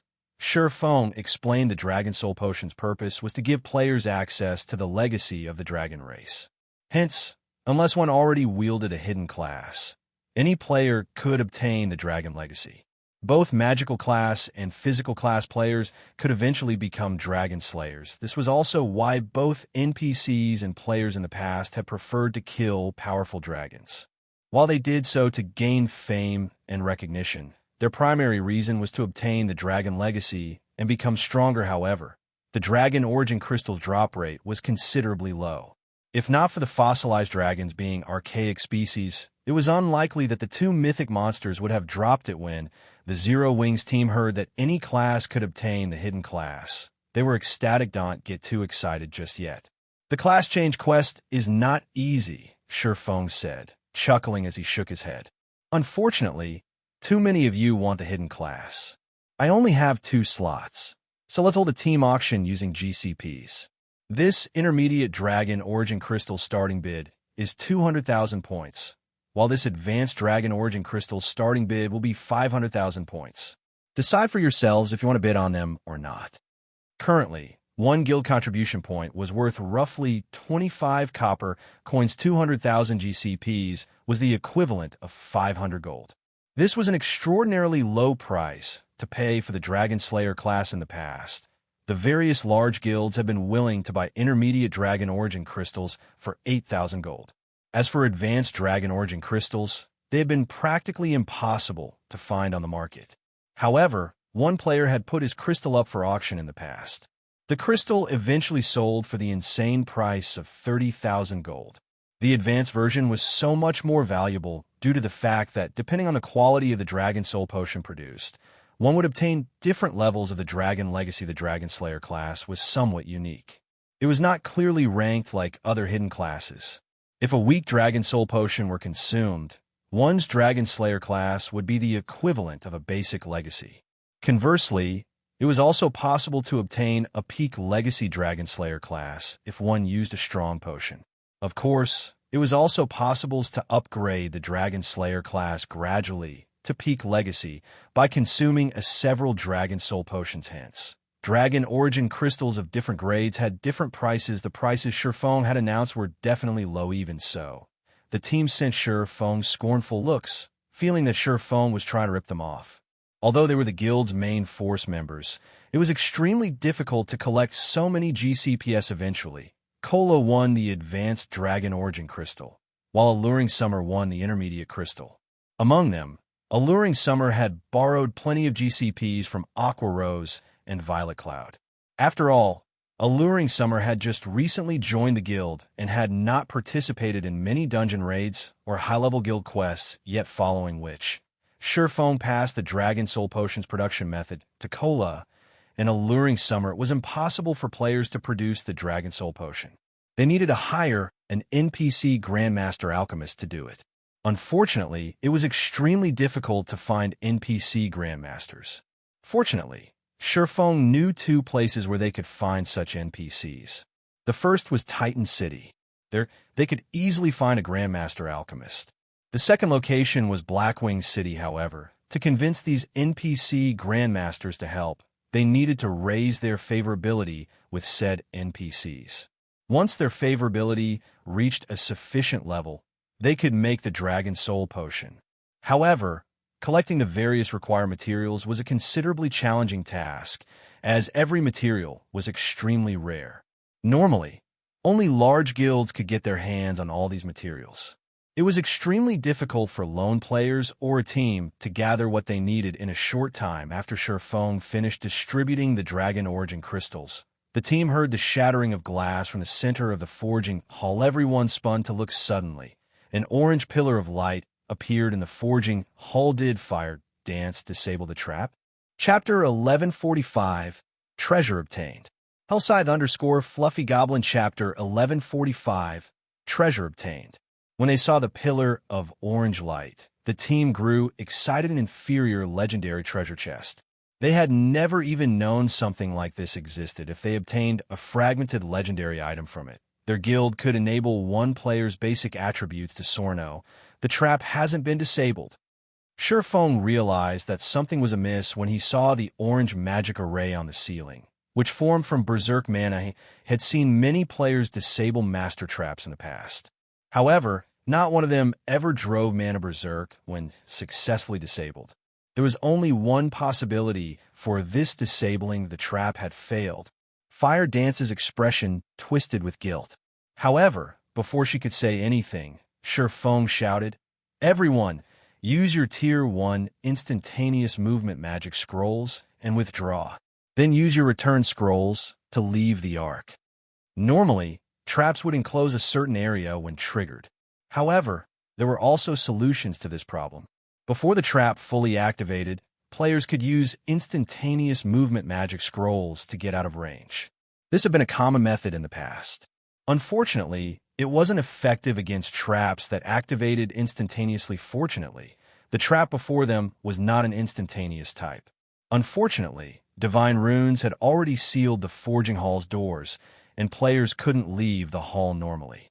Using return scrolls to escape was also time-consuming. On the other hand, instantaneous movement magic scrolls didn't have an activation time. They could simply use the scroll to pass beyond the stone doors and leave the trap's effective area once they were out of the trap's range. They could use the return scroll to leave the arc safely. As for why Shifeng had chosen to return to White River City, it was because he was not certain of what after effects triggering the Forging Hall's trap would have. On the off chance that the trap would also increase the danger outside of the arc, such as alerting the Fallen patrols and luring them to the Forging Hall, the Fallen Arc's inner region would become extremely dangerous. They could very easily team wipe. Listening to Shifeng's commands, everyone retrieved the instantaneous movement magic scrolls they had prepared and left the Forging Hall. Eventually, only Shifeng remained. This was the perfect opportunity for Shifeng to steal the inferior legendary treasure chest. Now that the trap had triggered, there was nothing protecting the treasure chest. He could simply stash it in his bag space and leave. Only, he had to deal with the trap's mechanisms while collecting the treasure chest. Once the trap finished its attack, it would return to its original state, and they would have to try disabling it all over again. Shurfeng had considered simply triggering the trap and snatching the treasure chest, but he would have had to deal with the two fossilized Tyrannosauruses at the same time. His chances of success would have been extremely low. Now that the guards were dead, he could easily deal with the remaining challenges, following which Shurfeng used Wind Blade and dashed straight for the treasure chest as he was about to reach the treasure chest.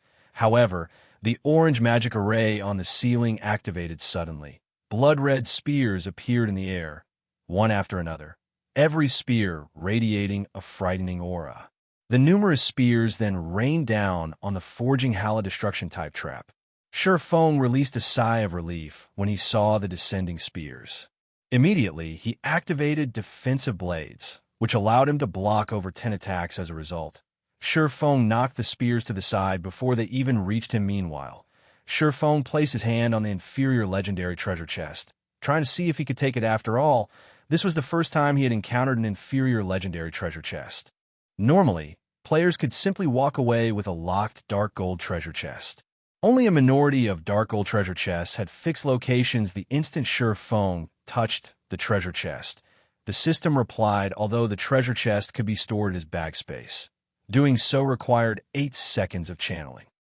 However, defensive blades block counts would, at most, last 2 seconds against the blood-red spears. With absolute defense, which had a 5-second duration, he was 1 second shy of surviving for 8 seconds. Shurfeng had no doubt that even one of these spears could kill him instantly. To hell with it. Shurfeng decided to give it a try as he began the collection process. He refused to give up after coming this far. The spears descended on Shurfeng.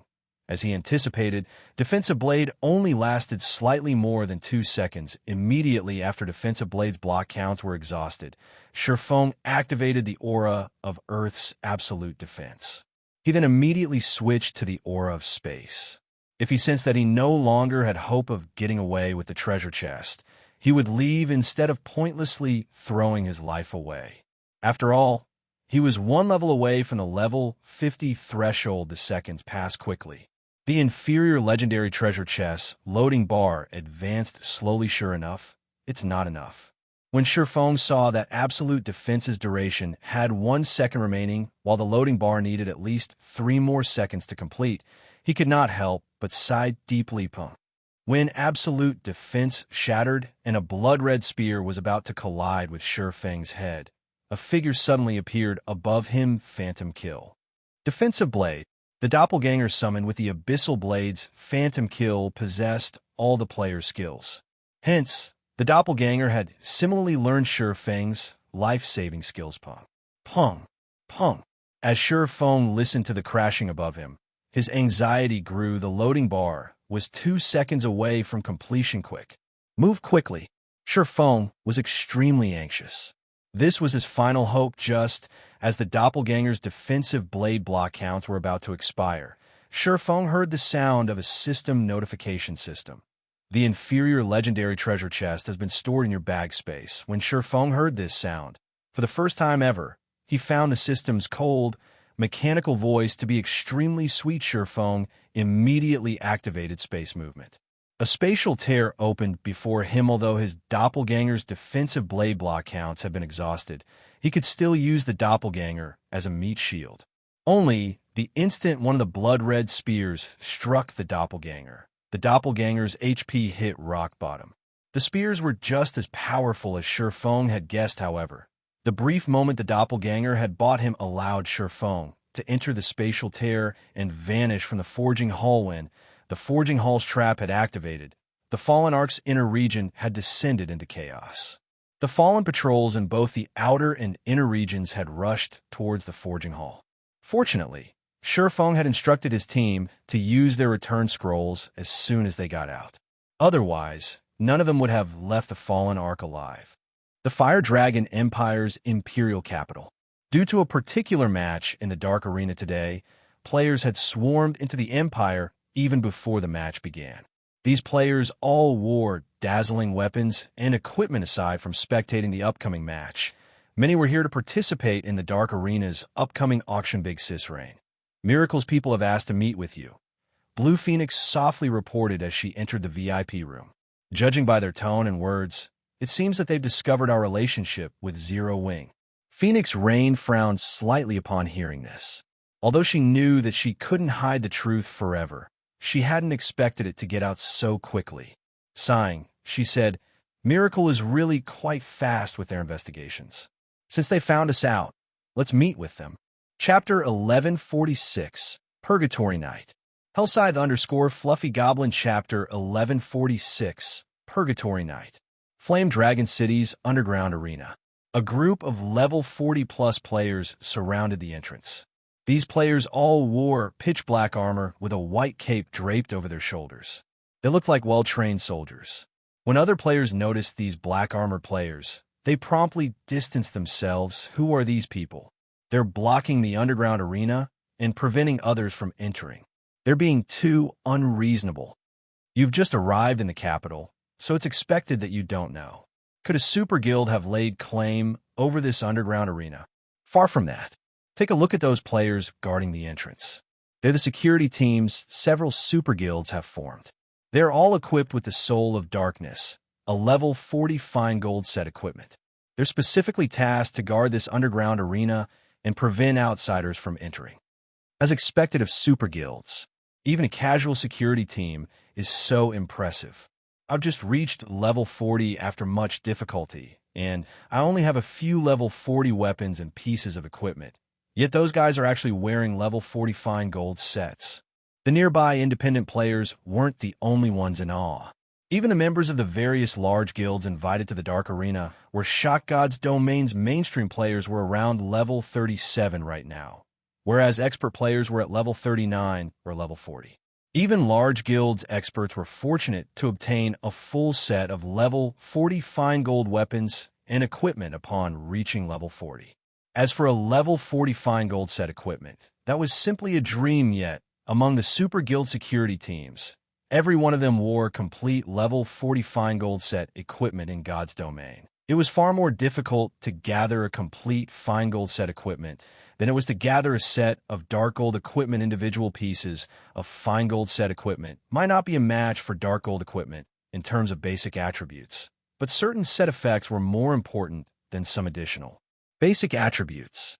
Hence, many players still use the level 30 fine gold set equipment they had collected even after level 40, for example. The level 40 Soul of Darkness set equipment effects were so good that players could continue using it even after level 50 as players admired the security team's equipment.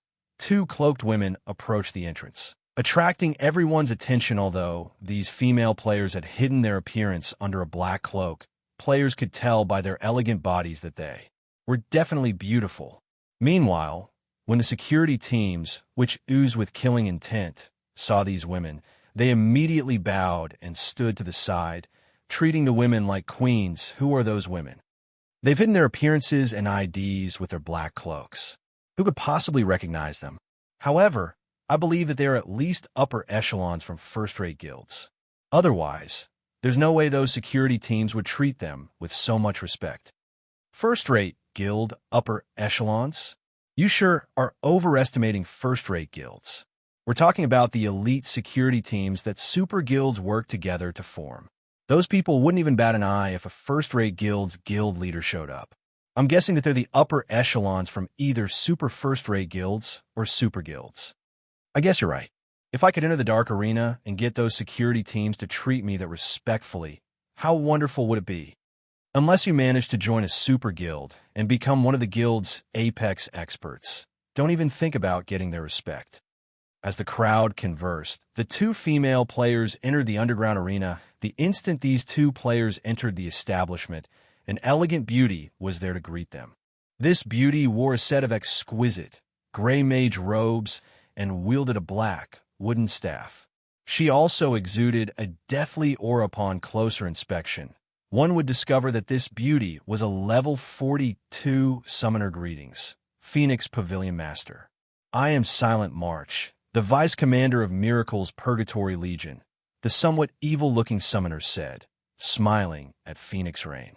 Our Vice Guild leader is already waiting in a VIP room on the 3rd floor. Allow me to lead the way." Phoenix Rain nodded in response, following which Silent March led Phoenix Rain and Blue Phoenix to the underground arena's 3rd floor. Big Sis Phoenix. That summoner feels odd. The other summoners I've met all exuded a lively aura, yet her aura feels like death. Blue Phoenix whispered to her friend. While she is indeed a summoner, she also possesses the hidden class, Necromancer. She is one of the upstart geniuses Miracle has nurtured internally. Roughly over a year since her debut, she has already become the vice commander of one of Miracle's 3 trump card legions. You should be careful when you encounter her in the future. She might even be participating in the contest over Thunder Island. Phoenix Rain explained as she watched the female summoner before her hidden classes were no longer a secret in God's domain. The various large guilds already had a few experts that had hidden classes. While most guilds kept these experts secret, Silent March's hidden class was somewhat special, which made it practically impossible to keep hidden. Hence, the game's various major powers quickly discovered that she wielded the Necromancer hidden class, although Necromancers were somewhat similar to ordinary summoners, whereby both classes utilized summon creatures to battle. The Necromancer class could summon far more monsters. As long as a Necromancer had enough mana, even summoning 100 undead would not be difficult. Although the undead were not as powerful as ordinary summoners' creatures, this gap could be made up with numbers. Necromancers were also stronger than ordinary summoners when it came to individual combat power. In addition, undead creatures had extremely high magic resistance. Aside from wholly magical classes, Necromancers were magical classes' natural enemy. While Phoenix Rain and Blue Phoenix chatted quietly, Silent March led the two into a VIP room on the 3rd floor. A valiant man in dark blue armor already sat in the room. 2 other men stood behind him, an assassin and an elementalist. Both were level 42 and exuded extremely dangerous auras. Phoenix Rain blinked in surprise when she saw the assassin and elementalist. These two were Miracle's famous Apex experts. The assassin was Starstreak, while the elementalist's name was Cleansed Maple. Both were generals in Miracle. When the Phoenix Pavilion had clashed with the guild, many of the pavilion's experts had died at the hands of these 2 players. They even nearly killed Marshal Dragon. Based on the reports Phoenix Rain had received, these 2 were only a short distance away from reaching the domain realm. The valiant man in the chair looked at Phoenix Rain and smiled as he welcomed her. "Phoenix Pavilion Master, long time no see." This valiant man had no aura whatsoever. On the contrary, he felt calm and harmless. However, Phoenix Rain would not dare to underestimate this man. This man was 1,000 Miles, Miracle's 2nd Vice Guild leader. He was also the Purgatory Legion's commander, titled Purgatory Knight. Spit out. "What business do you have with me?" Phoenix Rain felt nothing positive for 1,000 Miles. After all, the 2 players had secretly clashed many times before. It was no exaggeration to say that they were mortal enemies. "Must you be so angry?" "I simply want to cooperate today." "Are you not interested in Thunder Island, Phoenix Pavilion Master?" 1,000 Miles smiled, ignoring Phoenix Rain's aggression. Hearing the man mention Thunder Island, Phoenix Rain's interest peaked. "Cooperate in what way?" Chapter 1147, Asura arrives. Hellscythe_Fluffy Goblin. Chapter 1147, Asura arrives. Phoenix Rain's decisive reply slightly confused 1,000 Miles. He had never expected such a straightforward answer from Phoenix Rain. Since joining God's domain, Miracle and the Dragon Phoenix Pavilion had butted heads numerous times in the Apocalypse Empire. Upon discovering Thunder Island, in particular, both sides suffered a ridiculous number of casualties as they faced each other in battle. Based on his estimates, each guild should have lost 200,000 or 300,000 elite players at this point. It was practically impossible for their guilds to sit down for a proper conversation. He had prepared various arguments to get Phoenix Rain to listen to his proposal. Now, however, it seemed that his preparation had been unnecessary. Immediately, 1,000 Miles revealed an agreement and handed it to Phoenix Rain, saying, "Phoenix Pavilion Master, take a look at this." Receiving the agreement, Phoenix Rain glanced through its contents. The agreement was very simple as long as the Asura battle team allowed the Evil Dragon battle team to win the match. Miracle would agree to a non-aggression pact with the Dragon Phoenix Pavilion during the contest for Thunder Island Phoenix Pavilion Master. What do you think about these conditions? I believe that you are familiar with the situation on Thunder Island. We are seeing more guilds preparing for the upcoming contest by the day. Both you and I are even struggling to ensure that we secure a single monster encampment. Clashing with each other on Thunder Island wouldn't benefit either of us to begin with. The Asura battle team has no chance of victory. You might as well add the victory to the Evil Dragon battle team. You can gamble on our win and earn a fortune for yourself. We'll have the best of both worlds this way. What do you think? Currently, in preparation for the upcoming contest on Thunder Island, the various large guilds were tight on resources. 1,000 Miles' opinion. This proposal would benefit both his and Phoenix Rain's sides, while the Asura battle team had performed exceptionally in its previous match. In his opinion, the Dragon Phoenix Pavilion must have contributed to the battle team's powerful weapons and equipment. Moreover, although Battle Wolves backed the Glorious Lions battle team, the guild had not placed much importance on the Dark Arena back then. Hence, the Asura battle team eventually defeated the Glorious Lions battle team. However, the Asura battle team's current opponent was the Evil Dragon battle team, which had Miracle support. The Evil Dragon battle team received more benefits than the Glorious Lions battle team had. Not only were Miracle's apex experts on the team, but Miracle had also supplied a large stock of excellent weapons, equipment, and skill books. The Evil Dragon's battle team far surpassed their current opponents in both number and quality of experts and items. The Asura battle team had no hope of victory. Hence, rather than struggling pointlessly, it was much better if the Asura battle team let the Evil Dragon team win. If Phoenix Rain bet all of her resources on the Evil Dragon battle team winning, she could walk away with a massive fortune. With these resources, she could hire more helpers and increase her chances of obtaining a share of the authority over Thunder Island. The two guilds would also have a non-aggression pact. By agreeing to his proposal, Phoenix Rain could kill two birds with one stone. This is why you call me here. Phoenix Rain asked indifferently. That's right. It is very rare to see such a high payout rate in the Dark Arena. As long as the Evil Dragon battle team achieves a complete victory, you'll get 7 times the return. With this many resources, both our guilds will gain a foothold on Thunder Island. 1,000 Miles said confidently, what if I refuse? Phoenix Rain said when she had signed the agreement with Sherfone, she had agreed that she wouldn't interfere with the Asura battle team. Sherfone only needed to send her half of the team's profits. Moreover, her main goal in establishing the Asura battle team was to compete for the position of the Dark Arena's host. Although 1,000 Miles had presented his offer casually, the consequences of suffering an utter defeat in the Dark Arena included more than just losing a match normally. Battle teams only needed to win 8 out of 10 competitions to earn the right to challenge the host. However, to prevent guilds from deliberately manipulating a competition's results, any battle teams that suffered utter defeat were barred from the Dark Arena's competitions for a certain period. Moreover, the battle team's previous victories would be reset to 0. For example, after Asura had demolished the Glorious Lions battle team, even now, it was still banned from the competitions. Even after the ban lifted, the team's previous 2 wins would not be counted. However, the Dark Arena grew more intense with each passing day. Everyone wanted the spot of the Dark Arena's host.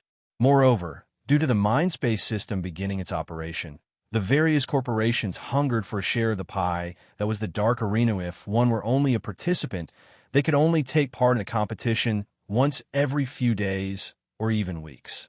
Moreover, participants would only profit if they won. On the other hand, the host made a fortune on every competition, regardless of which team won. Although one could also spectate and bet resources on a competition, risks came with each gamble. Moreover, the host was no fool. For competitions with clear winners, the payout rates would be set extraordinarily low. Even if one won in a bet, they would win very little. It was far from what the winning battle team earned from their cuts of the bets in the end. However, the host earned more than anyone recently. The Dark Arena had begun to hold more competitions, and the number would continue to increase. One could just imagine how profitable it would be to become the Dark Arena's host. Hence, no battle team wished to lose. They especially wanted to avoid an utter defeat Phoenix Pavilion Master. Do you hate money that much? Thousand Smiles said, the warm smile on his face turning cold. The Asura battle team's loss is already set in stone. Is it really worth rejecting my offer to protect your reputation? If you refuse, I'll have no choice but to find the Dragon Pavilion Master and negotiate with him. I believe that he would be extremely interested in cooperating with us on Thunder Island. He would also be more than willing to tell the great Pavilion Master about the Asura battle team. Even the Dragon Phoenix Pavilion would not be willing to let you act so recklessly. He had already done his investigation and discovered that Nine Dragons Emperor had no relationship whatsoever with the Asura battle team. Phoenix Rain had established the team herself. However, while Nine Dragons Emperor could not interfere with the battle team, he could report Phoenix Rain to the Great Pavilion Master, the true ruler of the Dragon Phoenix Pavilion. At that time, Phoenix Rain would be forced into an awkward position. Are you threatening me? Phoenix Rain asked, her tone lowering slightly. No, this is just a kind warning, Thousand Miles said, smiling.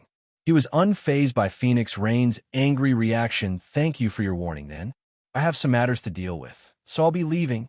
Phoenix Rain glanced at Thousand Miles before turning to leave. If the secret of her owning the Asura battle team were exposed, and Heavenly Dragon and Miracle agreed to cooperate, her development in the Dragon Phoenix Pavilion would suffer. However, the setback wouldn't be so severe that she needed to fear the man's threats as long as the operation on Thunder Island succeeded. Her position in the Dragon Phoenix Pavilion would be unshakable. She really doesn't know how to appreciate a favor. Wrathful flames burned in Thousand Miles' eyes as he watched Phoenix Rain's departing figure. March, pass on the weapons and equipment we borrowed to Miracle Dragon and the others. Since this plan has failed, we'll proceed with the original plan. Originally, Thousand Miles had intended to secure a complete victory for the evil dragon battle team without exposing their true strength. After all, this would benefit them greatly in the upcoming competitions. Now that Phoenix Rain had rejected his proposal, he had no choice but to show her how powerless the Asura battle team was against the evil dragon battle team, forcing her to regret her decision. Understood. Silent March nodded and left the room. Time passed quickly. As more people arrived in the dark arena, Phoenix Rain desperately worked with her subordinates to learn more about the evil dragon battle team. At the same time, she used her connections to obtain some top-tier equipment for the Asura battle team. As the competition was about to begin, Blue Phoenix rushed into the VIP room. Phoenix Rain occupied. Big Sis Rain. Zero Wings members have arrived, but what? They've only sent 5 people this time. 5. Do they want to win this competition or not? Chapter 1148, Toy Around. Hellscythe_Fluffy Goblin Chapter 1148, Toy Around. In Flame Dragon City's underground arena, a large number of advanced carriages and high-ranking mounts crowded together outside the establishment. The hundreds of black-armored security members were currently confirming the players' invitations is sent. That person, the guild leader of the first-rate guild. Silver Knights? What is that mount? It's so huge. Crap. It's the epic rank glow effect. Which battle teams are participating in the Dark Arena this time? They have actually attracted so many amazing people. Both the independent players that had come to tour the Imperial capital and the guild players that wanted to take part in the Dark Arena were stunned by the scene in front of the underground arena. Normally, it was rare to see players atop high-ranked mounts in Flame Dragon City. Yet warhorses, cheetahs, tigers, lions, giant wolves, and various other powerful mounts now packed the street. It was a dazzling sight to behold. Aside from high-ranking mounts, players also saw various upper echelons from many of the large guilds. However, the most popular topic among these independent and guild players was the upper echelon's weapons and equipment in God's domain. Ordinary players even considered dark gold weapons and equipment godly items. However, in this gathering of guild upper echelons, such items were a dime a dozen. It was the epic items that attracted attention. The true reason for the upper echelon's visit was the Dark Arena's first-ever auction. Even the usually uninterested large guilds had shown up, curious about what items the auction had to offer. After all, the Dark Arena's host had organized the auction. The host certainly wouldn't offer inferior goods, as it would soil their reputation. Moreover, The Dark Arena's host had already announced that the auction would include an epic item. Even first-rate guilds had a few epic items at most, with some only having one or two. These guilds treasured every one of their epic items and used them to attract new and independent players. Aside from super guilds and super first-rate guilds, the majority that had been invited were first-rate guilds.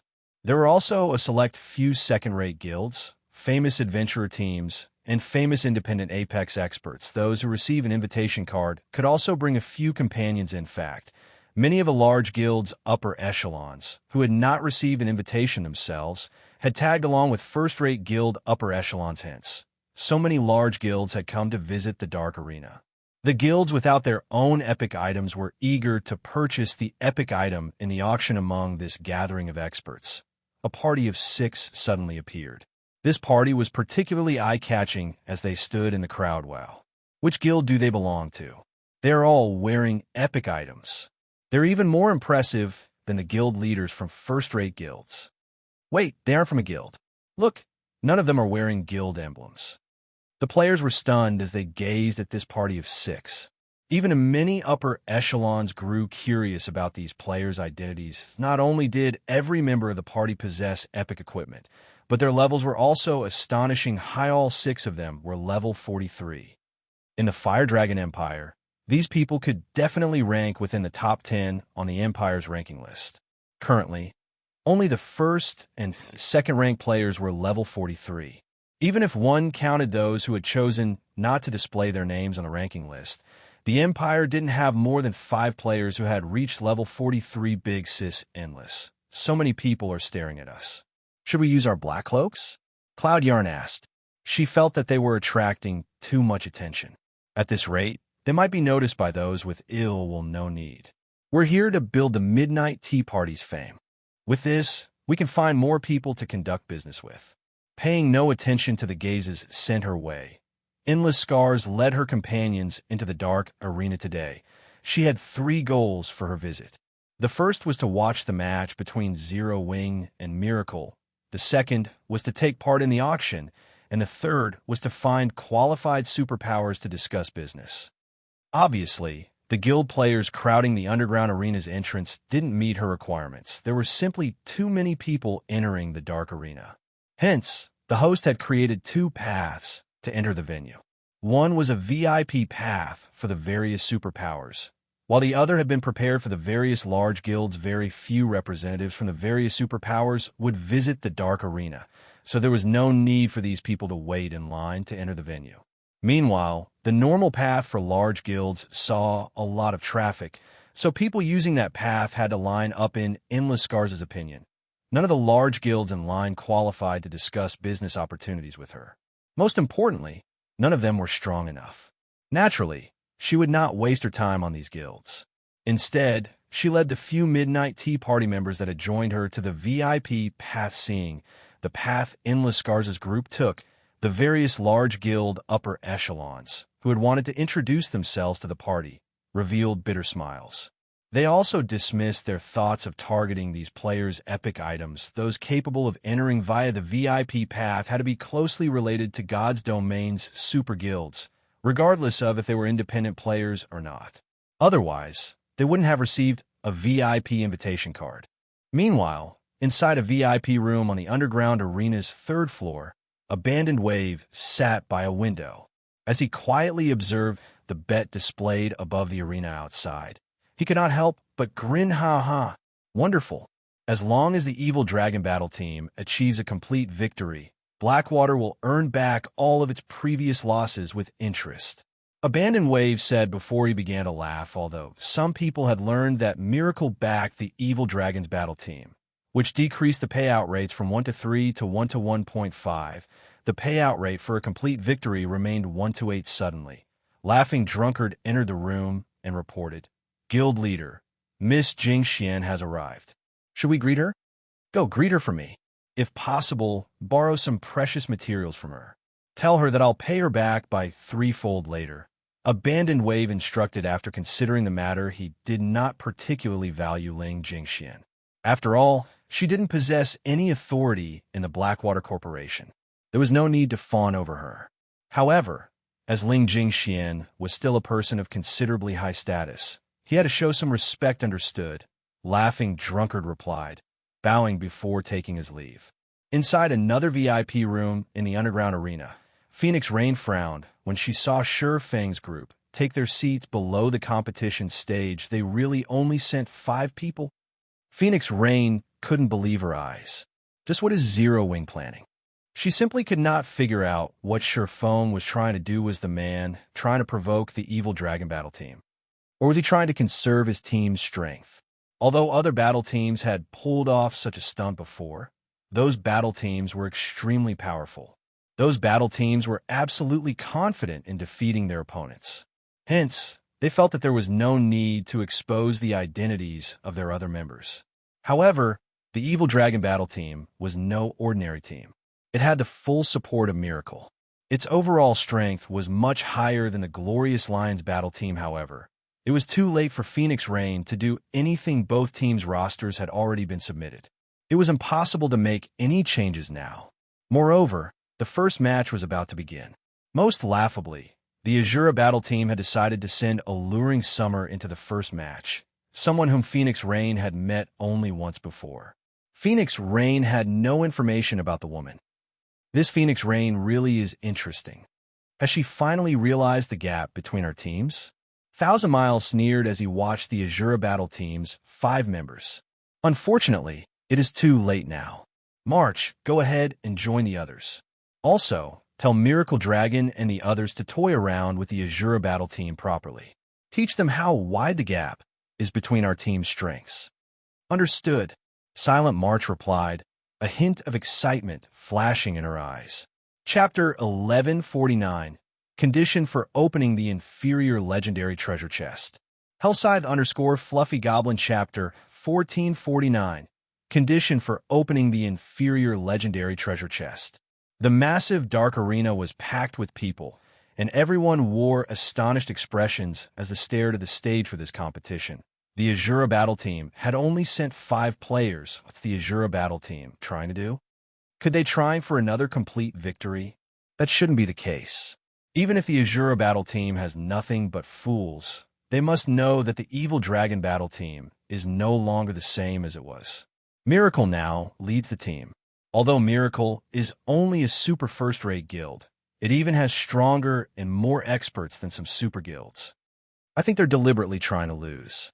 Now that Miracle has taken over the Evil Dragon Battle Team, the battle team's strength has transformed tremendously. The Asura Battle Team must have recognized that they are no match for Evil Dragon and decided to send 5 members to conserve their strength for the next match. Every player in the audience had their own opinions. However, the majority was of the opinion that the Asura Battle Team intended to preserve its strength, yet they couldn't just throw away their reputation by handing over a complete victory. Hence, they'd sent 5 members. As long as they won one of the first 3 matches, they wouldn't have too many issues. After all, the information they had collected clearly stated that the Asura Battle Team only a handful of powerful experts. This only gave the team a fighting chance in the first 3 matches.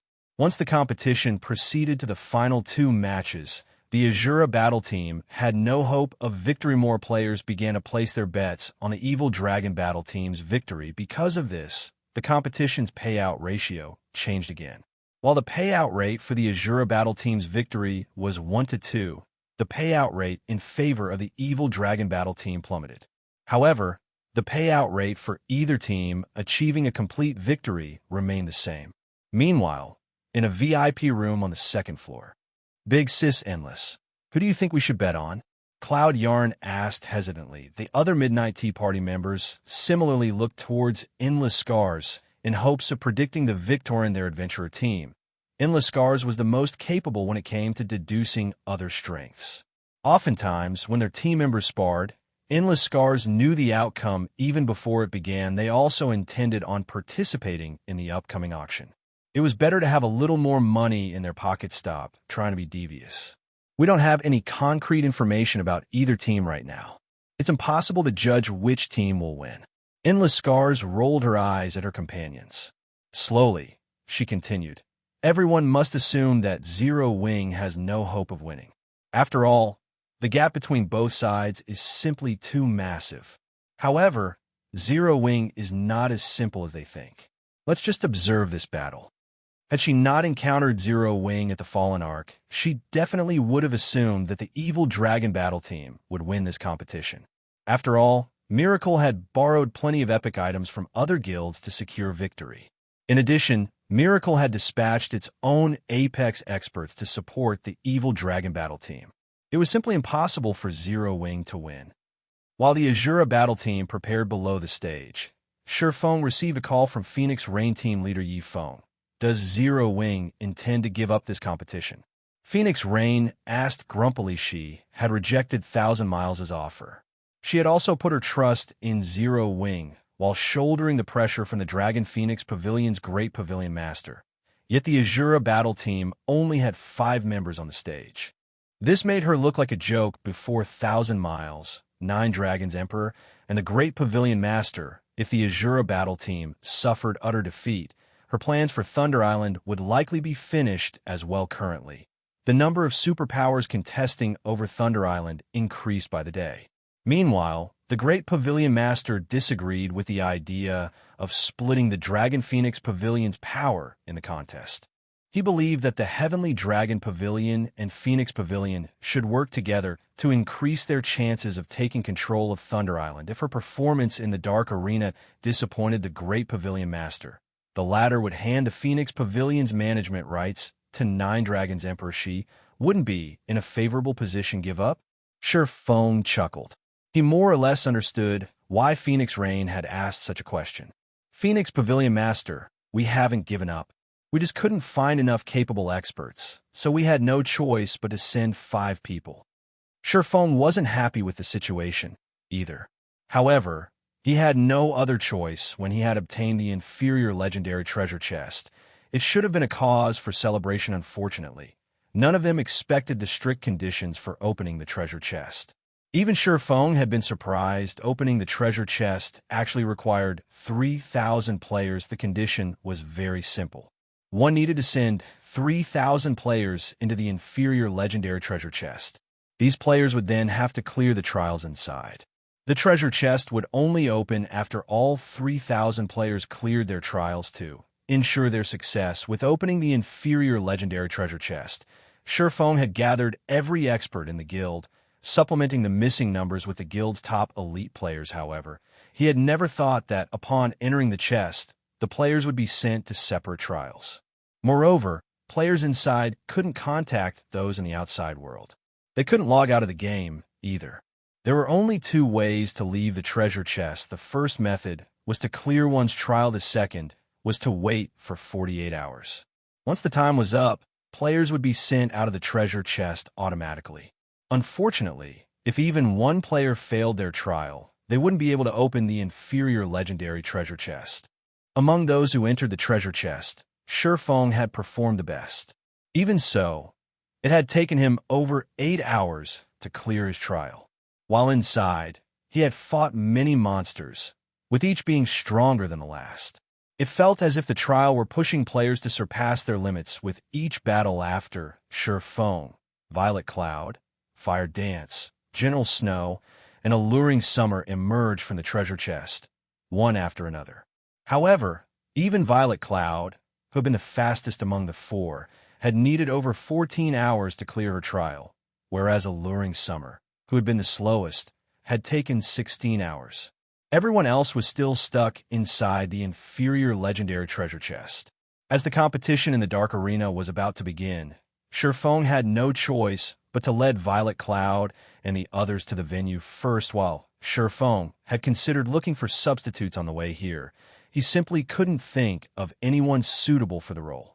Aside from his group of 5, there wasn't even one level 40-plus expert player in the guild. They were all trapped inside the treasure chest. If he brought anyone below level 40 to the Dark Arena, they'd become a laughingstock. Couldn't find enough capable experts. Phoenix Rain was speechless. She even began to wonder if Shifeng was toying with her. However, seeing Shifeng's serious expression, the man should not be lying. It was quite possible that Shifeng knew how powerful the evil dragon battle team was.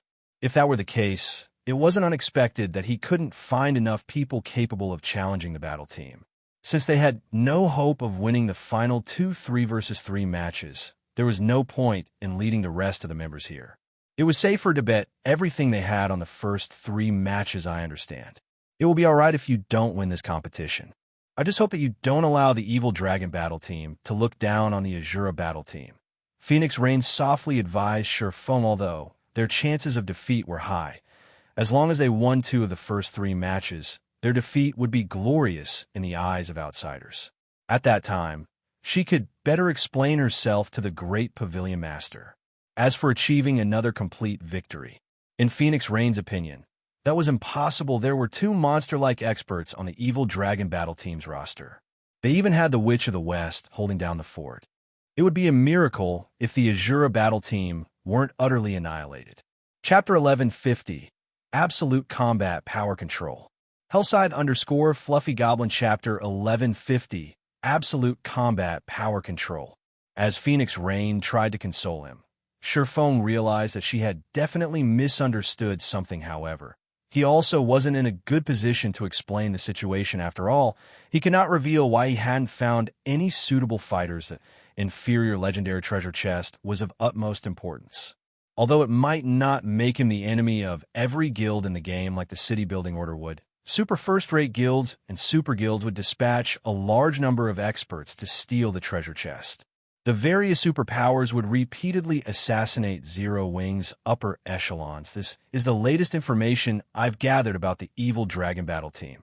Take a look, Phoenix Raid said before forwarding the file she had received from Blue Phoenix to Xianxia. Although they hadn't uncovered much information about the enemy battle team's members due to time constraints, it could still help Xianxia form a proper strategy for the competition. Has Miracle invested a little too much into this competition?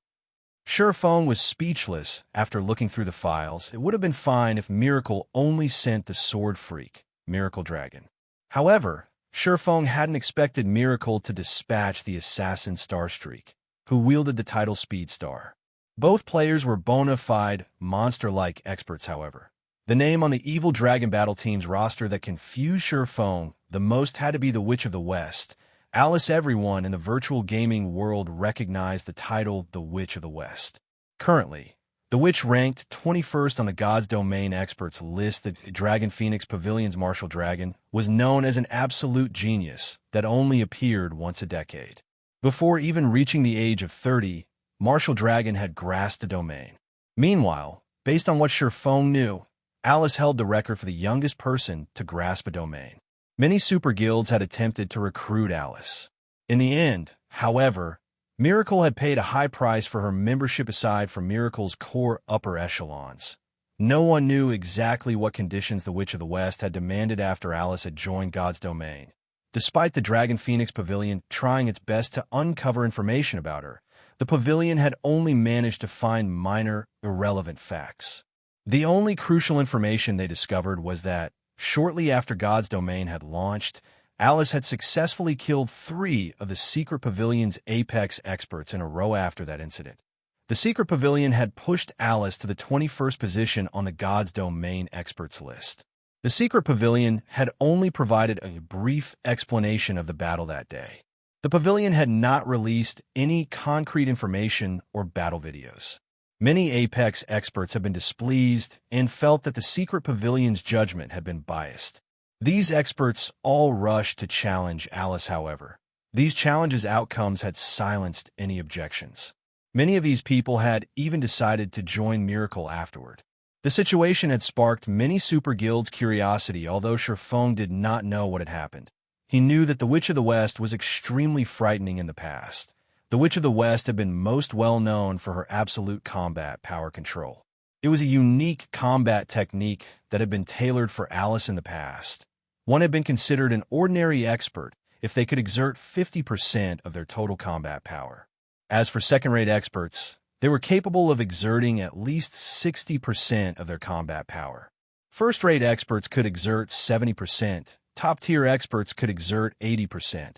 Peak experts could exert over 85%, and apex experts could exert over 90% of their combat power. Meanwhile, the Witch of the West could display 100% of her total combat power. Even Domain Realm experts would struggle to reach such heights. With these three great experts on the Evil Dragon battle team, it was no wonder why Phoenix Rain doubted that the Asura battle team had any chance of victory while Xianxia plotted a strategy to deal with the enemy roster. The system announced both teams' rosters to the audience. Crap, the Sword Freak is here. I've been one of his loyal fans for a long time. Is the Evil Dragon battle team holding an all-star competition? Sword Freak, Speedstar, Witch of the West. No wonder why the Asura battle team only sent 5 people. They must have given up, knowing that they'd lose for sure. What a bunch of cowards. They aren't even putting up a fight.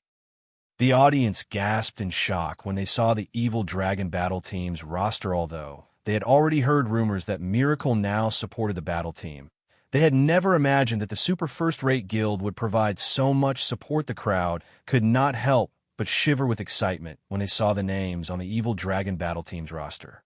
Compared to the Evil Dragon battle team, the previous teams were simply weaklings. Uncle Yuan. Has Miracle lost its mind? It actually sent so many of its peak experts. Purple Jade frowned when she saw the Evil Dragon battle team's roster. The various super guilds were treating the Dark Arena like a playground. They would not take the competitions here seriously and expose their expert strengths. However, the combatants that Miracle had dispatched spoke volumes of how seriously the guild took the Dark Arena. It was likely that only teams with the backing of super first-rate guilds and super guilds had any chance of contending with the Evil Dragon battle team.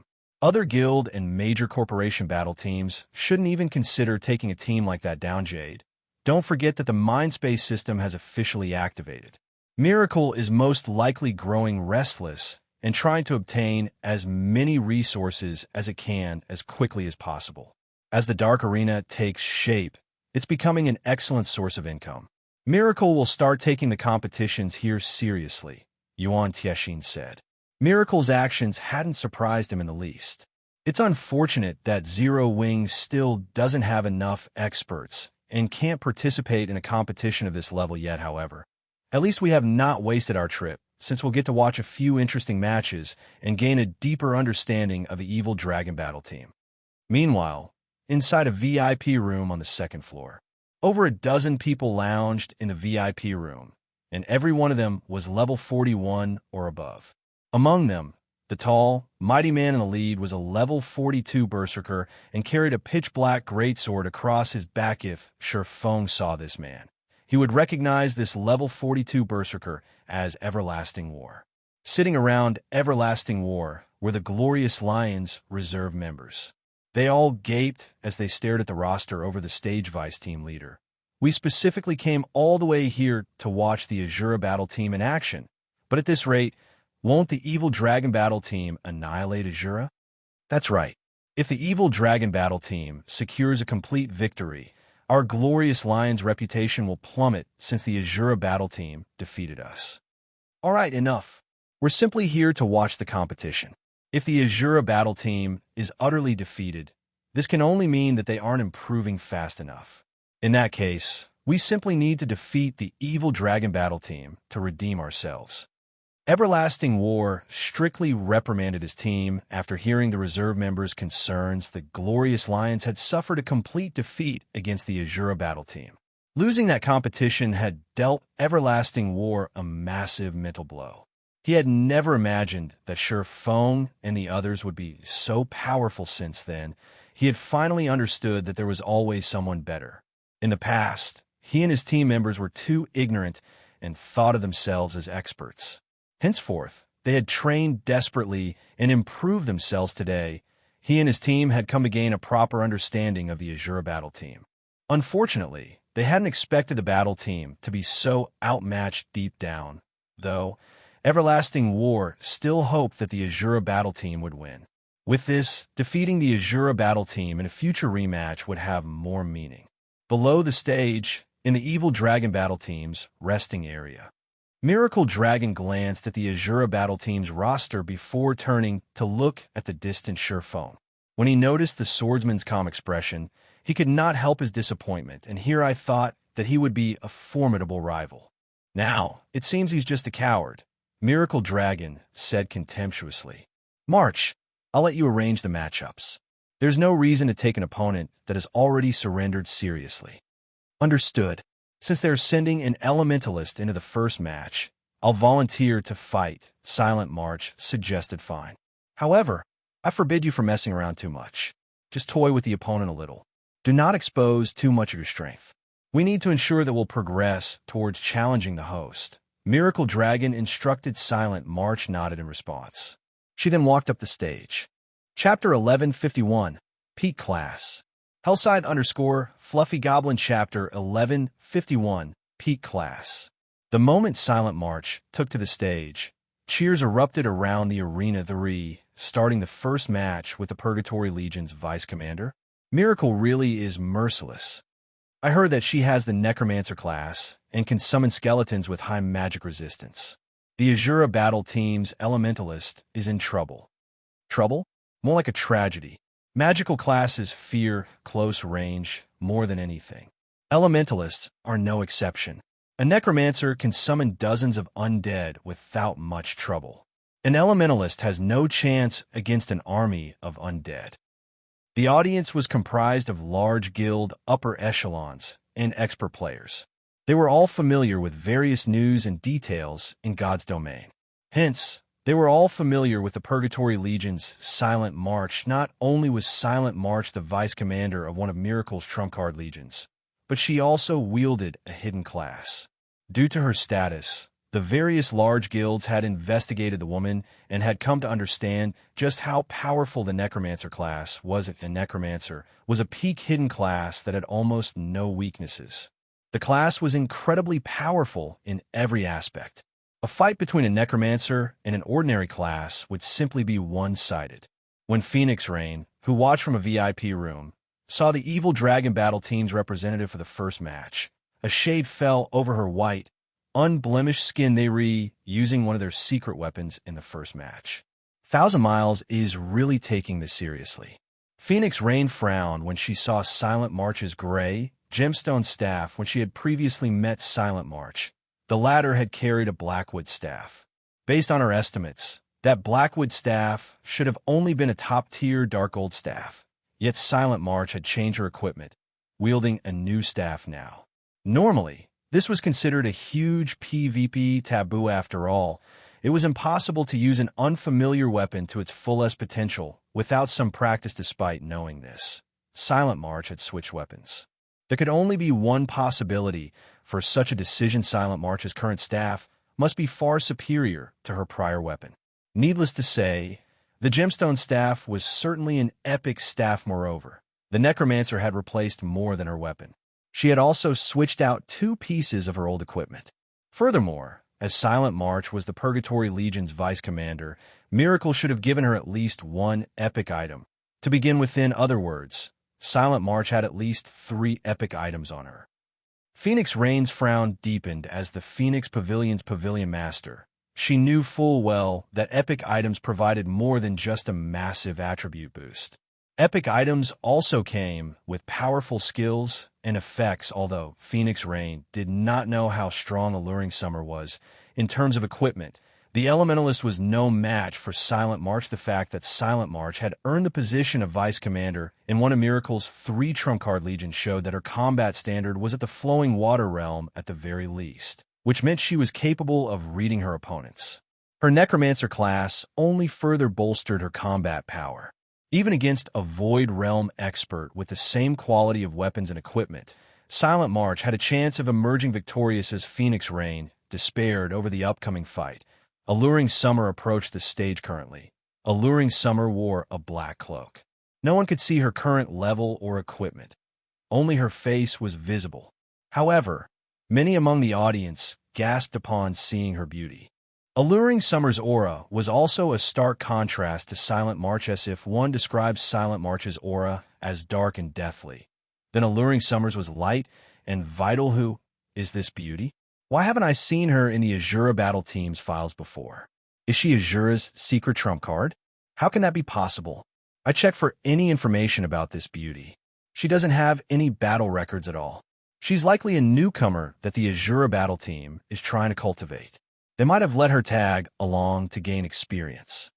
When Alluring Summer appeared, the audience's attention shifted to her. Although the Asura battle team's defeat was already certain, it was still worth taking note of the team's members.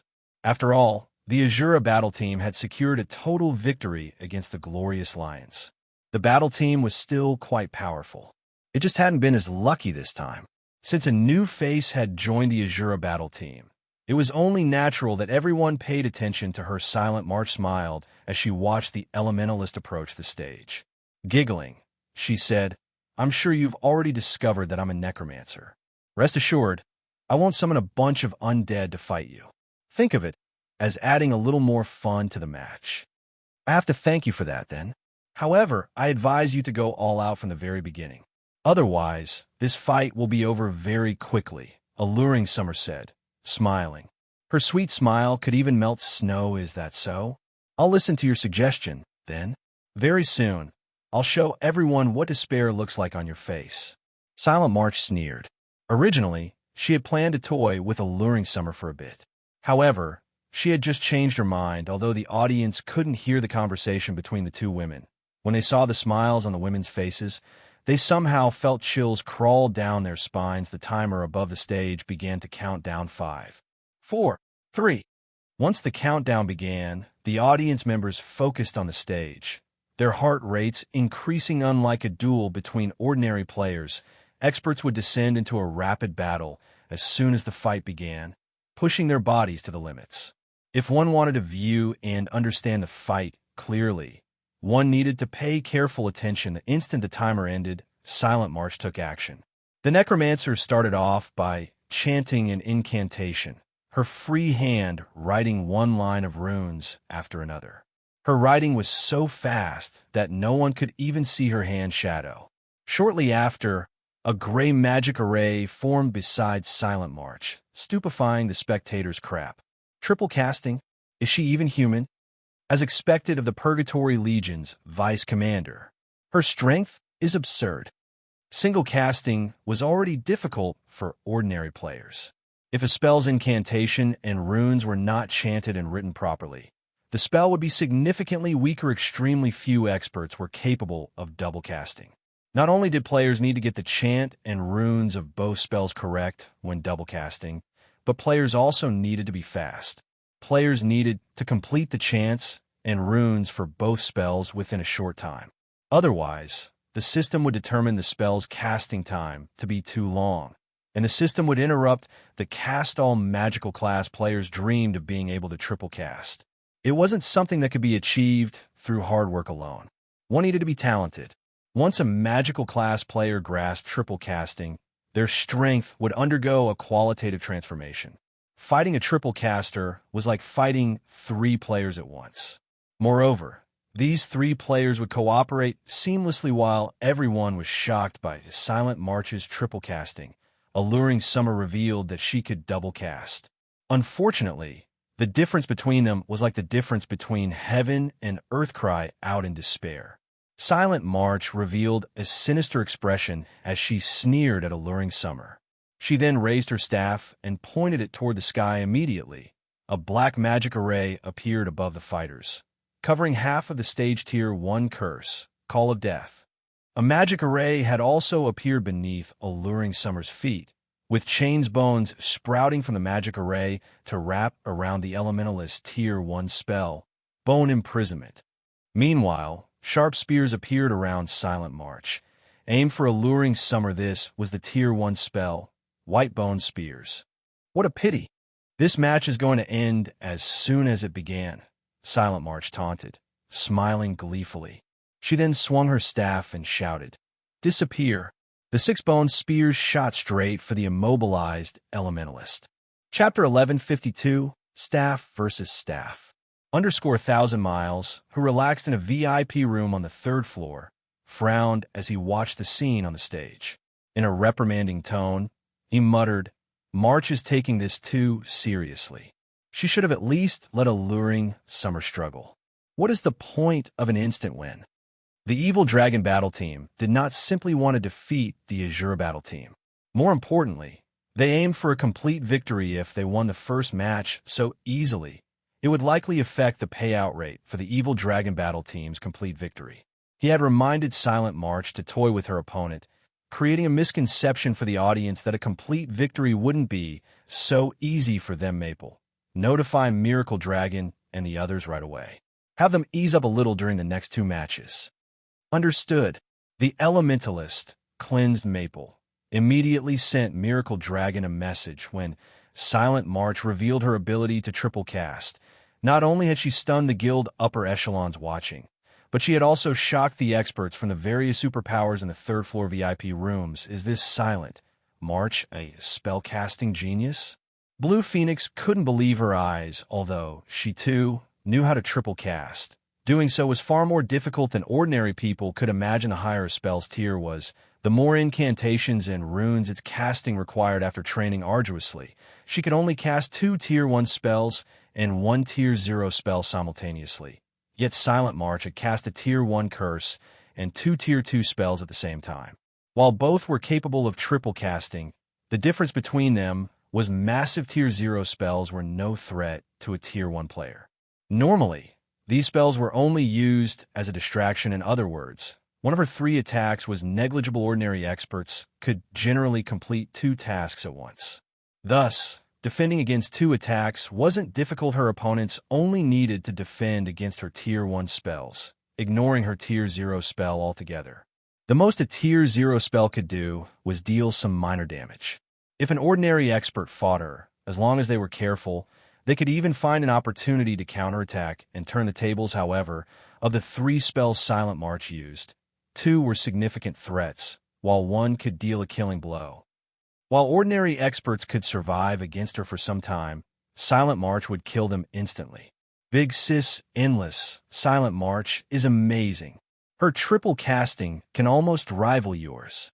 Cloud Yarn stated, surprised as she watched the stage. She had never imagined that anyone else could reach Endless Scar's standards. She is indeed. However, she is nowhere near as powerful as Endless yet. The team leader, Breeze Wine, said as he rolled his eyes at Cloud Yarn. Slowly, he explained, Endless relies on her own abilities to cast 3 Tier 1 spells.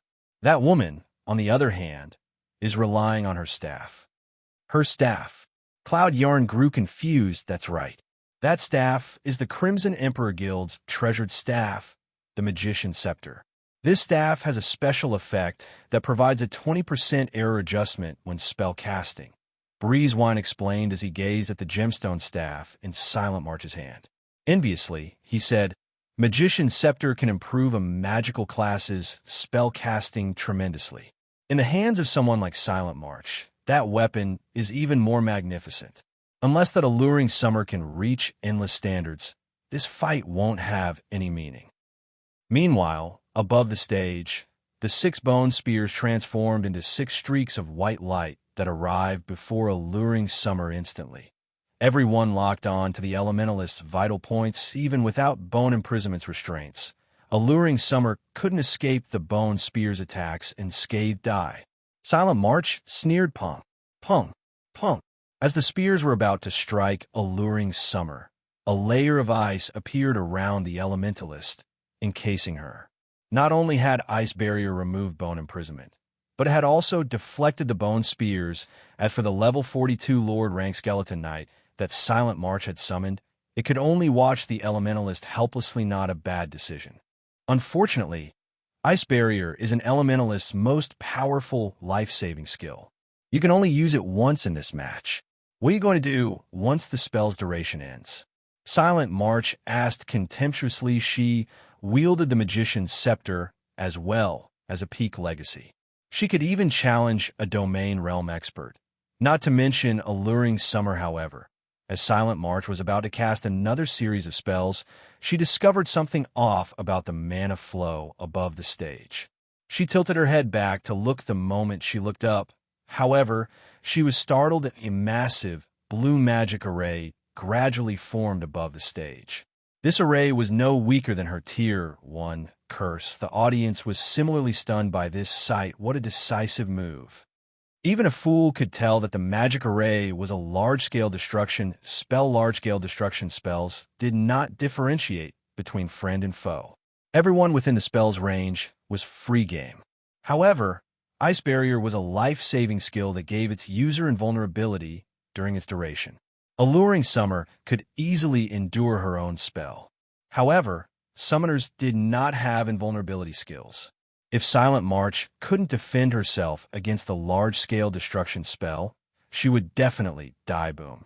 Boom. Boom. As one lightning strike descended after another, over half of the stage had transformed into an electric hell. Even Silent March could not escape the spell's range in time after the thunderstorm had passed. The battlefield was unrecognizable. Alluring Summer finally emerged from her ice barrier as everyone assumed that Silent March was dead. The instant Alluring Summer's ice barrier vanished, the previously summoned Skeleton Knight charged out of the smoke and slashed its longsword at the Elementalist. Instinctively, Alluring Summer used her blink skill and instantly appeared 15 yards away from her original position, avoiding the Skeleton Knight's chop. Yuri still alive? Alluring Summer was slightly surprised when she saw Silent March reveal herself from the smoke clouds that Necromancer appeared completely unharmed. Her expression, however, was much darker than before. Good. You are the first person to force me to use my legacy life-saving skill. As a reward, I'll teach you the true meaning of despair. Silent March growled coldly as she stared at Alluring Summer in God's domain. While summoners did not possess any life-saving skills that provided invulnerability, necromancers did. The skill's name was Shield of Death. She had kept this trump card hidden. However, Alluring Summer had forced her to expose Ida. As soon as Silent March finished speaking, she began to chant once more. At the same time, she controlled the Skeleton Knight to attack Alluring Summer. Alluring Summer was forced to dodge the Skeleton Knight's attacks, while interrupting Silent March's casting with ice spears. However, Silent March blocked the incoming attacks with Bone Wall Rise, my undead army. As Silent March finished the last verse, skeleton warriors pulled themselves from the ground before her. Some of the warriors wielded longswords and shields, while others wielded battle axes, and some had bows. In the blink of an eye, a small legion had appeared before Silent March, although the majority of the small legion consisted of level 42 common rank skeleton warriors. As undead's magic resistance was quite high, even cannon fodder could prove to be troublesome for an elementalist.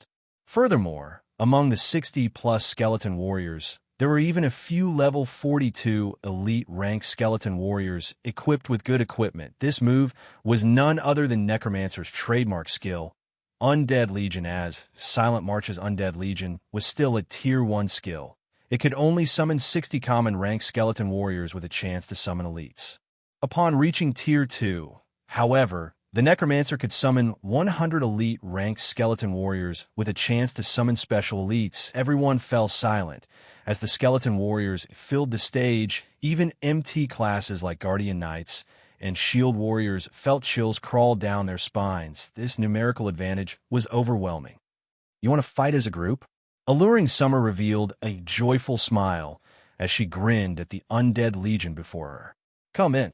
Saying so, Alluring Summer stored her original staff and retrieved a black scythe from her bag. There were extremely intricate skulls and magical patterns engraved on the scythe. At a glance, it looked like the Grim Reaper's signature weapon. This staff was none other than the staff that dropped from one of the fossilized Tyrannosauruses' death as Sai. Chapter 1153, One-Sided Bullying. Hellscythe _ Fluffy Goblin Chapter 1153, One-Sided Bullying. When Alluring Summer replaced her staff, her aura began to transform. If Alluring Summer had been akin to the warm sun before, then now she was cold like the moon. Moreover, her aura wasn't the only thing that had transformed. A faint layer of gray fog had also appeared around her, obscuring her from sight. Is that a staff? Why does it look more like a melee weapon rather than an elementalist? The crowd thought Alluring Summer looked like a god of death. That weapon is giving off such a powerful impression. I bet it's an epic weapon. It's a pity that there isn't much point to switching weapons right now. With so many skeleton warriors and the Skeleton Knight, she doesn't have a chance. Silent March is waiting for an opportunity on the other side of the stage, too. I know, right? The Necromancer class is simply broken in a one-on-one fight. Although the spectators had realized that Alluring Summer's new weapon was quite powerful, a single weapon could not change this battle's outcome. After all, the difference between the fighters' strengths was simply too vast. Watching up to this point, the upper echelons from the various large guilds finally realized just how terrifying a peak class could be, unlike the rest of the audience. However, Endless Scars, sitting in one of the VIP rooms, carefully observed Death's Sigh in Alluring Summer's hands. The more she observed the weapon, the more her interest grew. Breeze Wine was also staring at Death's Sigh, his expression growing more thoughtful. Endless, don't you think that weapon looks just like that weapon recorded in the ancient book? Breeze Wine asked. The Midnight Tea Party had explored many extremely dangerous locations. During their adventures, they had found an ancient book in a secret location. Although this book did not have any powerful abilities, it had been passed down since ancient times. Many weapons had been recorded within, and players would consider every one of these weapons godly items. Alluring Summer's current weapon looked very similar to one of the weapons in the ancient book. It looks similar, yet quite different. However, I doubt that's the real thing. No matter how I think about it, it is impossible for current players to get their hands on that weapon. Endless Scars denied Breeze Wine's conjecture. Suddenly, Silent March began her attack immediately. The Necromancer directed her Skeleton Knight and Skeleton Warriors to attack Alluring Summer from all sides. This way, the Elementalist could neither defend herself nor blink away. In the end, Alluring Summer would be surrounded and killed as the Skeleton Knight and Skeleton Warriors inched closer to Alluring Summer. She responded by using the Tier 1 spell, Blizzard A Snowstorm, then enveloped an area of 10 by 20 yards, turning every Skeleton Warrior within range into an ice statue. A damage of over -6,000 appeared above the Skeleton Warriors' heads. Alluring Summer frowned. These undead monsters' magic resistance was much higher than she had expected unless she used a large-scale destruction spell. She couldn't instant-kill these level 42 Skeleton Warriors with 45,000 HP. Stop wasting your energy. With the Skeleton Warriors' magic resistance, the damage they receive from Tier 1 spells is reduced by 70%. Even if you've switched to an epic weapon, you are still no match for them, Silent March said, sneering. Or do you think that you can bridge the gap with one measly epic weapon? Don't forget that I have my own epic staff. As soon as Silent March spoke, 6 white bone spears appeared around her. Once more, you had used your life-saving skill to defend against this attack. I want to see how you survive this time. Silent March shouted and swung her staff down immediately. The 6 bone spears flew toward Alluring Summer. Seeing this, the audience assumed that this match was over regarding basic attributes or class. Silent March was greatly superior to Alluring Summer. It was impossible for Alluring Summer to secure victory by relying on one epic staff. It's over. However, the Asura battle team has not lost this match in vain. Without any advantages, the loss isn't unusual. The crowd couldn't help but pity the Asura battle team. Although both battle teams had the support of the guild, the difference between Zero Wing and Miracle was massive. In the previous competition, the Asura battle team had relied on their basic attributes, weapons, and equipment to achieve victory. Unfortunately, they were weaker than the Evil Dragon battle team in every aspect. Boom. As an explosion rang through the battlefield, smoke and dust flew into the air. Silent March frowned, confused as she looked at Alluring Summer, who stood amidst the dust and smoke. Alluring Summer had only evaded the 6 bone spears. The Elementalist had not bothered to use skills to defend herself. No magical class expert would make such a simple mistake. 4 bone spears had struck Alluring Summer, her HP falling below 50%. As long as she launched another volley with the white bone spears, she could take the Elementalist's life. In reality, even if Silent March didn't attack, her skeletons could defeat Alluring Summer, easily. Giving up already? Silent March could not help but laugh. Giving up? Alluring Summer shook her head. Chuckling, she said, I have not given up. On the contrary, I owe you my thanks. Thanks? Silent March was confused. Thank me for suppressing you with my overwhelming strength. No, this Death's Sigh is a very special staff. Only when its user's HP is below 50% can display its true potential. Alluring Summer said, helplessness filling her voice as she gazed at the scythe in her hand. Are you trying to say that you can defeat me once you have less than half of your HP? Silent March could not help but grin at the elementalist. Glaring at the woman with contempt and ridicule, she had 3 epic items on her right now, and every one of them had astonishing effects. She hadn't even used one of their effects thus far. Alluring Summer was dreaming if she thought she could beat her with some epic staff. No, not defeat. Chuckling, Alluring Summer said, this will just be one-sided bullying. Silent March was instantly furious upon hearing Alluring Summer's confidence. Lightly waving her magician's scepter, she activated one of the staff skills. Mana Amplification increases the effects of all skills used by caster by 500% for 10 seconds cooldown. 2 hours. Now, Silent March was even strong enough to face a Grand Lord of the same level immediately. 30 white bone spears appeared around Silent March. Moreover, every one contained more power than the previous spears. The audience was flabbergasted. Crap. This is just too overpowered. She's too strong. Even 10 of me couldn't take her on. Is this the strength of the Purgatory Legion's Vice Commander? If these players had thought that they had any hope against an expert like Silent March, then now, she felt like an invincible monster turned to ash. Silent March waved her staff towards Alluring Summer. Xiao! The 30 bone spears flew towards Elementalist, leaving her with no space to dodge. I was waiting for this. Alluring Summer was unperturbed in the face of the incoming spears. On the contrary, she appeared excited. Gripping Death's scythe tightly in both hands, she swung the weapon down towards the enemy necromancer. The sound of glass shattering reached the spectators. The space before Alluring Summer then split like 2 halves of a broken window, following which both the incoming bone spears and the Skeleton Legion turned into ash and dust. Although Silent March tried to say something, she suddenly collapsed to the ground. Her vision faded to gray before she saw nothing but a black void before everyone could react. The system signaled the match's end. The sound echoing throughout the arena, the victor's name appeared above the stage. Victor.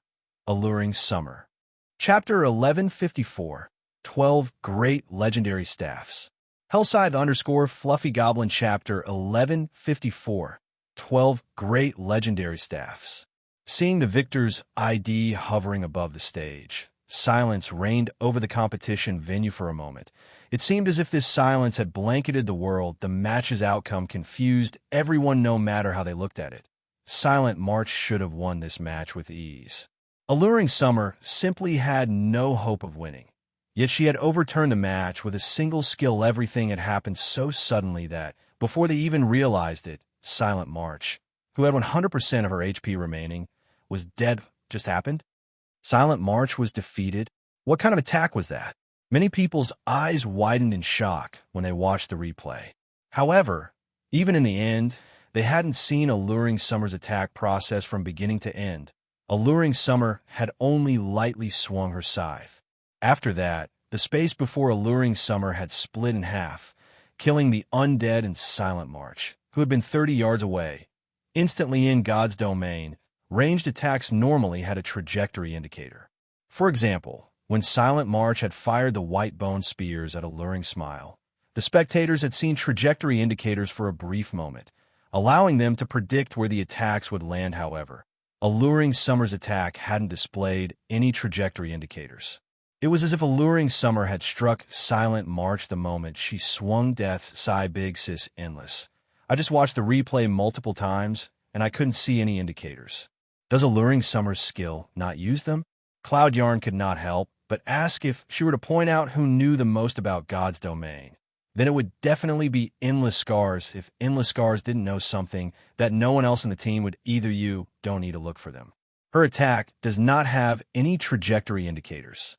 Endless Scars' eyes shone with excitement as she stared at the scythe in Alluring Summer's hands. I really didn't expect this. Although it isn't the real deal, I'm shocked to see that Zero Wing has obtained such a weapon. Silent March had not lost without reason. Breezewine nodded in agreement with Endless Scars' words, fear filling his eyes as he looked at Alluring Summer's weapon. He was certain that the weapon Alluring Summer wielded was a replica of one of God's domain's 12 great legendary staffs, Death's Eye. As for the weapon being the real deal, that was very unlikely. According to the ancient book, the real article had been destroyed long ago. Even a blacksmith god couldn't repair it. Thus, he was absolutely confident that the elementalist Death's Eye was a replica. However, the imitation was considerably similar to the real thing. If it could even use dimensional fracture was an unblockable skill. Even invulnerability could not stop it. Dimensional fracture ignored distance and all forms of protection. When activated, the skill would even penetrate invincible defenses and attack the target directly. It was rumored that the real Death's Eye could instant kill any creature below Tier 6, of course. That was only a rumor. Moreover, Alluring Summer only wielded a replica. Even so, a replica should have no problems instant killing a Tier 1 magical class player. She's dead. Phoenix Rain was somewhat confused after watching the match's outcome. This one was too sudden. She hadn't been prepared for such an outcome. Rather than calling this a PvP match, it had been a one-sided display of power. Damn it! Damn it! 1,000 Miles' eyes radiated killing intent as he glared at Alluring Summer. He wanted to rush onto the stage and kill the elementalist back to level 0. This single loss had foiled his plans to annihilate the Asura battle team. He had bet tons of resources on the evil dragon battle team, achieving a complete victory. Now that his plan had failed, why wouldn't he be furious? He had intended to use those resources to compete for the authority over Thunder Island now. However, they were gone. Very quickly, 1,000 Miles calmed himself down. He turned to Cleansed Maple and said, "Notify Miracle Dragon immediately. I don't want to see them lose another match. I want them to go all out in the next 2 fights." Now that a complete victory was no longer possible, they could only defeat the Asura battle team and recuperate their losses from the competition's winnings. Many large guilds had come to participate in the upcoming auction. Before the auction began, however, many of these guilds would try their luck and bet on the competition. As long as the evil dragon battle team won, their winnings might make up for the losses they suffered. Hence, 1,000 Miles was now taking the competition seriously and refused to give the Asura battle team any hope of victory. However, compared to 1,000 Miles' rage, Abandon Wave had nearly gone mad. In another VIP room, Abandon Wave had bet practically all of his guild's resources on the evil dragon battle team's complete victory. He could not afford for the team to lose even a single match. Zero Wing. Abandon Wave's eyes were bloodshot as he glared at Sure Feng's group below the stage. Zero Wing had spoiled several of his plans now. He resolved himself for the final struggle. "Drunkard, notify the Beast Emperor and tell him that I'm willing to become an evil god apostle. Moreover, I'll sacrifice 1 million players to him. However, I want both Stone Forest Town and Zero Wing annihilated." Guild leader. Laughing Drunkard panicked at Abandon Wave's command. The Blackwater Corporation's upper echelons wanted to develop the guild. If they sacrificed the guild members, these upper echelons would not let Abandon Wave off the hook, regardless of his position as young Master Jing's trusted Aderlax. "I won't use our guild's members. In any case, contact the Beast Emperor."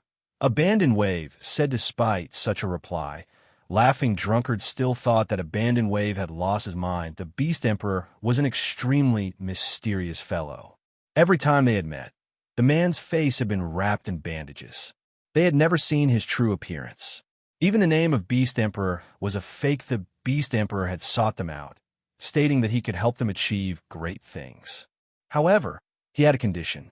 They must become evil god apostles. After hearing his deal, they researched what it meant to become an evil god apostle. Only after investigating the matter did they understand how horrible it would be to become an evil god apostle. Becoming one would make them an enemy to almost everyone in the game. Moreover, after becoming an evil god apostle, unless one deleted their accounts and restarted, they would remain an evil god apostle forever. Furthermore, if NPCs captured them, their accounts would be useless. Hence, Abandon Wave had refused to become an evil god apostle, content with conducting trades with the Beast Emperor enough. Just do as I say. I'll explain things to young Master Jing.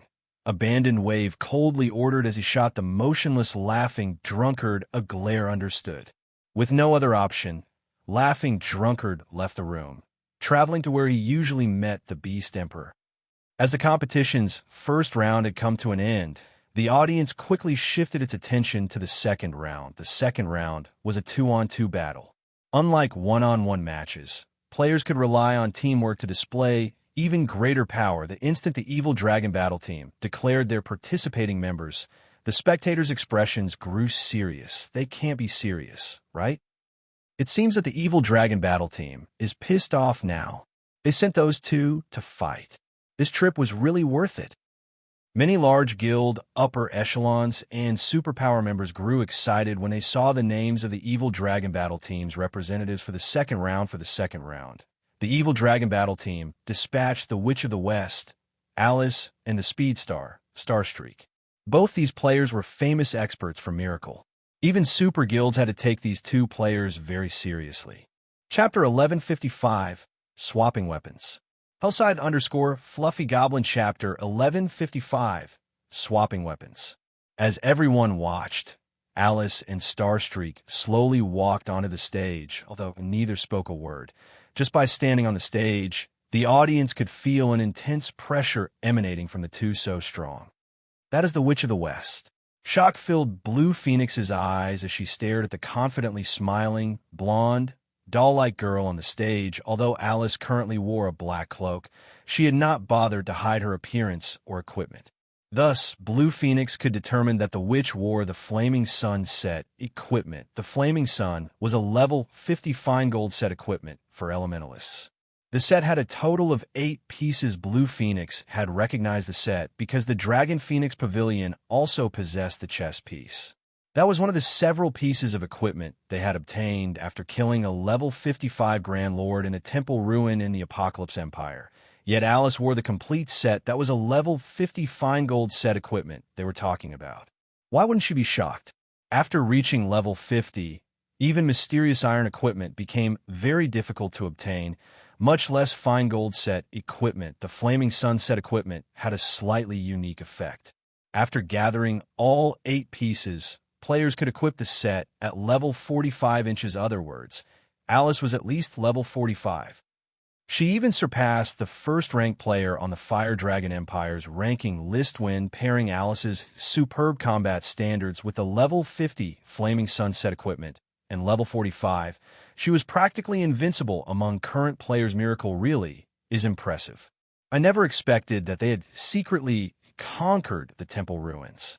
Phoenix Rain's expression darkened as she watched Alice. She had wanted to conquer those ruins for a long time. The ruins contained a treasure called the Fire God's Eye, something she sorely needed.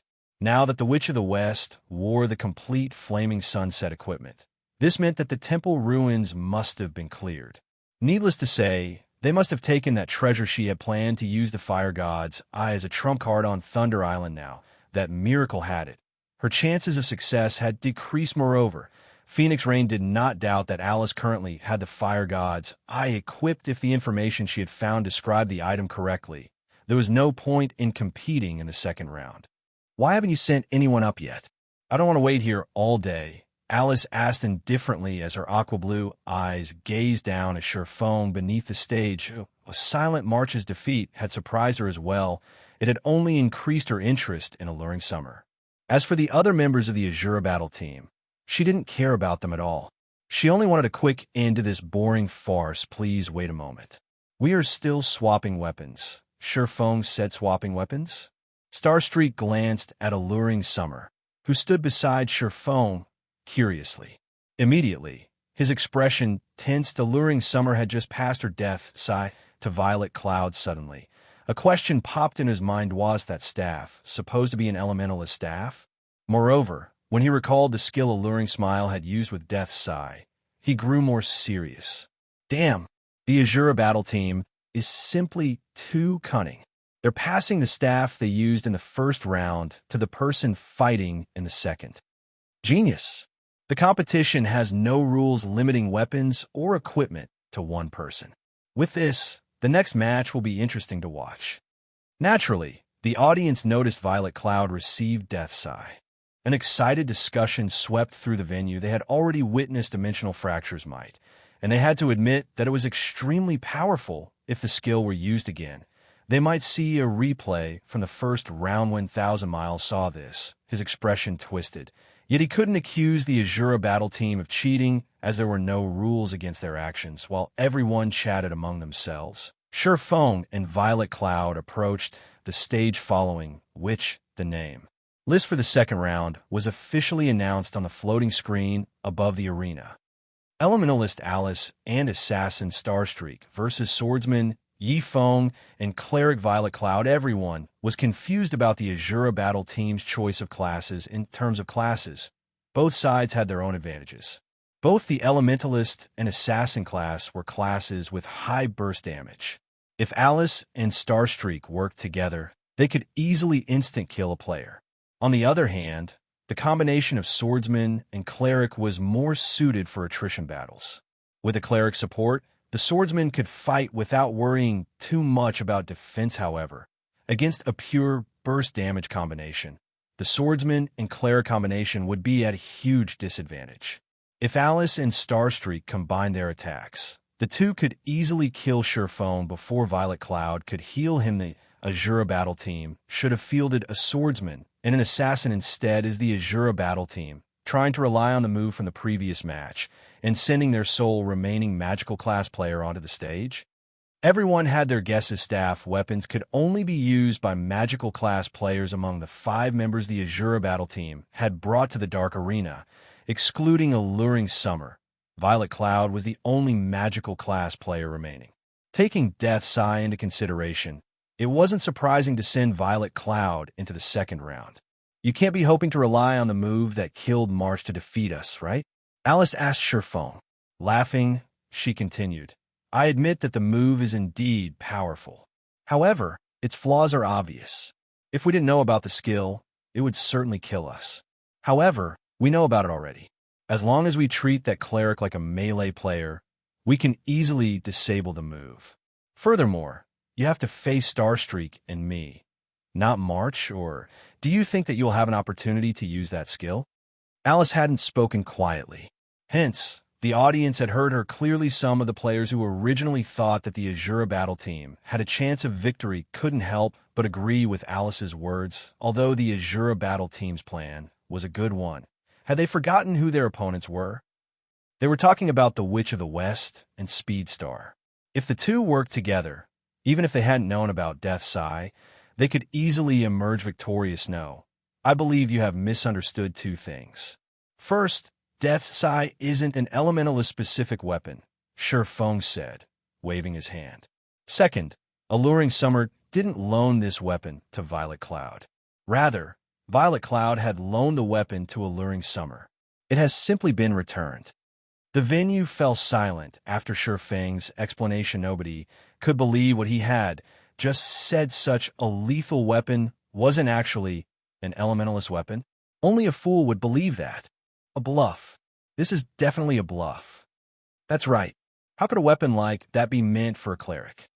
Everybody instinctively rejected Shifeng's declaration. They all knew how massive the impact would be to use a weapon not suited for one's class. It would be impossible to exert the weapon's full power. Looking back at the power Alluring Summer had displayed with Death Sigh, that weapon should be meant for elementalists, as everyone assumed that Shifeng had been bluffing. The competition's timer began to count down. Chapter 1156, Inborn Witch. Hellscythe_Vampire Cat Chapter 1156, Inborn Witch. Although Shifeng had not spoken loudly, every word he said made everyone present shudder involuntarily, particularly the members of the evil dragon battle team, who had thought that they were already at the cusp of victory, now wore stiff expressions on their faces. He must have deliberately said those words to disrupt Alice's and Starstreak's mental states. Does he really take us for fools? Since they're too weak, they can only use small tricks like these to have any hopes of winning. That's right. It's a pity that their opponents this time are Alice and Starstreak. Even if what he said is true, it won't change the outcome of this match. He's just bluffing. Let's see how Alice will take care of them in a moment. None of the evil Dragon Battle team members believed Sure Fang's words. They all began laughing in ridicule as they looked at Sure Fang and Violet Cloud. Is it really a bluff? Unlike his teammates, however, Miracle Dragon continued scrutinizing Sure Fang. However, even after observing the swordsman for some time, he did not discover any awkwardness on Sure Fang's face. On the contrary, Sure Fang's eyes were practically glowing with confidence. Seeing this convinced Miracle Dragon that the swordsman's words were true if Sure Fang was telling the truth and that Death's Eye was actually a weapon meant for clerics. Then the current Violet Cloud was definitely a very threatening cleric. However, even after coming to this conclusion, Miracle Dragon did not bother doing anything.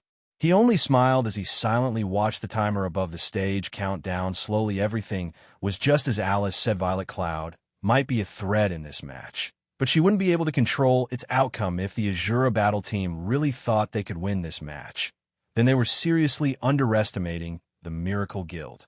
When only 5 seconds remained on the timer, Alice and Starstreak, who had been motionless all this while, suddenly moved. Alice directly chose to distance herself over 30 yards away from Sure Fang and Violet Cloud. Meanwhile, Starstreak circled around to Violet Cloud's side. His motive could not be any more obvious: to kill Violet Cloud first. When Alice was 35 yards away, she took out a crimson wooden staff, which had a crimson flame burning at its tip, the flame looking just like an eye that could see through everything. The moment this staff appeared, fire-type mana began massing rampantly around Alice, the mana casting a faint, red glow around the elementalist. At this moment, it was as if Alice had become the goddess of fire. Although I don't know whether your words are true or not, the fact that you've exposed your trump card so soon will only lead to your miserable defeat. After Alice completed her preparations, she smiled faintly at Sure Fang. Right as she finished speaking, the timer above the battlefield hit 0 at the same time. Alice began chanting. Although she was only double casting right now, her chanting and writing speeds were much faster than silent marches. In the blink of an eye, a massive, crimson magic array appeared before Alice. A tornado of flames then emerged from the magic array and extended rapidly towards Sure Fang and Violet Cloud.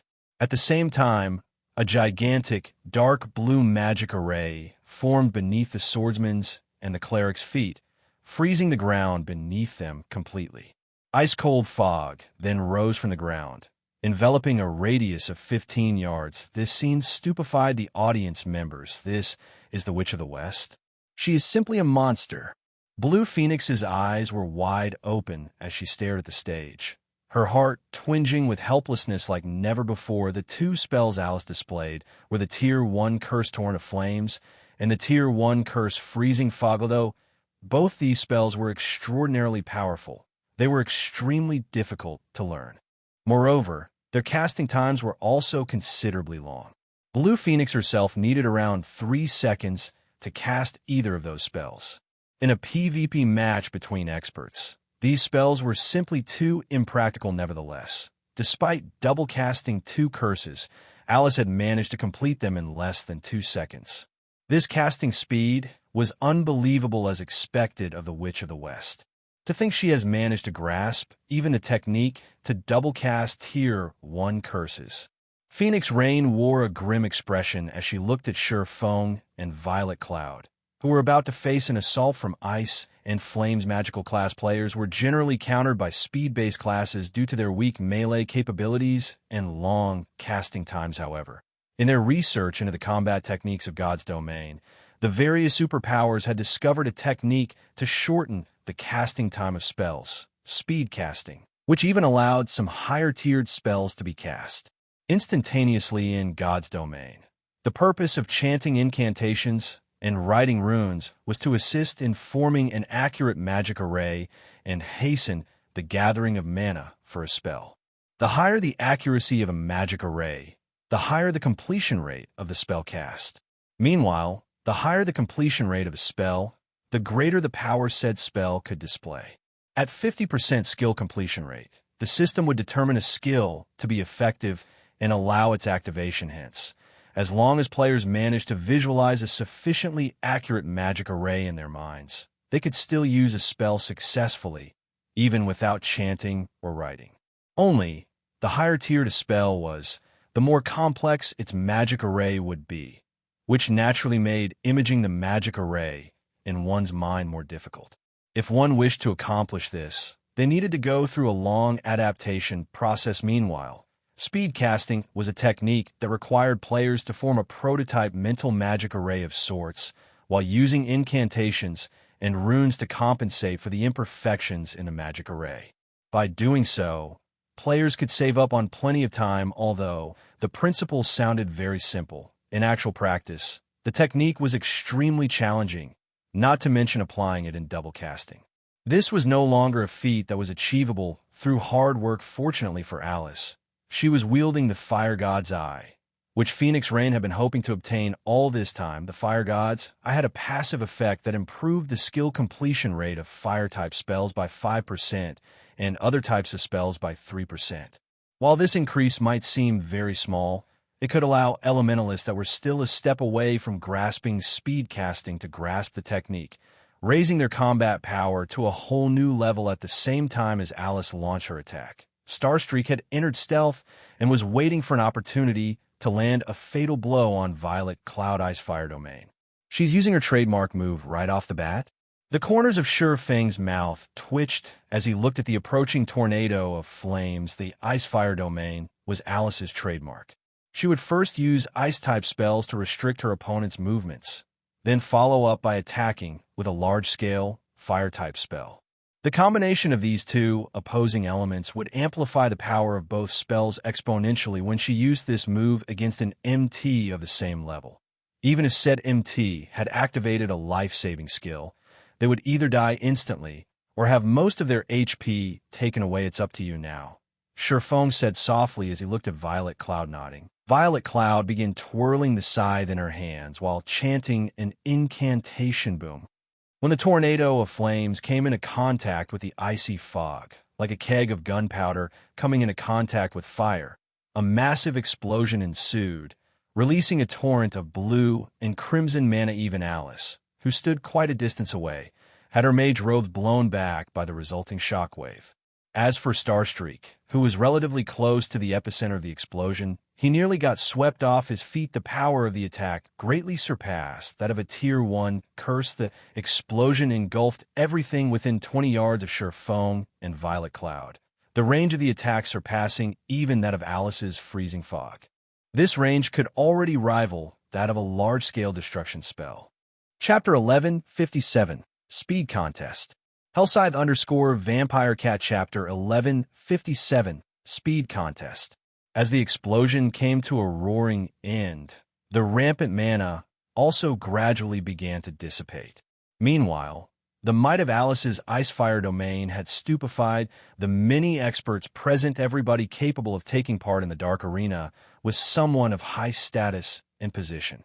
Among them, there was no lack of powerful experts from large guilds at this moment. However, every one of these experts had their breaths taken away by the Witch of the West, particularly those magical class experts, who even found themselves gasping for air when they witnessed this scene spell combination. This is too amazing. It's a true spell combination. Someone has actually managed to turn theory into reality.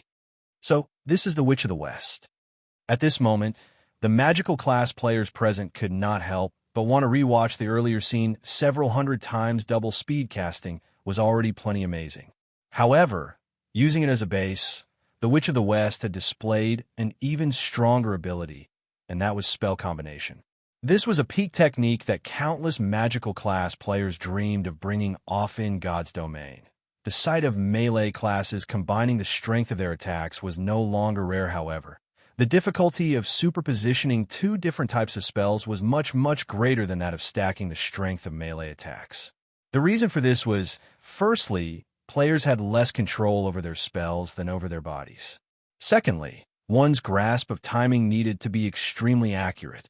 Due to these two reasons, spell combination was deemed to be an impossible technique. Yet, now, the Witch of the West had displayed that technique before everybody. Isn't she a little too strong? If she's grasped spell combination, no player in the same tier can match her.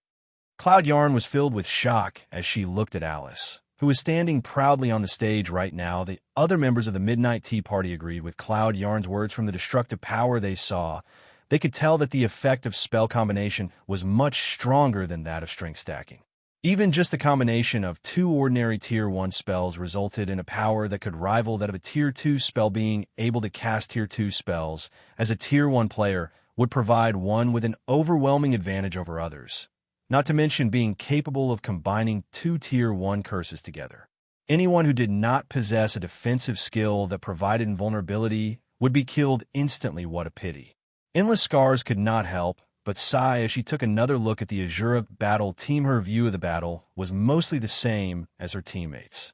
However, unlike them, she did not consider Alice invincible among those of the same tier. At the very least, among the experts she knew, there were many that could contend against Alice. One of the said experts was none other than the Sword King Black Flame, whom she had met just recently. Unfortunately, Black Flame was not participating in this competition.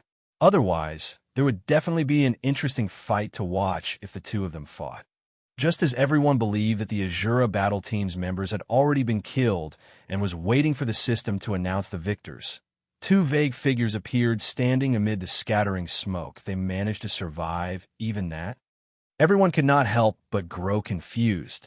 Even an MT with their life-saving skill activated would most likely die when going up against that kind of destructive power, not to mention a swordsman and a cleric, which were inferior to MTs when it came to HP and defense. The instant Violet Cloud's figure emerged, Starstreak, who had been looking for an opportunity to strike all this time, activated Shadow Steps and dove straight into the smoke clouds. He then stabbed his pitch-black dagger at the back of the petite figure before him. Starstreak completed the entire process like flowing water. He made no sound whatsoever as he moved, and included no excess movements in his actions. Immediately, the pitch-black dagger struck a Violet Cloud at a speed invisible to the naked eye. Ambush. Dang! Sparks flew into the surroundings as the clangor of metal clashing resounded throughout the stage. Amid the little sparks, one could faintly see a long sword wrapped in blue lightning, holding back the advance of Starstreak's pitch-black dagger. He blocked it. Starstreak was inwardly surprised, however. As a peak expert, he would not fall back just because one of his attacks failed to land. He promptly adjusted his previous strategy as he flipped the silver dagger in his left hand into a reverse grip. In the next moment, the silver dagger began emitting cold air. He then activated the epic-ranked Frost Tooth's strongest skill, Frost Burst. As Sure Foam and Violet Cloud, Frost Burst was a skill that dealt a large amount of ice-type damage in a fan-shaped area before the user. At the same time, the skill would also freeze all creatures within the affected area for 5 seconds. Even if one used a control removal skill, they would still be affected by Frost Burst's other effect, which reduced the movement speed and attack speed of all enemies within a 20-yard radius for 10 seconds. With this, Starstreak would have an absolute advantage throughout the skill's duration. Boom. The space before Starstreak immediately turned into a world of frost, following which he used Absolute Strike and struck at Violet Cloud once more. However, before he could reach his target, Starstreak, who had transformed into a streak of shadow, found himself stopped without warning. It was as if his entire person had crashed into a wall. What's going on? Starstreak was thoroughly bewildered at this moment. There was actually an invisible wall before him. Meanwhile, not only had this invisible wall stopped his absolute strike, but even the ice burst he used before had been blocked. Both Sure Foam and Violet Cloud were completely unharmed in the next moment. The invisible wall shattered, and a blue sword light suddenly struck at Starstreak. The link between the two processes was simply perfect, giving Starstreak practically no time to react. In the nick of time, Starstreak managed to move a dagger into the path of the blue sword light. However, as soon as Starstreak stopped this sword light, several more followed in rapid succession, every one of them targeted at the assassin's weak points. What fast swordsmanship! Starstreak hurriedly brandished his 2 daggers to fend off the onslaught. Each time he repulsed an attack, it felt like a hammer pounding his arms, the resulting vibrations inflicting pain. Meanwhile, watching the numerous sword lights interweaving with one another, The audience was dazzled by what they saw. Everyone could only see the afterimages of the hands of both sides. They could not see the swords and daggers clashing against one another at all. The speed of the battle had everyone holding their breath in the blink of an eye. Dozens of attacks had been exchanged. If Starstreak was careless for even a moment, he would definitely get hit. How are his attacks so fast? After receiving dozens of attacks, Starstreak was confounded. Frost Burst could reduce the speed of all enemies within 20 yards, yet the speed of Shurfeng's attacks did not seem to have been affected whatsoever. If not for Starstreak being an agility-based assassin, Shurfeng's attacks would have struck him by now. However, what Starstreak did not know was that the opponent he currently faced was a level 49 swordsman equipped with a level 50 magic light set equipment, as well as a fragmented legendary item. If not for Shurfeng's speed having been reduced, he would have long since defeated Starstreak in their contest of speed, seeing as Shurfeng had already secured the advantage. Starstreak had no other choice but to activate his Berserk skill. Once he activated his Berserk skill, he intended to force back Shurfeng and open a distance between them to prevent the swordsman from furthering his assault. Then, he would look for an opportunity to strike. After all, an assassin did not have many advantages against a swordsman in a frontal clash. With this in mind, right when their weapons were about to clash once more, Starstreak activated his Berserk skill, Phantom, his strength and speed soaring by a large margin. In the next instant, both his daggers abruptly struck at the killing ray in Shurfeng's hand palm. Starstreak felt like he had just attacked a steel wall, both his hands aching from the resulting vibrations. In contrast, the arm Shurfeng used to swing killing ray only trembled slightly. Impossible. Starstreak was stunned. Chapter 1158. Different level of competition. Hellscythe_Vampire Cat Chapter 1158. Different level of competition. Starstreak knew full well the pros and cons of his Berserk skill.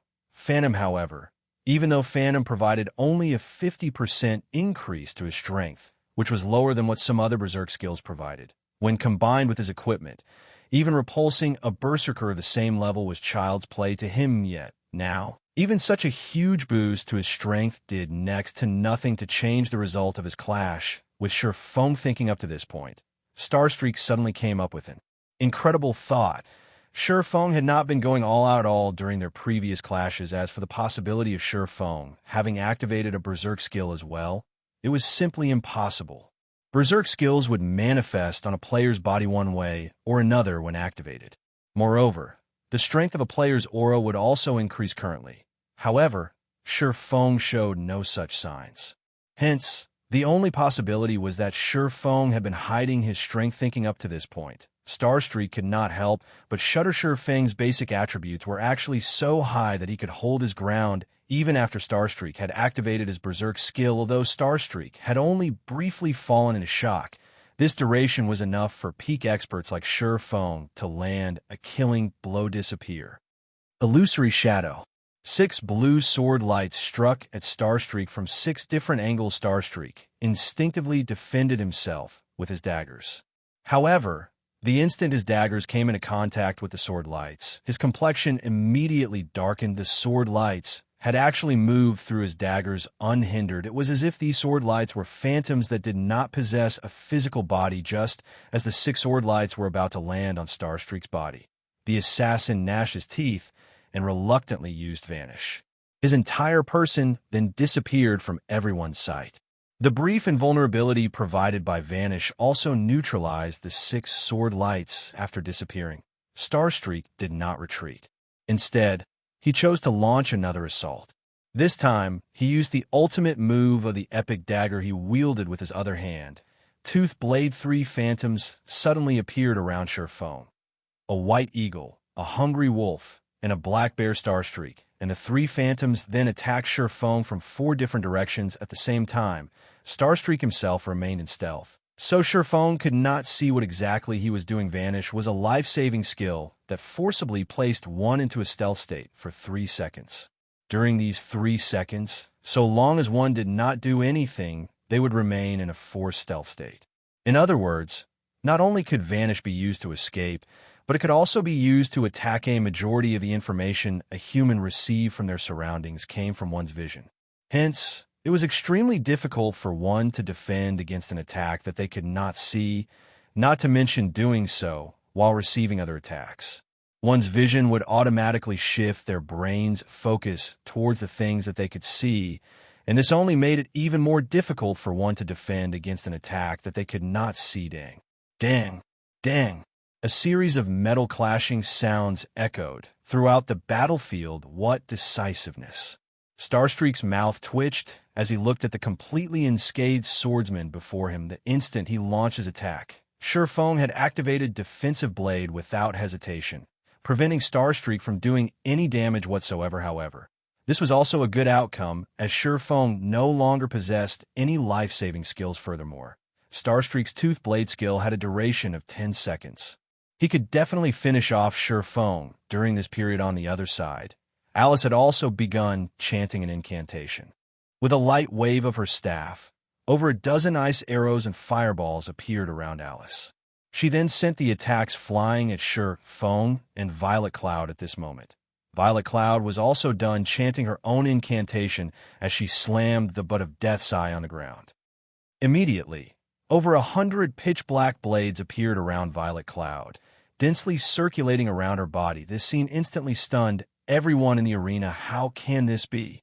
Endless Scars's eyes widened, her mind utterly confused as she looked at the scythe in Violet Cloud's hands. Could that possibly be the real deal? According to the ancient book she read, these 100-plus dark blades should be the manifestation of Shadow Rage, the strongest skill of Death's Eye. The only thing different was that the information recorded regarding Shadow Rage stated that it would summon thousands of Shadow Blades when activated, each one possessing the power to heavily injure even Tier 5 monsters.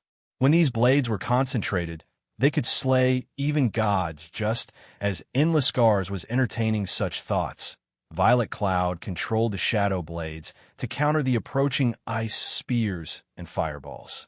She also sent some to attack Starstreak. Upon seeing this, Starstreak immediately panicked. He hurriedly controlled his 3 Phantom Beasts to defend him from the oncoming Shadow Blades. Dang, dang, dang. The power packed within the Shadow Blades was massive. Even when Alice combined the power of the ice spears and fireballs, the spells had only managed to slow down the speed of the Shadow Blades and weaken their power slightly. The blades still proceeded to fly towards Alice after shattering the Elementalist spells. Meanwhile, on Starstreak's side, despite him having activated his Berserk skill already, he just barely managed to defend against the Shadow Blades with the help of his 3 Phantom Beasts. However, every Shadow Blade he blocked numbed his arms. His HP also decreased by over 200 each time. On the other hand, Alice was brimming with excitement rather than feeling anxious. Waving the Fire God's Eye, she suddenly formed a massive, crimson magic array before her. Just as the Shadow Blades were about to land on Alice's body, the ground in front of her suddenly shattered. A flaming hand then emerged from the fissure and blocked all the oncoming Shadow Blades, following which the fissure on the ground grew steadily larger. Shortly after, another hand emerged from it, the 2 hands appearing as if they were trying to rend the ground and clamber up. How can this be? She can summon the Flame King all by herself? Phoenix Rain was deeply shocked as she looked at the Flame Giant, which was slowly climbing into the stage right now. The reason why she wanted to obtain the Fire God's Eye was not just its ability to improve the completion rate of spells. More importantly, it could summon the Flame Monarch from Hell. However, summoning the Flame Monarch required a large amount of mana, roughly 10 magical class players' mana. If she had the Flame Monarch's strength, claiming 2 monster encampments on Thunder Island would not be impossible. Meanwhile, the fact that Alice had managed to summon the Flame Monarch by relying on only her own power was simply inconceivable for Phoenix Rain. The appearance of the Flame King made the audience members gasp. Flame Monarch, Elemental Creature, Grand Lord. Level 65. HP 60, 000/60, 000/000. Now that the Evil Dragon Battle Team had summoned a level 65 Grand Lord to assist them, there was no longer a need to continue this match, not to mention 2 experts. Even 20 experts would be cannon fodder when going up against a level 65 Grand Lord. As a matter of fact, Regardless of how Violet Cloud tried to attack Alice using her shadow blades, the Flame Monarch blocked all her attacks without any difficulty. The Grand Lord was like an indestructible wall. That move of yours really is amazing.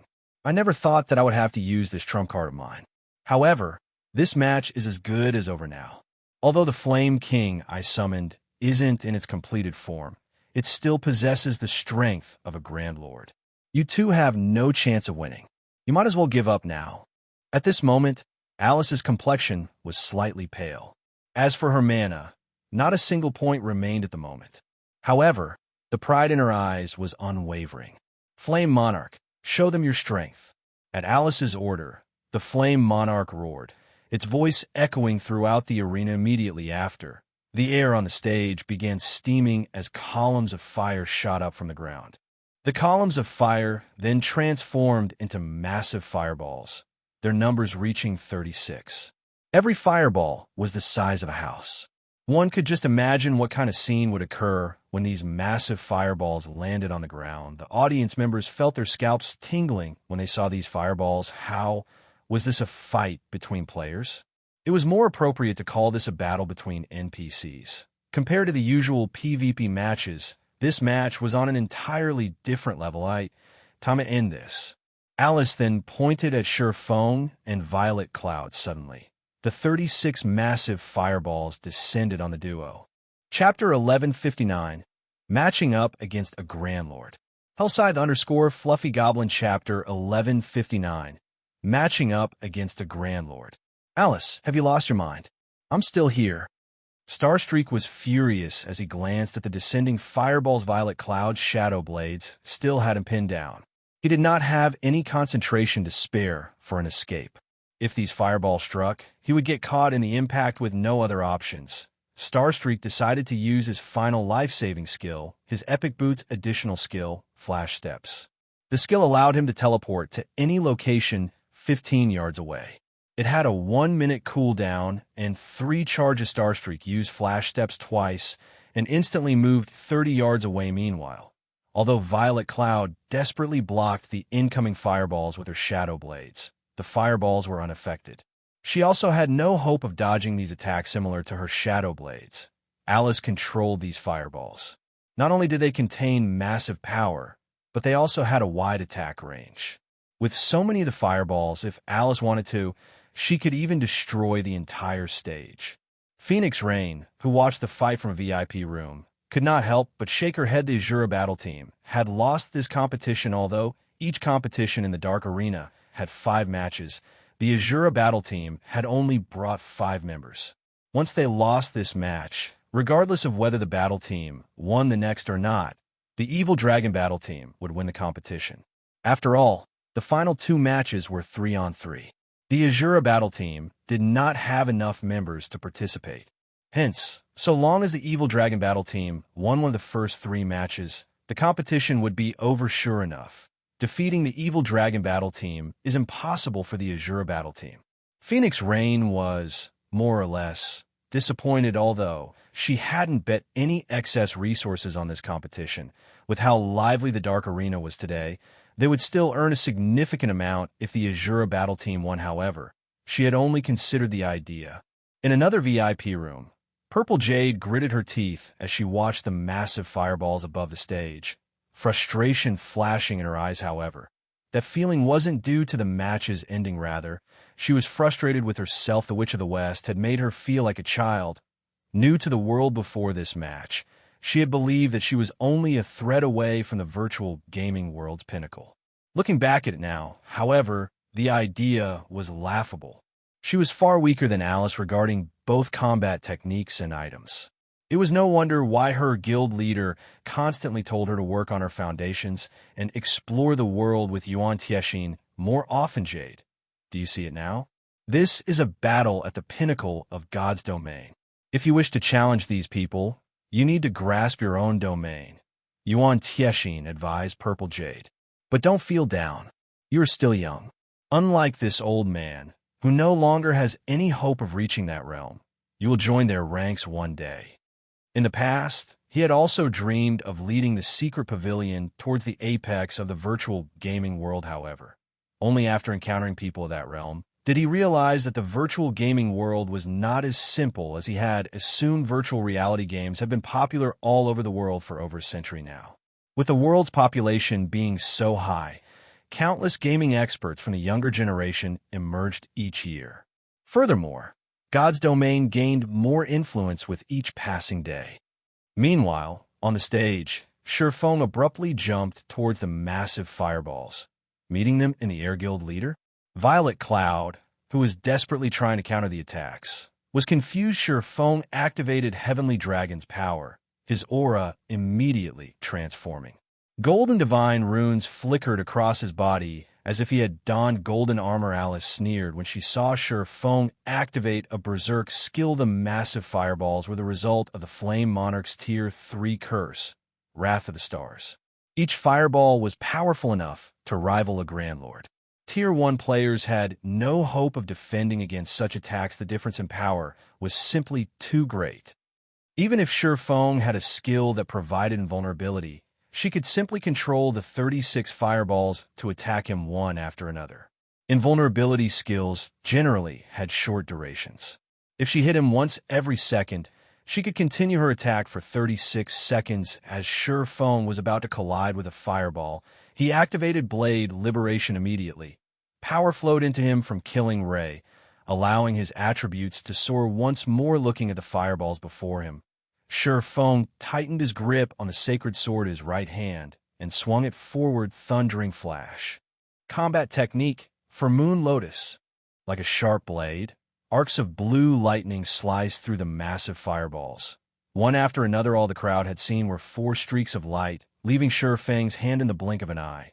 23 of the 36 unstoppable fireballs split in half and exploded like fireworks. Silence fell over the arena. No one had expected this shocking reversal. Even Alice was stunned.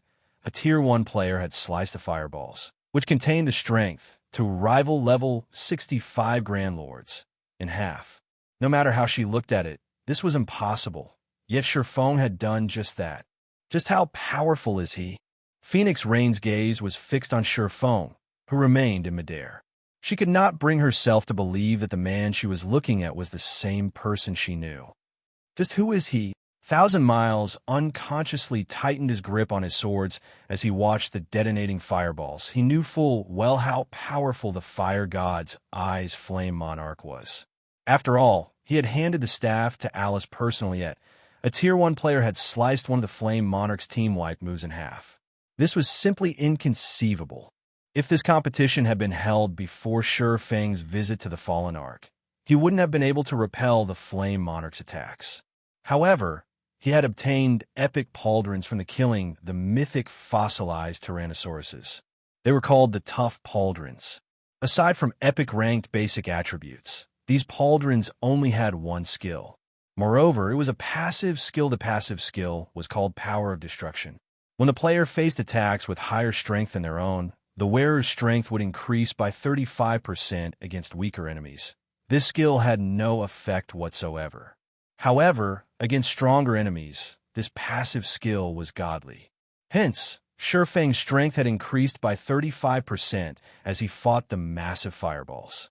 In addition, he had triggered Angry Tyrant's second passive skill, Angry Blow, which had doubled his strength. It was only thanks to those passive skills and Thundering Flash's effects that his plan had succeeded. However, after a brief silence in the arena, Shifeng activated Wind Rider and charged towards Alice, who was over 30 yards away. While he had neutralized the fireballs, he was still helpless against the Flame Monarch itself. Once Blade Liberation's 20-second duration ended, he would be powerless to turn things around. You want to kill me? Despite seeing Shifeng flying towards her, Alice was neither surprised nor afraid. On the contrary, she was a little excited. It had been a long time since she had faced such a challenge. Unfortunately, that won't be possible.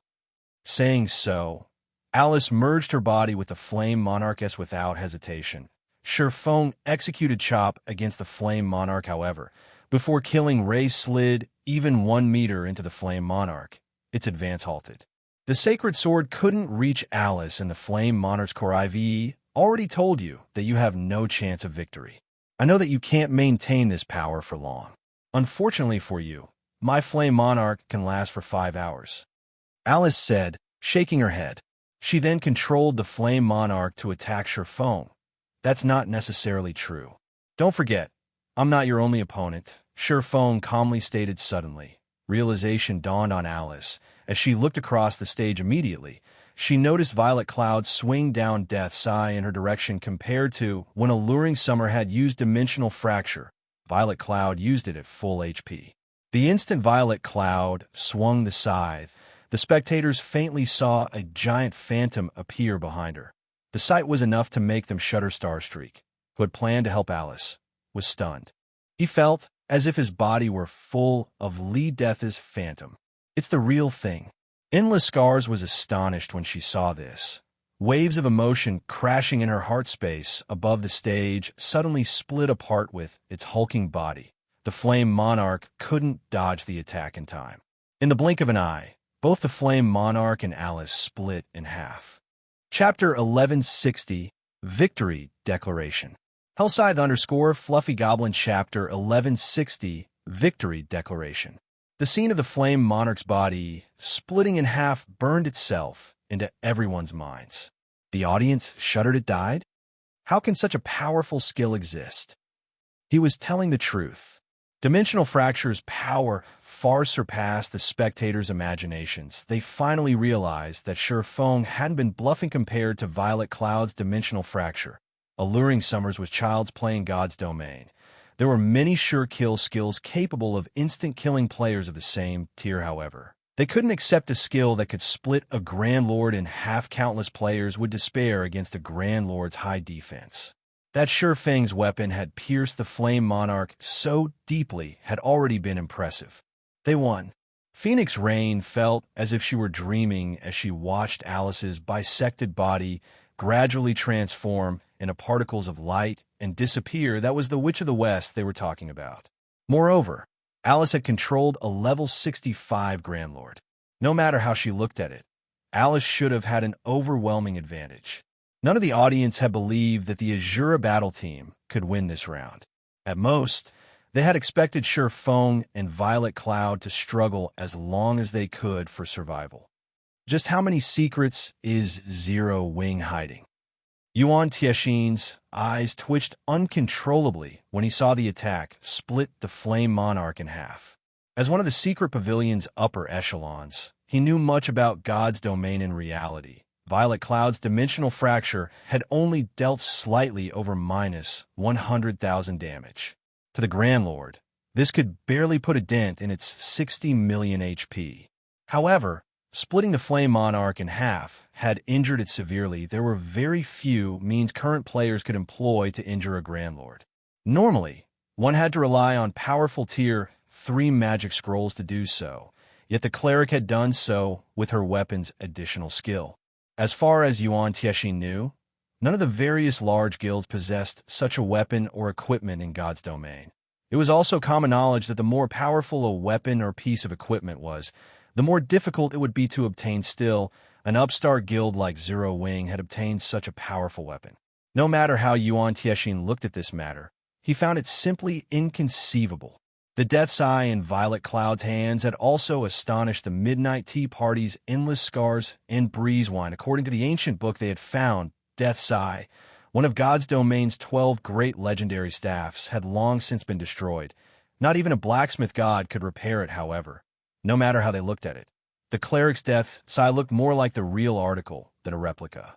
When she had used Dimensional Fracture, she had even summoned Fourth Death's Phantom. The pressure Death's Phantom emitted was no laughing matter. Without a doubt, that was definitely divine might. Otherwise, there was no way an expert of Starstreak caliber would suddenly freeze up under such pressure. No replica could reproduce divine might. Endless Scars and Breezewine thought about how Violet Cloud wielded the real Death's Eye. They were overcome with shock. A fragmented legendary item. Although this term was no longer foreign to experts like them, they hadn't heard of any guild obtaining a fragmented legendary item until now. Fragmented legendary items were godly items that experts constantly strove to find. Meanwhile, such a weapon had appeared before their very eyes. Why wouldn't this fact shock them? However, Endless Scars and Breeze Wine did not know that the Deathscythe Violet Cloud wielded was not, in fact, a fragmented legendary item. It was simply a replica, only this replica was slightly special. Deathscythe, Replica, Two-Handed Staff, Epic Rank. Level 45, Level 120, Level 45. Equipment requirement: Strength 400, Intelligence 700. Attack power plus 1,650. Strength plus 120, Agility plus 80, Endurance plus 105, Intelligence plus 142, Vitality plus 161. When staff is wielded, casting speed increased by 15%. Cast range plus 10. Magic damage increased by 20%. All healing effects increased by 25%. Spell critical rate increased by 10%. Mana consumption decreased by 10%.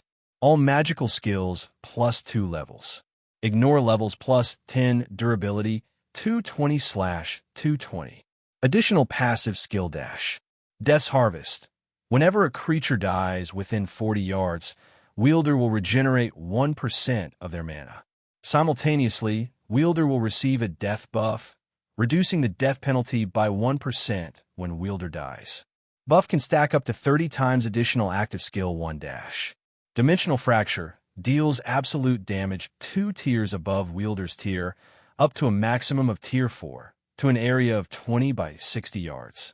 Attack ignores all defensive and invulnerability buffs.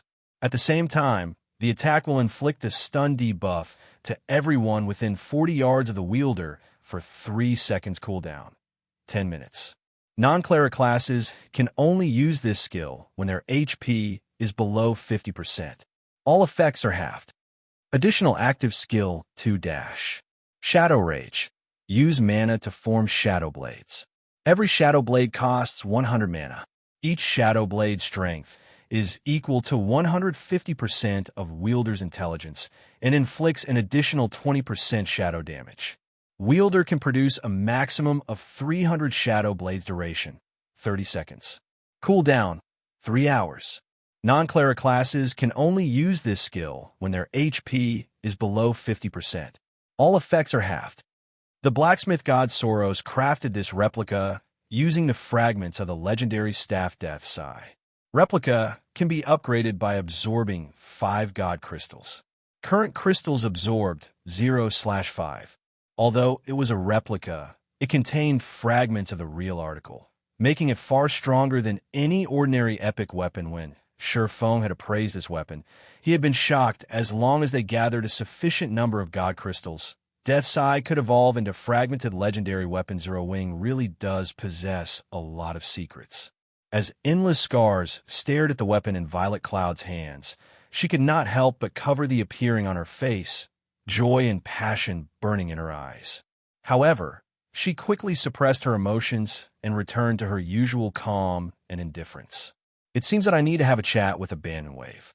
Meanwhile, after Alice's death, the summoned Flame Monarch began to disappear from the stage. Fear filled the audience's eyes as they stared at Xianxia and Violet Cloud in awe. Currently, Starstreak was the only member of the Evil Dragon battle team remaining on the stage.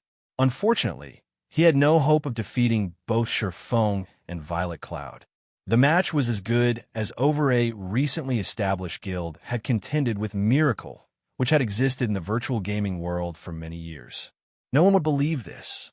Although the competition's outcome had yet to be decided, the various Dark Arena battle teams would record the Asura battle team's fame, listing it as a team to take note of. After all, this competition wasn't like the Asura battle team's matches against the Glorious Lions in the previous competition. Battle Wolves had treated the Dark Arena's competitions like a hobby. Hence, the Super Guild hadn't sent its full force into the competition. Meanwhile, it was obvious that Miracle took the competition seriously.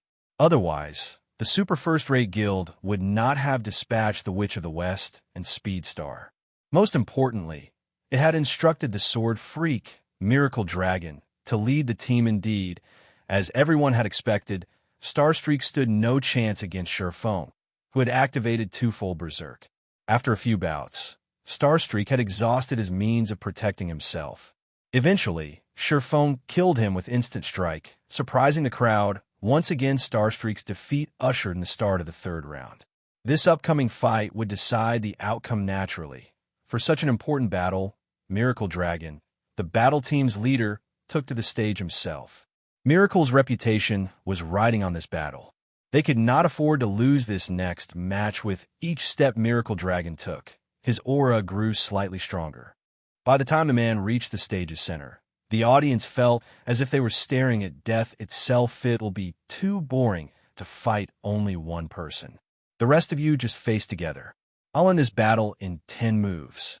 Miracle Dragon proudly proclaimed as he thrust his great sword into the ground and looked towards Sherfone and the others. The instant Miracle Dragon said so, the audience immediately broke into an uproar.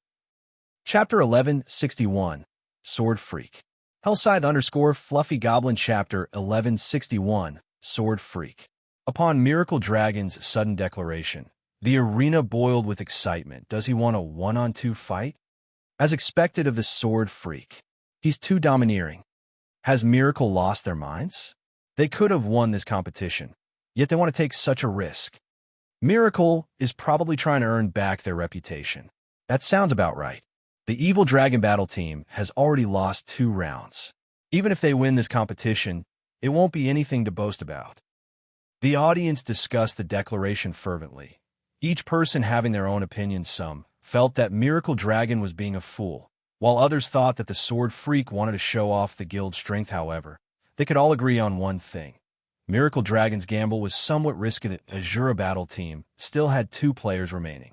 One was a Berserker, and the other was an assassin.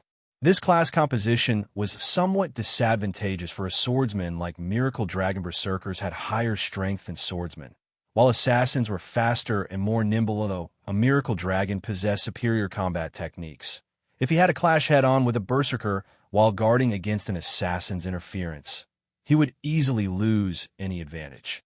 Moreover, both Fire Dance and Gentle Snow were relatively famous experts in God's domain. While the guild could redeem much of its lost reputation if Miracle Dragon won, its reputation would plummet further if the swordsman lost. Big Sis Rain, the Asura Battle Team, actually has a chance of winning. Although Miracle Dragon is very famous when it comes to strength, he is no match for the Witch of the West. If Fire Dance and Gentle Snow work together, they'll have at least a 50% chance of emerging victorious. Blue Phoenix said excited the Miracle Dragon was also known as the Sword Freak. Almost everyone in the virtual gaming world knew of him. He had gained his fame due to the secret pavilion's evaluation. He had been deemed as the expert closest to grasping a domain. Due to this reputation, peak experts from various super guilds had challenged him, using the opportunity to improve themselves.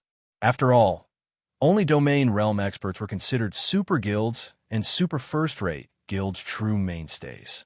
Many had also challenged Miracle Dragon to gain an understanding of just how far they were from their own domains. Hence, Miracle Dragon's fame had grown with each passing day. If it came down to a one-on-one fight, neither Fire Dance nor Gentle Snow was a match for Miracle Dragon.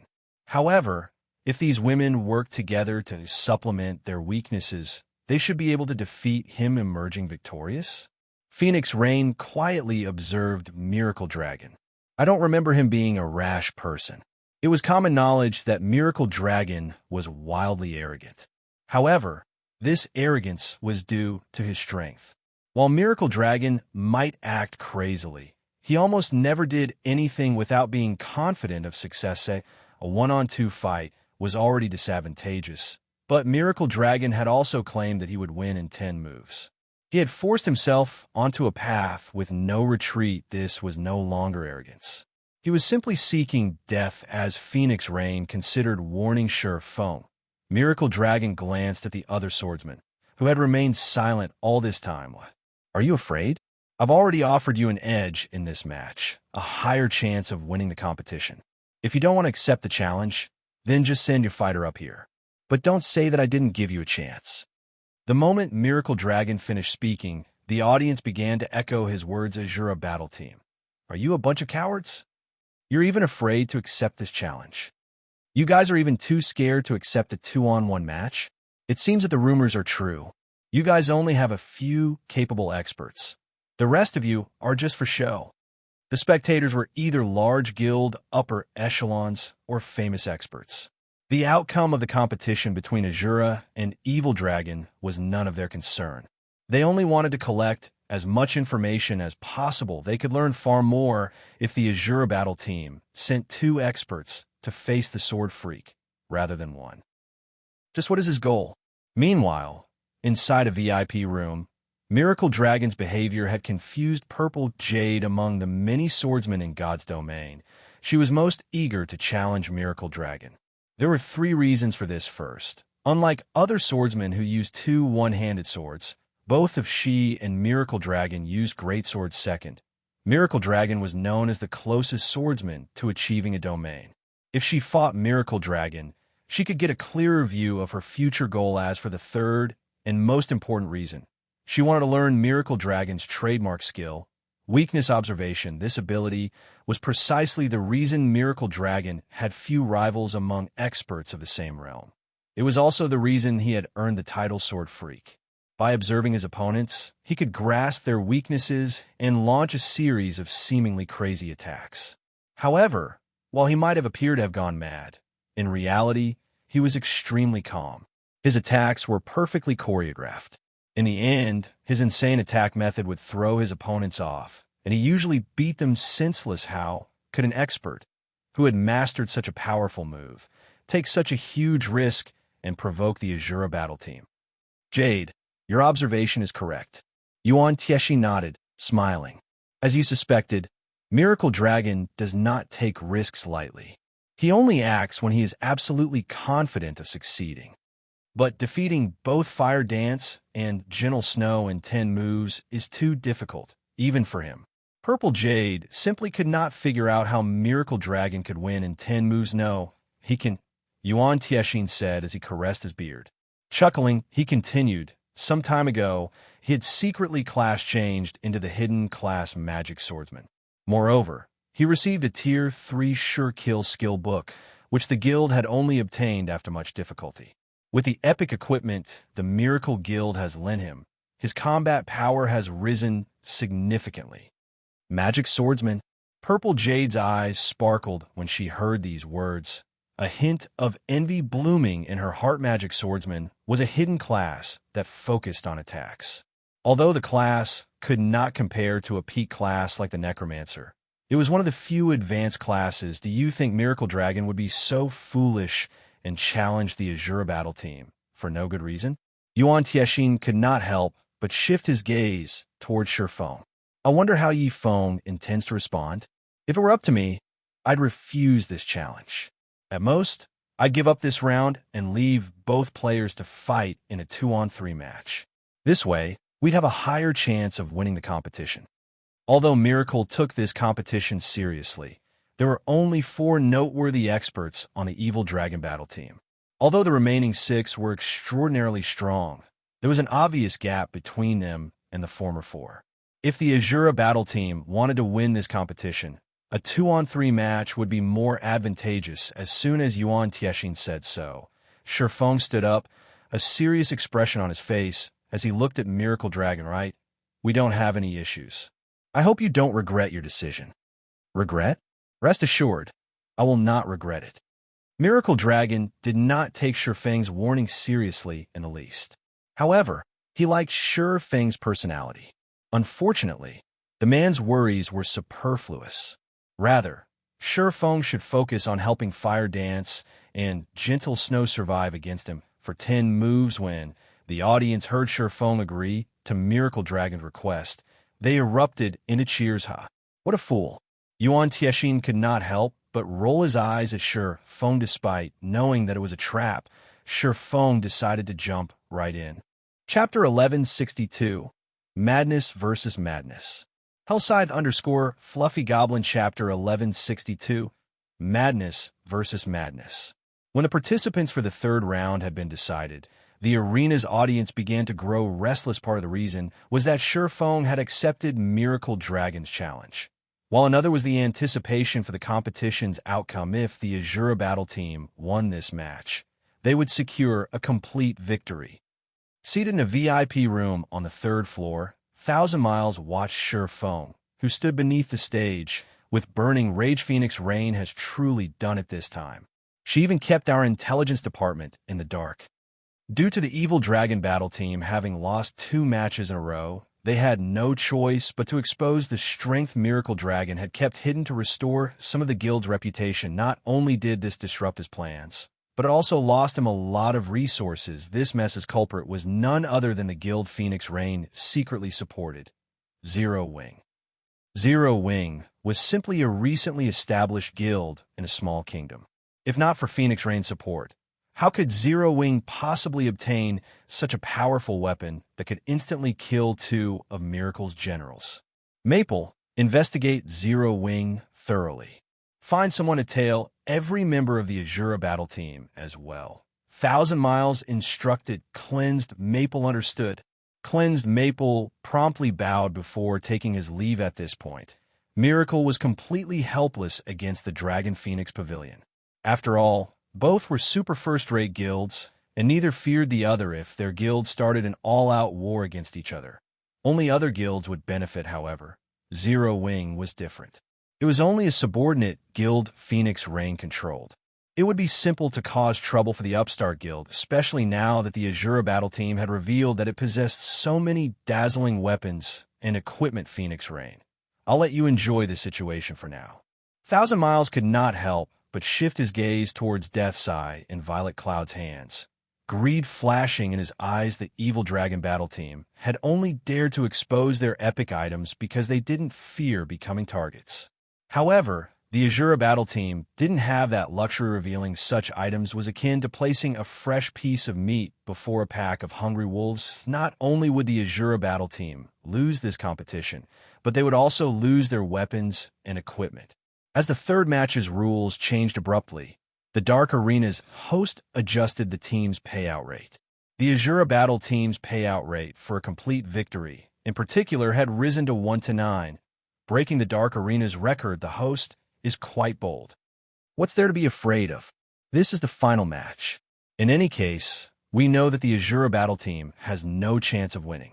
Moreover, the host has earned a fortune this time. Before the competition had even begun, many had bet on the Evil Dragon battle team's complete victory. This time, the host must be trying to lure even more idiots away from their money. It's a pity that not many people here are fools. Rather than bet on the Asura battle team, it would be safer to bet on the Evil Dragon battle team. Although the returns are low, it's better than nothing. Everyone among the audience was sorely tempted as they looked at the new payout rates. However, practically no one would bet on the Asura battle team's complete victory. Instead, they all bet on the Evil Dragon battle team. Some of the players that had previously been reluctant to gamble had even placed bets on the Evil Dragon. Miracle had existed in the virtual gaming world for many years now. The sword freak Miracle Dragon was even famed for never acting without confidence. If he lost this next match, the Asura battle team would secure a complete victory. Yet, despite such a huge burden, Miracle Dragon still dared to do so. This could only mean that he was confident of succeeding. Meanwhile, inside another VIP room on the third floor, although 4 people occupied the room, an extraordinarily chill atmosphere dominated the Space Nine Dragons. Why are you here? Phoenix Rain glanced at 9 Dragons, Emperor and Martial Dragon with disinterest.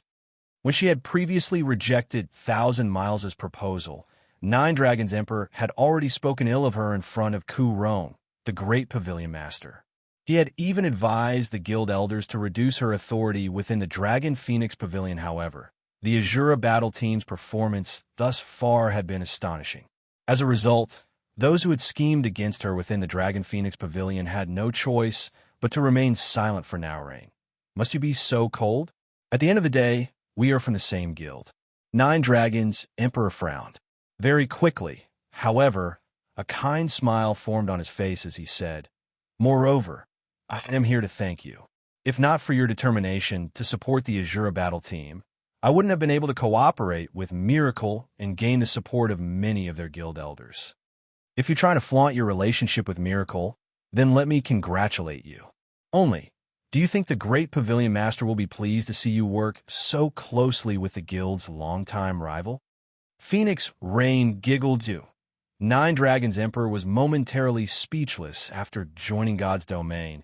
The Dragon Phoenix Pavilion had frequently butted heads with Miracle. Recently, their guilds had caused a huge scene due to the situation on Thunder Island.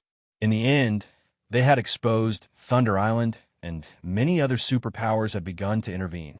Due to this, Ku Rong's hatred for Miracle had grown more intense, so what? Nine Dragons Emperor said after recollecting his thoughts. Proudly, he proclaimed, "As long as I gain sufficient authority on Thunder Island, it won't matter if the great Pavilion Master disapproves of my methods. After all, he wants a beautiful future for the Dragon Phoenix Pavilion more than anything. You, on the other hand, are in a far more pitiful state. Now that you've invested so much money and resources into a useless, upstart guild, you don't even have the resources to hire help. How do you intend to compete on Thunder Island now? However, I can point you to a brighter path. Bet everything you have on the evil dragon battle team. This way you can, more or less, earn what you need. At the very least, you'll be able to hire one player. Otherwise, you will only bring shame to our Dragon Phoenix Pavilion." Standing by the side, although Blue Phoenix wanted to say something, she was not in a good position to do so. Sarcasm tainted Nine Dragons Emperor's words. While he seemed to be offering advice, secretly, he was sealing off their path of retreat. They had already rejected 1,000 Miles' proposal. How could they bet on the evil dragon battle team now? If news of this matter spread, Phoenix Rain's position in the Dragon Phoenix Pavilion would certainly be awkward. Thank you for your kind suggestion. Smiling, Phoenix Rain turned to Blue Phoenix and said, "Blue, take this epic mage robe and these items and bet them on the Asura battle team." Big Sis Rain. Blue Phoenix was stunned when she saw the items Phoenix Rain traded to her. Wasn't this wager a little too drastic? Phoenix Rain had passed her the items they had prepared for the campaign on Thunder Island. If they lost these items now, they would suffer for it on Thunder Island. Amazing. In the guild, others often call me ruthless. However, it would seem that I am no match for you, Rain. Although I've bet plenty of resources and items on the evil dragon battle team, they are of little importance. You, on the other hand, actually bet the epic mage robes the guild obtained on the Asura battle team. I really must hand it to you." Nine Dragons Emperor praised the calm, composed Phoenix Rain. Inwardly, though, his heart fluttered in joy when he saw the items Phoenix Rain intended to gamble. The host was no fool if they were willing to offer a 1-to-9 payout rate if one bet a piece of epic equipment. They could get 9 pieces if the Asura battle team won. Although the host wouldn't actually hand out 9 pieces of epic equipment, they would still offer items of equal value. However, could such an ideal situation happen? While Phoenix Rain and Nine Dragons Emperor had been talking, the timer above the stage had begun to count down. The arena fell silent. As everyone focused on the 3 people on the stage, the spectators couldn't help but gasp when they saw the Asura battle team's formation. What are they trying to do? Everyone was dumbfounded as they watched Fire Dance walk to a corner of the stage, while Gentle Snow stood within 20 yards of Miracle Dragon. These women's intentions couldn't be more obvious. The Asura battle team was trying to pick a one-on-one fight with Miracle Dragon. Chapter 1163, Swift Sword. Hellscythe _ Fluffy Goblin Chapter 1163, Swift Sword. Despite the timer's clear indication that the battle would begin soon, everyone stared at Sure Feng, who stood below the stage. They're actually letting one person take on Miracle Dragon.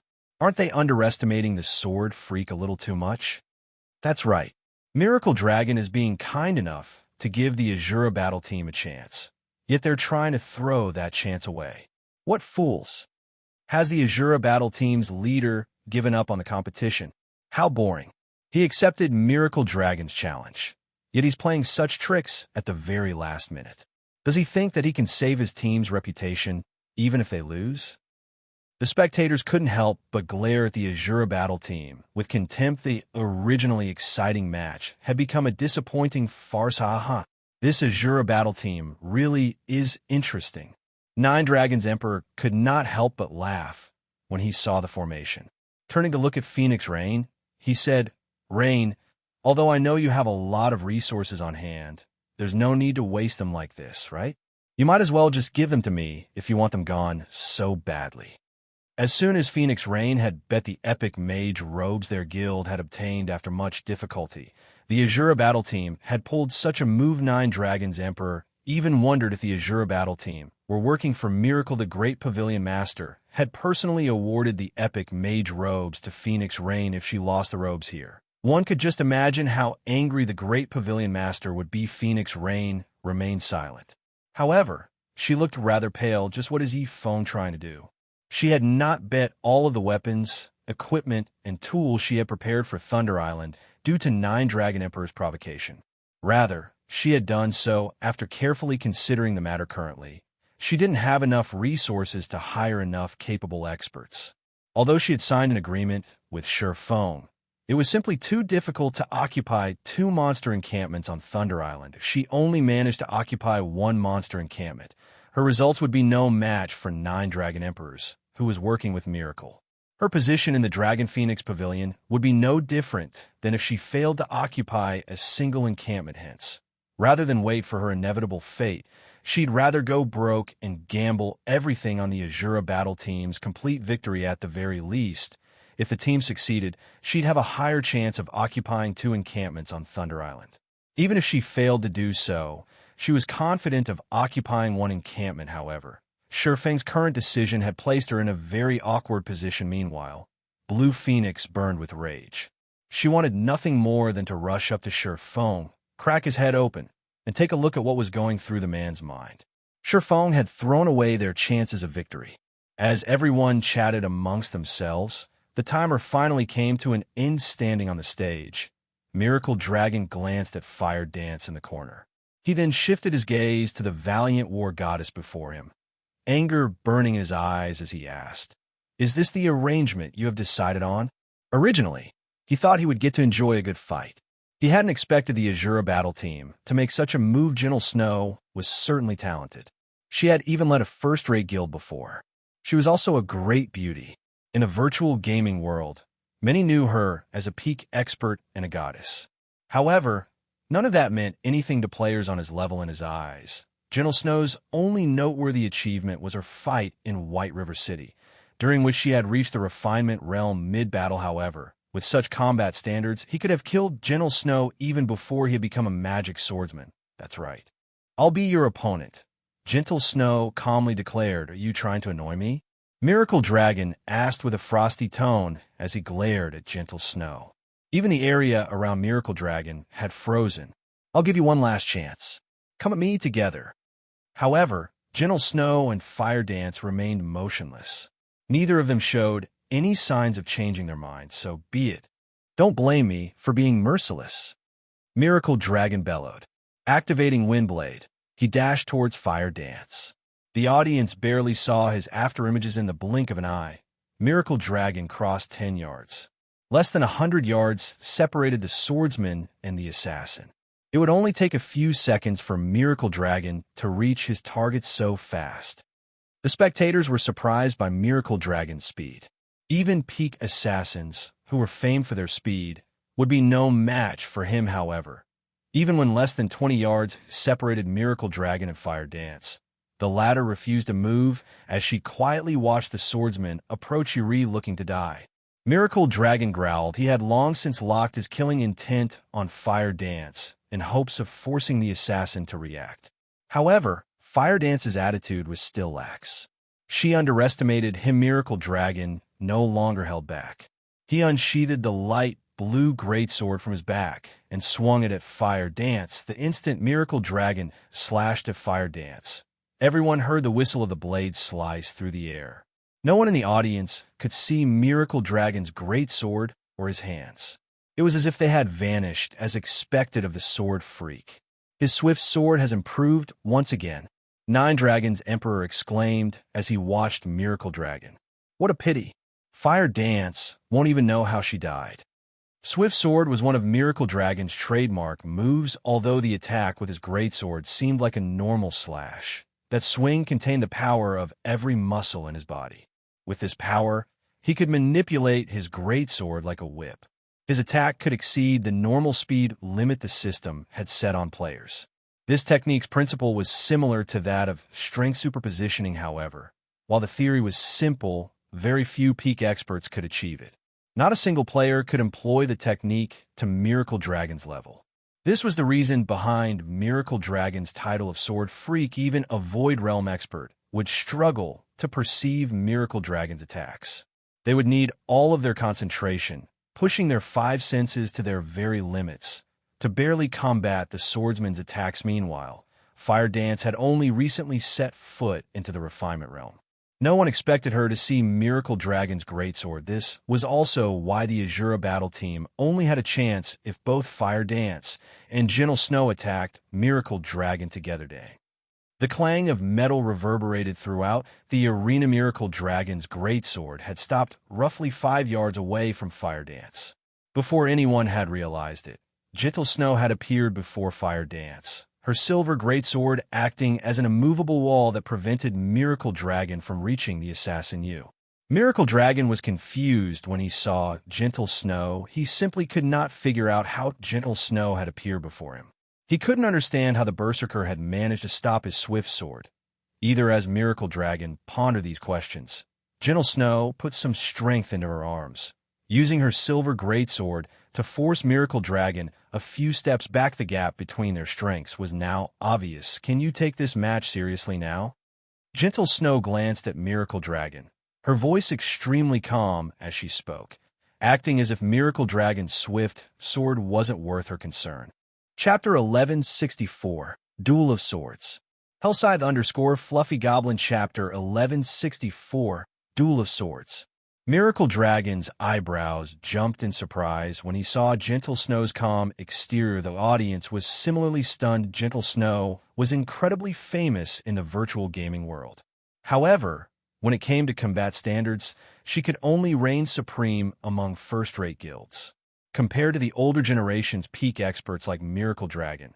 However, she was greatly inferior. No one had expected her current performance. Even Galaxy Past and Purple Eye, Gentle Snow's old rivals who had come to watch this competition, were dumbfounded. Is that really the Gentle Snow I know? Purple Eye balled her fists as she stared at Gentle Snow, her heart refusing to believe this. In the past, she hadn't been very familiar with superpowers peak experts. She only knew that these experts were extremely powerful, and they lived in two completely different worlds. There is little chance for them to encounter each other, however.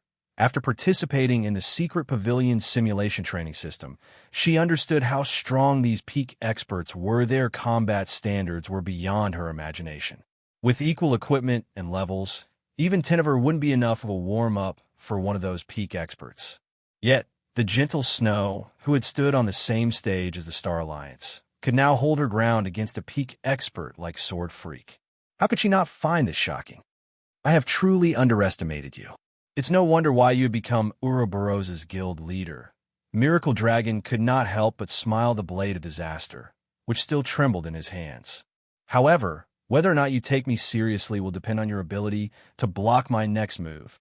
Saying so, Miracle Dragon's expression changed. Taking a deep breath, he took a step forward and executed Swift Sword once more this time. However, he did not settle for a single slash. Rather, he launched a series of attacks. While Swift Sword was difficult to defend against, an expert of similar standards would have no issues blocking one strike. Hence, Miracle Dragon decided to up his assault and execute multiple Swift Sword attacks. This way, even an expert of the same standards would not casually challenge Miracle Dragon head-on. Shrill, whistling sounds reached the audience's ears.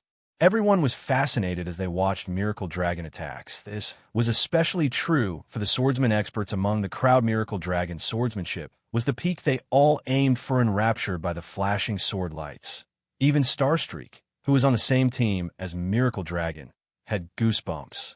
If he stood in Gentle Snow's shoes, he would have no choice but to activate a life-saving skill against Miracle Dragon's consecutive swift swords. Just before the sword lights struck Gentle Snow, the Berserker swung her silver greatsword suddenly. An explosion shook the arena as Gentle Snow continued to brandish her greatsword. A series of explosions rang out from the stage. It sounded as if the stage were being bombarded. After several seconds, Miracle Dragon stopped his assault, shock plastered on his face, even when he had faced Domain Realm experts. They had only blocked a portion of his attacks while relying on their footwork to evade the rest, however. Among the 15 attacks he had just launched, Gentle Snow had effortlessly blocked everyone. This was the first time he had encountered such a situation since joining God's domain. However, Miracle Dragon did not know that Gentle Snow currently wore the level 50 Magic Light set. Although she was missing the chest piece, she still had the 7 Luminaries battle armor, which possessed the passive skill magic reinforcement, increasing her physique by 30% with her superior basic attributes and physique. Gentle Snow had no issues blocking Miracle Dragon's swift sword too strong. She's just too strong. Was the Snow Goddess always this strong? Crap, is she the incarnation of the War Goddess? The skill Gentle Snow displayed flabbergasted the audience, although many experts watched the battle. The number of people that could actually block Miracle Dragon's consecutive swift swords could be counted on one hand. Everyone had assumed that the Asura battle team had given up and just wanted to end this match as quickly as possible, however. It would seem that this wasn't the case. Who is this Gentle Snow? Thousand Miles' expression was twisted and ugly. Even the various large guilds had detailed information on Gentle Snow's leadership of Ouroboros, not to mention a super first-rate guild like Miracle. However, no matter how many times Thousand Miles read through Gentle Snow's files, he had not found any information that hinted at the woman's capability of standing against Miracle Dragon. Although Gentle Snow originated from a first-rate guild, she had never taken part in any of the superpowers training systems. She hadn't been tutored by a famous expert either, yet she now stood toe-to-toe against a peak expert like Miracle Dragon. Seeing Gentle Snow's aura, Thousand Miles was even afraid that the woman would surpass Miracle Dragon at any moment. How could this happen? In another VIP room, Blue Phoenix was ecstatic that Asura battle team has won for sure this time. If Gentle Snow alone could already put Miracle Dragon into such a bind, the duo should have a 70% chance of defeating Miracle Dragon if Fire Dance joined the Battle Phoenix Rain's side in relief. She hadn't expected the Asura battle team to have such a trump card, damn it. How has Gentle Snow's combat power improved so much? Nine Dragons Emperor, who sat beside Phoenix Rain, could not help his growing anxiety when he saw Miracle Dragon at a disadvantage. I admit that you are skilled enough for me to take seriously. Miracle Dragon congratulated Gentle Snow. Aside from shock, his gaze contained a hint of joy. I never thought that I would meet an expert such as yourself in the Dark Arena. It seems that I haven't wasted my time making the trip here. I'll show you my latest creation. If you can block this, I'll admit defeat. Saying so, Miracle Dragon activated his Berserk skill. Suddenly, his aura exploded from his body. It felt as if a fierce beast had just woken from its slumber. The man's Blade of Disaster instantly released a black glow. When the greatsword moved, the weapon even sliced apart space itself as it left a black line in its wake. The audience gasped when they saw the greatsword's sharpness. It seems that Miracle Dragon is finally getting serious. When Starstreak noticed the Blade of Disaster cut apart space, his gaze focused on the swordsman in God's domain. The swordsman class had two development paths, the dual sword style and the greatsword style among them. The dual sword style was more common. As one-handed swords were lighter, they were more suited to players who pursued speed and dexterity. When fighting monsters, one could also use either or both hands to block an attack. As for the greatsword style, needless to say, a greatsword was much heavier than one-handed swords. This, in turn, made greatswords more difficult to handle. However, the advantage was obvious. They possessed great destructive power. Miracle Dragon's talent was suited to the greatsword style. Not only could his combat technique, Swift Sword, make up for the greatsword's lack of speed, but the weapon's destructive power also made up for the Swift Sword technique's lack of power. Most importantly, Miracle Dragon could use weakness observation, allowing him to detect his opponent's weak points and exerting his greatsword's full potential. Moreover, Miracle Dragon was a magic swordsman. With the magic enhancement, his attack speed and power had risen to a whole new level. Even those old, domain realm monsters wouldn't casually face the man head-on fall. 6 extreme slashes. As Miracle Dragon opened his eyes, he dashed at Gentle Snow as he launched 6 slashes. However, his attacks were faster than his consecutive swift swords. This time, he completed all 6 slashes in a single breath, targeting Gentle Snow's blind spots. It was simply impossible for the Berserker to dodge all of the attacks. The instant Miracle Dragon executed 6 extreme slashes, the peak experts in the various VIP rooms held their breath as their eyes widened, deeply afraid of missing this exciting moment. Meanwhile, Gentle Snow, the recipient of this powerful technique, could feel the pressure from Miracle Dragon's 6 extreme slashes. The pressure weighed down her arms and legs. How could she block such a technique? Gentle Snow had no choice but to go all-out Legacy Berserk skill, Starlight Saint. 7 Luminaries Domain. Chapter 1165, Complete Victory. Hellscythe_Fluffy Goblin Chapter 1165, Complete Victory. She's too strong. Is she an NPC in disguise? When Gentle Snow had activated her Berserk skill, the crowd had been startled as Gentle Snow activated Starlight Saint. Her originally pitch-black armor transformed into a white, feathery gown. 3 pairs of silvery white metallic wings, decorated with golden divine runes, stretched from her back. Golden divine runes also surfaced on Gentle Snow's unblemished cheeks and forehead, adding a hint of divinity to her appearance. However, the players in the audience were experts. They naturally would not be frightened by a change in appearance. The real reason that they were intimidated, the feeling of power Gentle Snow gave off. This feeling was different from the pressure one normally felt from stronger opponents. This was kind of like the fear they felt when facing creatures of a higher life rating normally. They only experienced this feeling when facing NPCs or monsters, yet they were afraid of Gentle Snow inside a 3rd-floor VIP room. Surprise colored Phoenix Rain's expression as she watched. Does she have a hidden class as well? This thought surfaced in Phoenix Rain's mind. She had already taken a look through the files of the Asura battle team's members. Although the information recorded stated that Gentle Snow possessed this kind of berserk skill, as most berserk skills would alter the player's body, she hadn't bothered to look into the matter further now. However, Phoenix Rain was certain that Gentle Snow possessed a hidden class. She would never give off such a powerful feeling otherwise. The only explanation Phoenix Rain could come up with was that Gentle Snow had used one of those mysterious legacy berserk skills. Meanwhile, only peak legacies possessed legacy berserk skills. Thinking up to this point, Phoenix Rain could not help her growing curiosity about Zero Wing. She could accept the fact that the Asura battle team's members exposed one epic item after another. However, she could not fathom how Zero Wing had managed to obtain a peak legacy in God's domain. Peak legacies were much rarer than epic weapons and equipment. Even now, the Dragon Phoenix Pavilion had not found a single clue leading to a peak legacy, much less obtaining Onis for Miracle.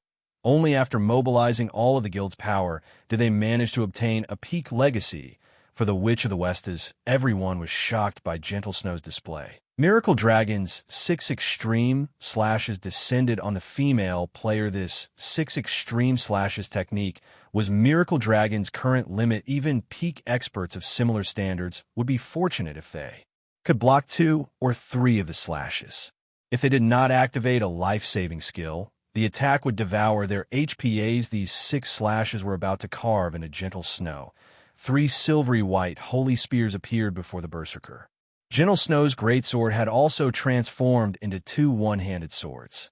This instantly resolved the issue of her previous blind spots. When Miracle Dragon's greatsword descended, a series of crisp, metallic clangs echoed throughout the arena. In the end, Gentle Snow had blocked all 6 slashes. Moreover, she remained unharmed even after blocking the attacks.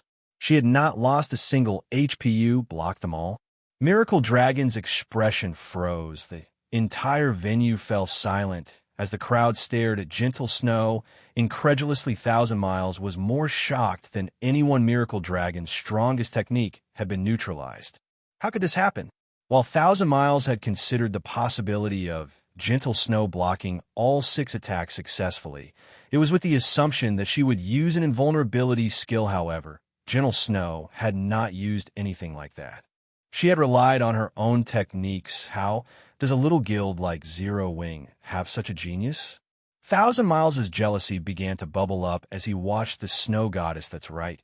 He envied Zero Wing from Gentle Snow's data. He knew that the woman had not received any training from a special system. Yet with weapons and equipment on par with Miracle Dragons, she had suppressed her opponent. This was insane. If Gentle Snow joined Miracle, even Thousand Miles himself couldn't imagine what kind of future lay ahead of the woman. Moreover, Gentle Snow was a talented manager. Rather than calling her a genius, it would be more apt to call her a prodigy. If Gentle Snow became his subordinate, it was highly possible that he could rise to guild leader in the future. Aside from Gentle Snow, Alluring Summer and Violet Cloud, who had taken to the stage in the previous matches, were similarly talented. In Miracle, they would definitely be considered top-class players, yet such prodigies and geniuses continued to emerge within a small guild like Zero Wing. This was ludicrous. Thousand Miles suddenly had an idea. Poach Gentle Snow and the others from Miracle. This is too amazing. She actually managed to suppress the Sword Freak. Is this the Snow Goddess's true strength? How did she block that move? Although many among the audience were experts, they all knew that they would die instantly under the onslaught of Miracle Dragon's 6 extreme slashes. However, by the looks of Gentle Snow, it was clear that she still had energy to spare after her defense. Everyone in the crowd had goosebumps. They realized that they were about to bear witness to a historic moment. Gentle Snow was going to defeat the Sword Freak Miracle Dragon. The Asura battle team would annihilate the evil Dragon battle team. Big Sis Snow is so amazing. I couldn't even see those attacks, yet she blocked all of them. If I had been in her shoes, I would have been defeated. Violet Cloud watched Gentle Snow with admiration. I wonder when I'll reach that realm. In response, Sure Fong simply chuckled. In reality, he wanted to reassure Violet Cloud that her combat techniques were stronger than the Snow Goddesses. It was the gap between their equipment that made the difference. The 7 Luminaries battle armor, in particular, was almost a cheat against melee players. Gentle Snow would not fare so well against the Witch of the West. The 7 Luminaries battle armor had 2 passive skills. Among them, Magic Reinforcement could improve the user's physique by 30%. Physique improvement in God's domain was not limited to increasing a player's speed and stamina. More importantly, a player's 5 senses also improved, which allowed them to keep up with speeds they normally could not. This was the benefit of an item that had once been legendary equipment. Despite its fragmented state, its effects were still frightening. Miracle Dragon also felt the effects of the 7 Luminaries domain, decreasing his speed significantly. Even if she hadn't used the 3 Holy Spears, with Gentle Snow's current level, basic attributes, and physique, she would have no problem blocking 5 of the 6 attacks. With her battle armor's frightening defense, she wouldn't receive much damage from one strike. This was what made fragmented legendary items so terrifying. A single item could create a peak expert. This was also why the various large guilds in the past have been so desperate to obtain fragmented legendary items.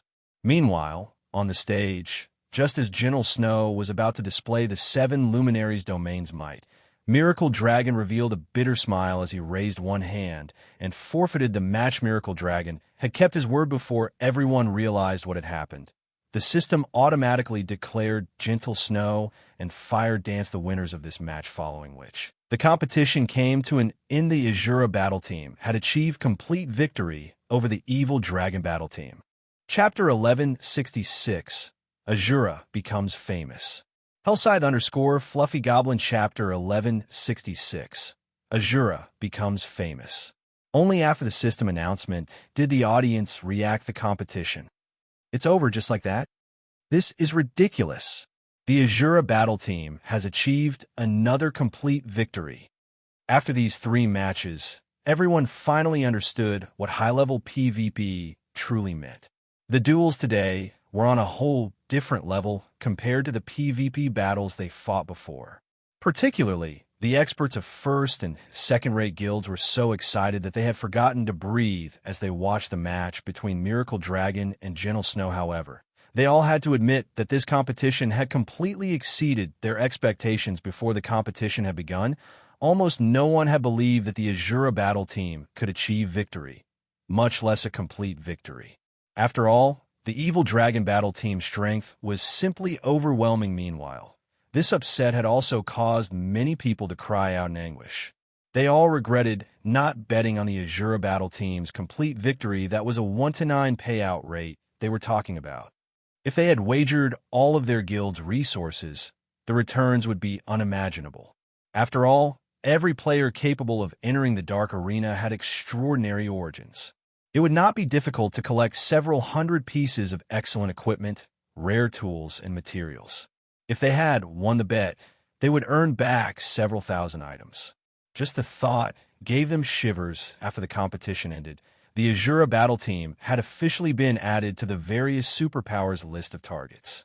After Miracle Dragon left the stage, Alice walked up to him and asked in a soft but serious tone, "Miracle, you're the face of the guild. Why didn't you go all out?" She knew full well how powerful Miracle Dragon was. Others might not, but she had seen his strength with her own eyes. Miracle Dragon's 6 extreme slashes was far from his true power. When Miracle Dragon activated his Berserk skill, he could execute 9 extreme slashes. Although there was only a difference of 3 attacks, he could have defeated Gentle Snow, yet the swordsman had not done so. As a result, the evil dragon battle team had lost the competition. In addition, this wounded the guild's reputation. "You think too highly of me. Although I did conserve my strength, do you think Gentle Snow wasn't doing the same?" Miracle Dragon could not help but turn to the Asura battle team's snow goddess. Shaking his head, he smiled bitterly as he said, "Don't forget, she too possesses a peak class. Rather than exposing my 9 extreme slashes and forcing Gentle Snow to use her twofold Berserk in return, we'd benefit more if I saved that trump card for Thunder Island. Don't forget, Thunder Island is our guild's true target." Hearing Miracle Dragon's explanation, Alice understood. While everyone believed that the strongest aspect of peak classes was the lack of shortcomings, in reality, the true power of peak classes was their ability to use twofold Berserk. In fact, she hadn't bothered to use twofold Berserk against Sure Fong and Violet Cloud because she wanted to surprise the various super guilds in the contest for Thunder Island. Thinking up to this point, Alice shifted her gaze to Sure Fong, her expression tensing. Could he possess a peak class as well? Alice suddenly recalled the scene when Sure Fong had sliced apart the Flame Monarch's fireballs. Sure Fong definitely had not achieved that feat simply by relying on a single Berserk skill. After all, he was only a Tier 1 player, not Tier 2 if this was true. Then Zero Wing really was terrifying. Despite being an upstart guild in a small kingdom, Zero Wing had 2 players that wielded peak legacies. Even Miracle couldn't say the same. They won. Inside a VIP room, Purple Jade's eyes burned with fighting spirit and frustration as she looked at Gentle Snow. Originally, her goal was to defeat the sword freak Miracle Dragon. Now, however, Gentle Snow had defeated that old monster, and she was only a few years older than Purple Jade. Moreover, Gentle Snow had never experienced any superpower system training. This realization wounded Purple Jade's pride. However, it also rekindled her hope. At the very least, she now knew that someone from a younger generation could defeat Miracle Dragon with a sword. Zero Wing is truly an interesting guild.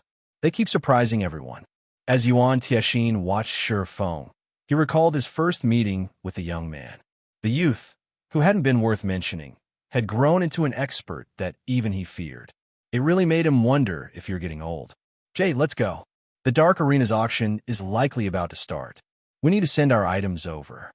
Purple Jade nodded in response. She then followed Yuan Tianxin and left the VIP room. In another VIP room, Nine Dragons Emperor was extremely pale. He paled further when he noticed Phoenix Rain's grin. Although the woman hadn't said anything, he felt as if she had plunged a knife into his heart. "Miracle. That bunch of trash. They made me lose so many resources. Although he had mentioned that he had only bet a small amount of unimportant resources on the evil dragon battle team, in reality, he had wagered plenty of excellent weapons and equipment. Among them, there were over 50 pieces of level 40 dark gold equipment. Currently, even independent expert players were only around level 39 or level 40, despite the Dragon Phoenix Pavilion frequently mobilizing their members to kill field bosses of higher levels. They had a very small stock of level 40 dark gold equipment yet. He had lost over 50 pieces in the blink of an eye with 50 level 40 dark gold items. He could easily employ 10 peak experts, however. What annoyed him the most was the fact that Phoenix Rain had made a fortune just the thought of Phoenix Rain. Gaining the equivalent of 9 epic mage robes was enough to drive him mad-weary leaving. Without speaking to Phoenix Rain, 9 Dragons Emperor stormed out of the room with Marshal Dragonha. Big Sis Rain, Zero Wing is simply amazing. They actually achieved a complete victory against the evil dragon battle team. Not only have we earned a fortune from Outbet, but we also got a huge haul from the competition's total bets. With this, we won't have to worry about needing resources for the competition on Thunder Island. Blue Phoenix exclaimed excitedly after 9 Dragons Emperor had left the room. We have indeed won this time. However, the contest on Thunder Island is key, Phoenix Rain said. Smiling faintly, this victory was only secondary to her. What truly impressed Phoenix Rain was the strength that Zero Wing had displayed today. With the resources she had obtained today, they definitely had a chance of occupying 2 monster encampments. However, inside another VIP room, when Abandoned Wave saw the Asura battle team win, he started to laugh like a lunatic. I'll let you celebrate for now. Soon, however, you will fall from heaven straight into hell. Abandoned Wave wore a sinister smile as he watched her phone and the others. However, as Abandoned Wave was about to leave the room, he suddenly noticed a familiar figure in the Asura battle team's rest area. This person was none other than the commander of Miracle's Purgatory Legion. Thousand Miles showed no anger over the evil dragon battle team's loss. On the contrary, he wore a friendly smile as he approached Gentle Snow. Abandoned Wave was shocked every time he had spoken with Thousand Miles. The man wore an indifferent expression. Thousand Miles didn't respect him at all, yet the man smiled at Gentle Snow. No matter how Abandoned Wave looked at it, he found it odd. Hello, I am Thousand Miles, a Vice Guild leader in Miracle. I watched the entire competition, and I have to admit that your performance was dazzling. May I ask if you would be interested in joining Miracle? If you are, I guarantee you that you'll immediately be elevated to the position of Guild Elder and will be promoted to Vice Commander in the Purgatory Legion. In the future, you might even become a Vice Guild leader.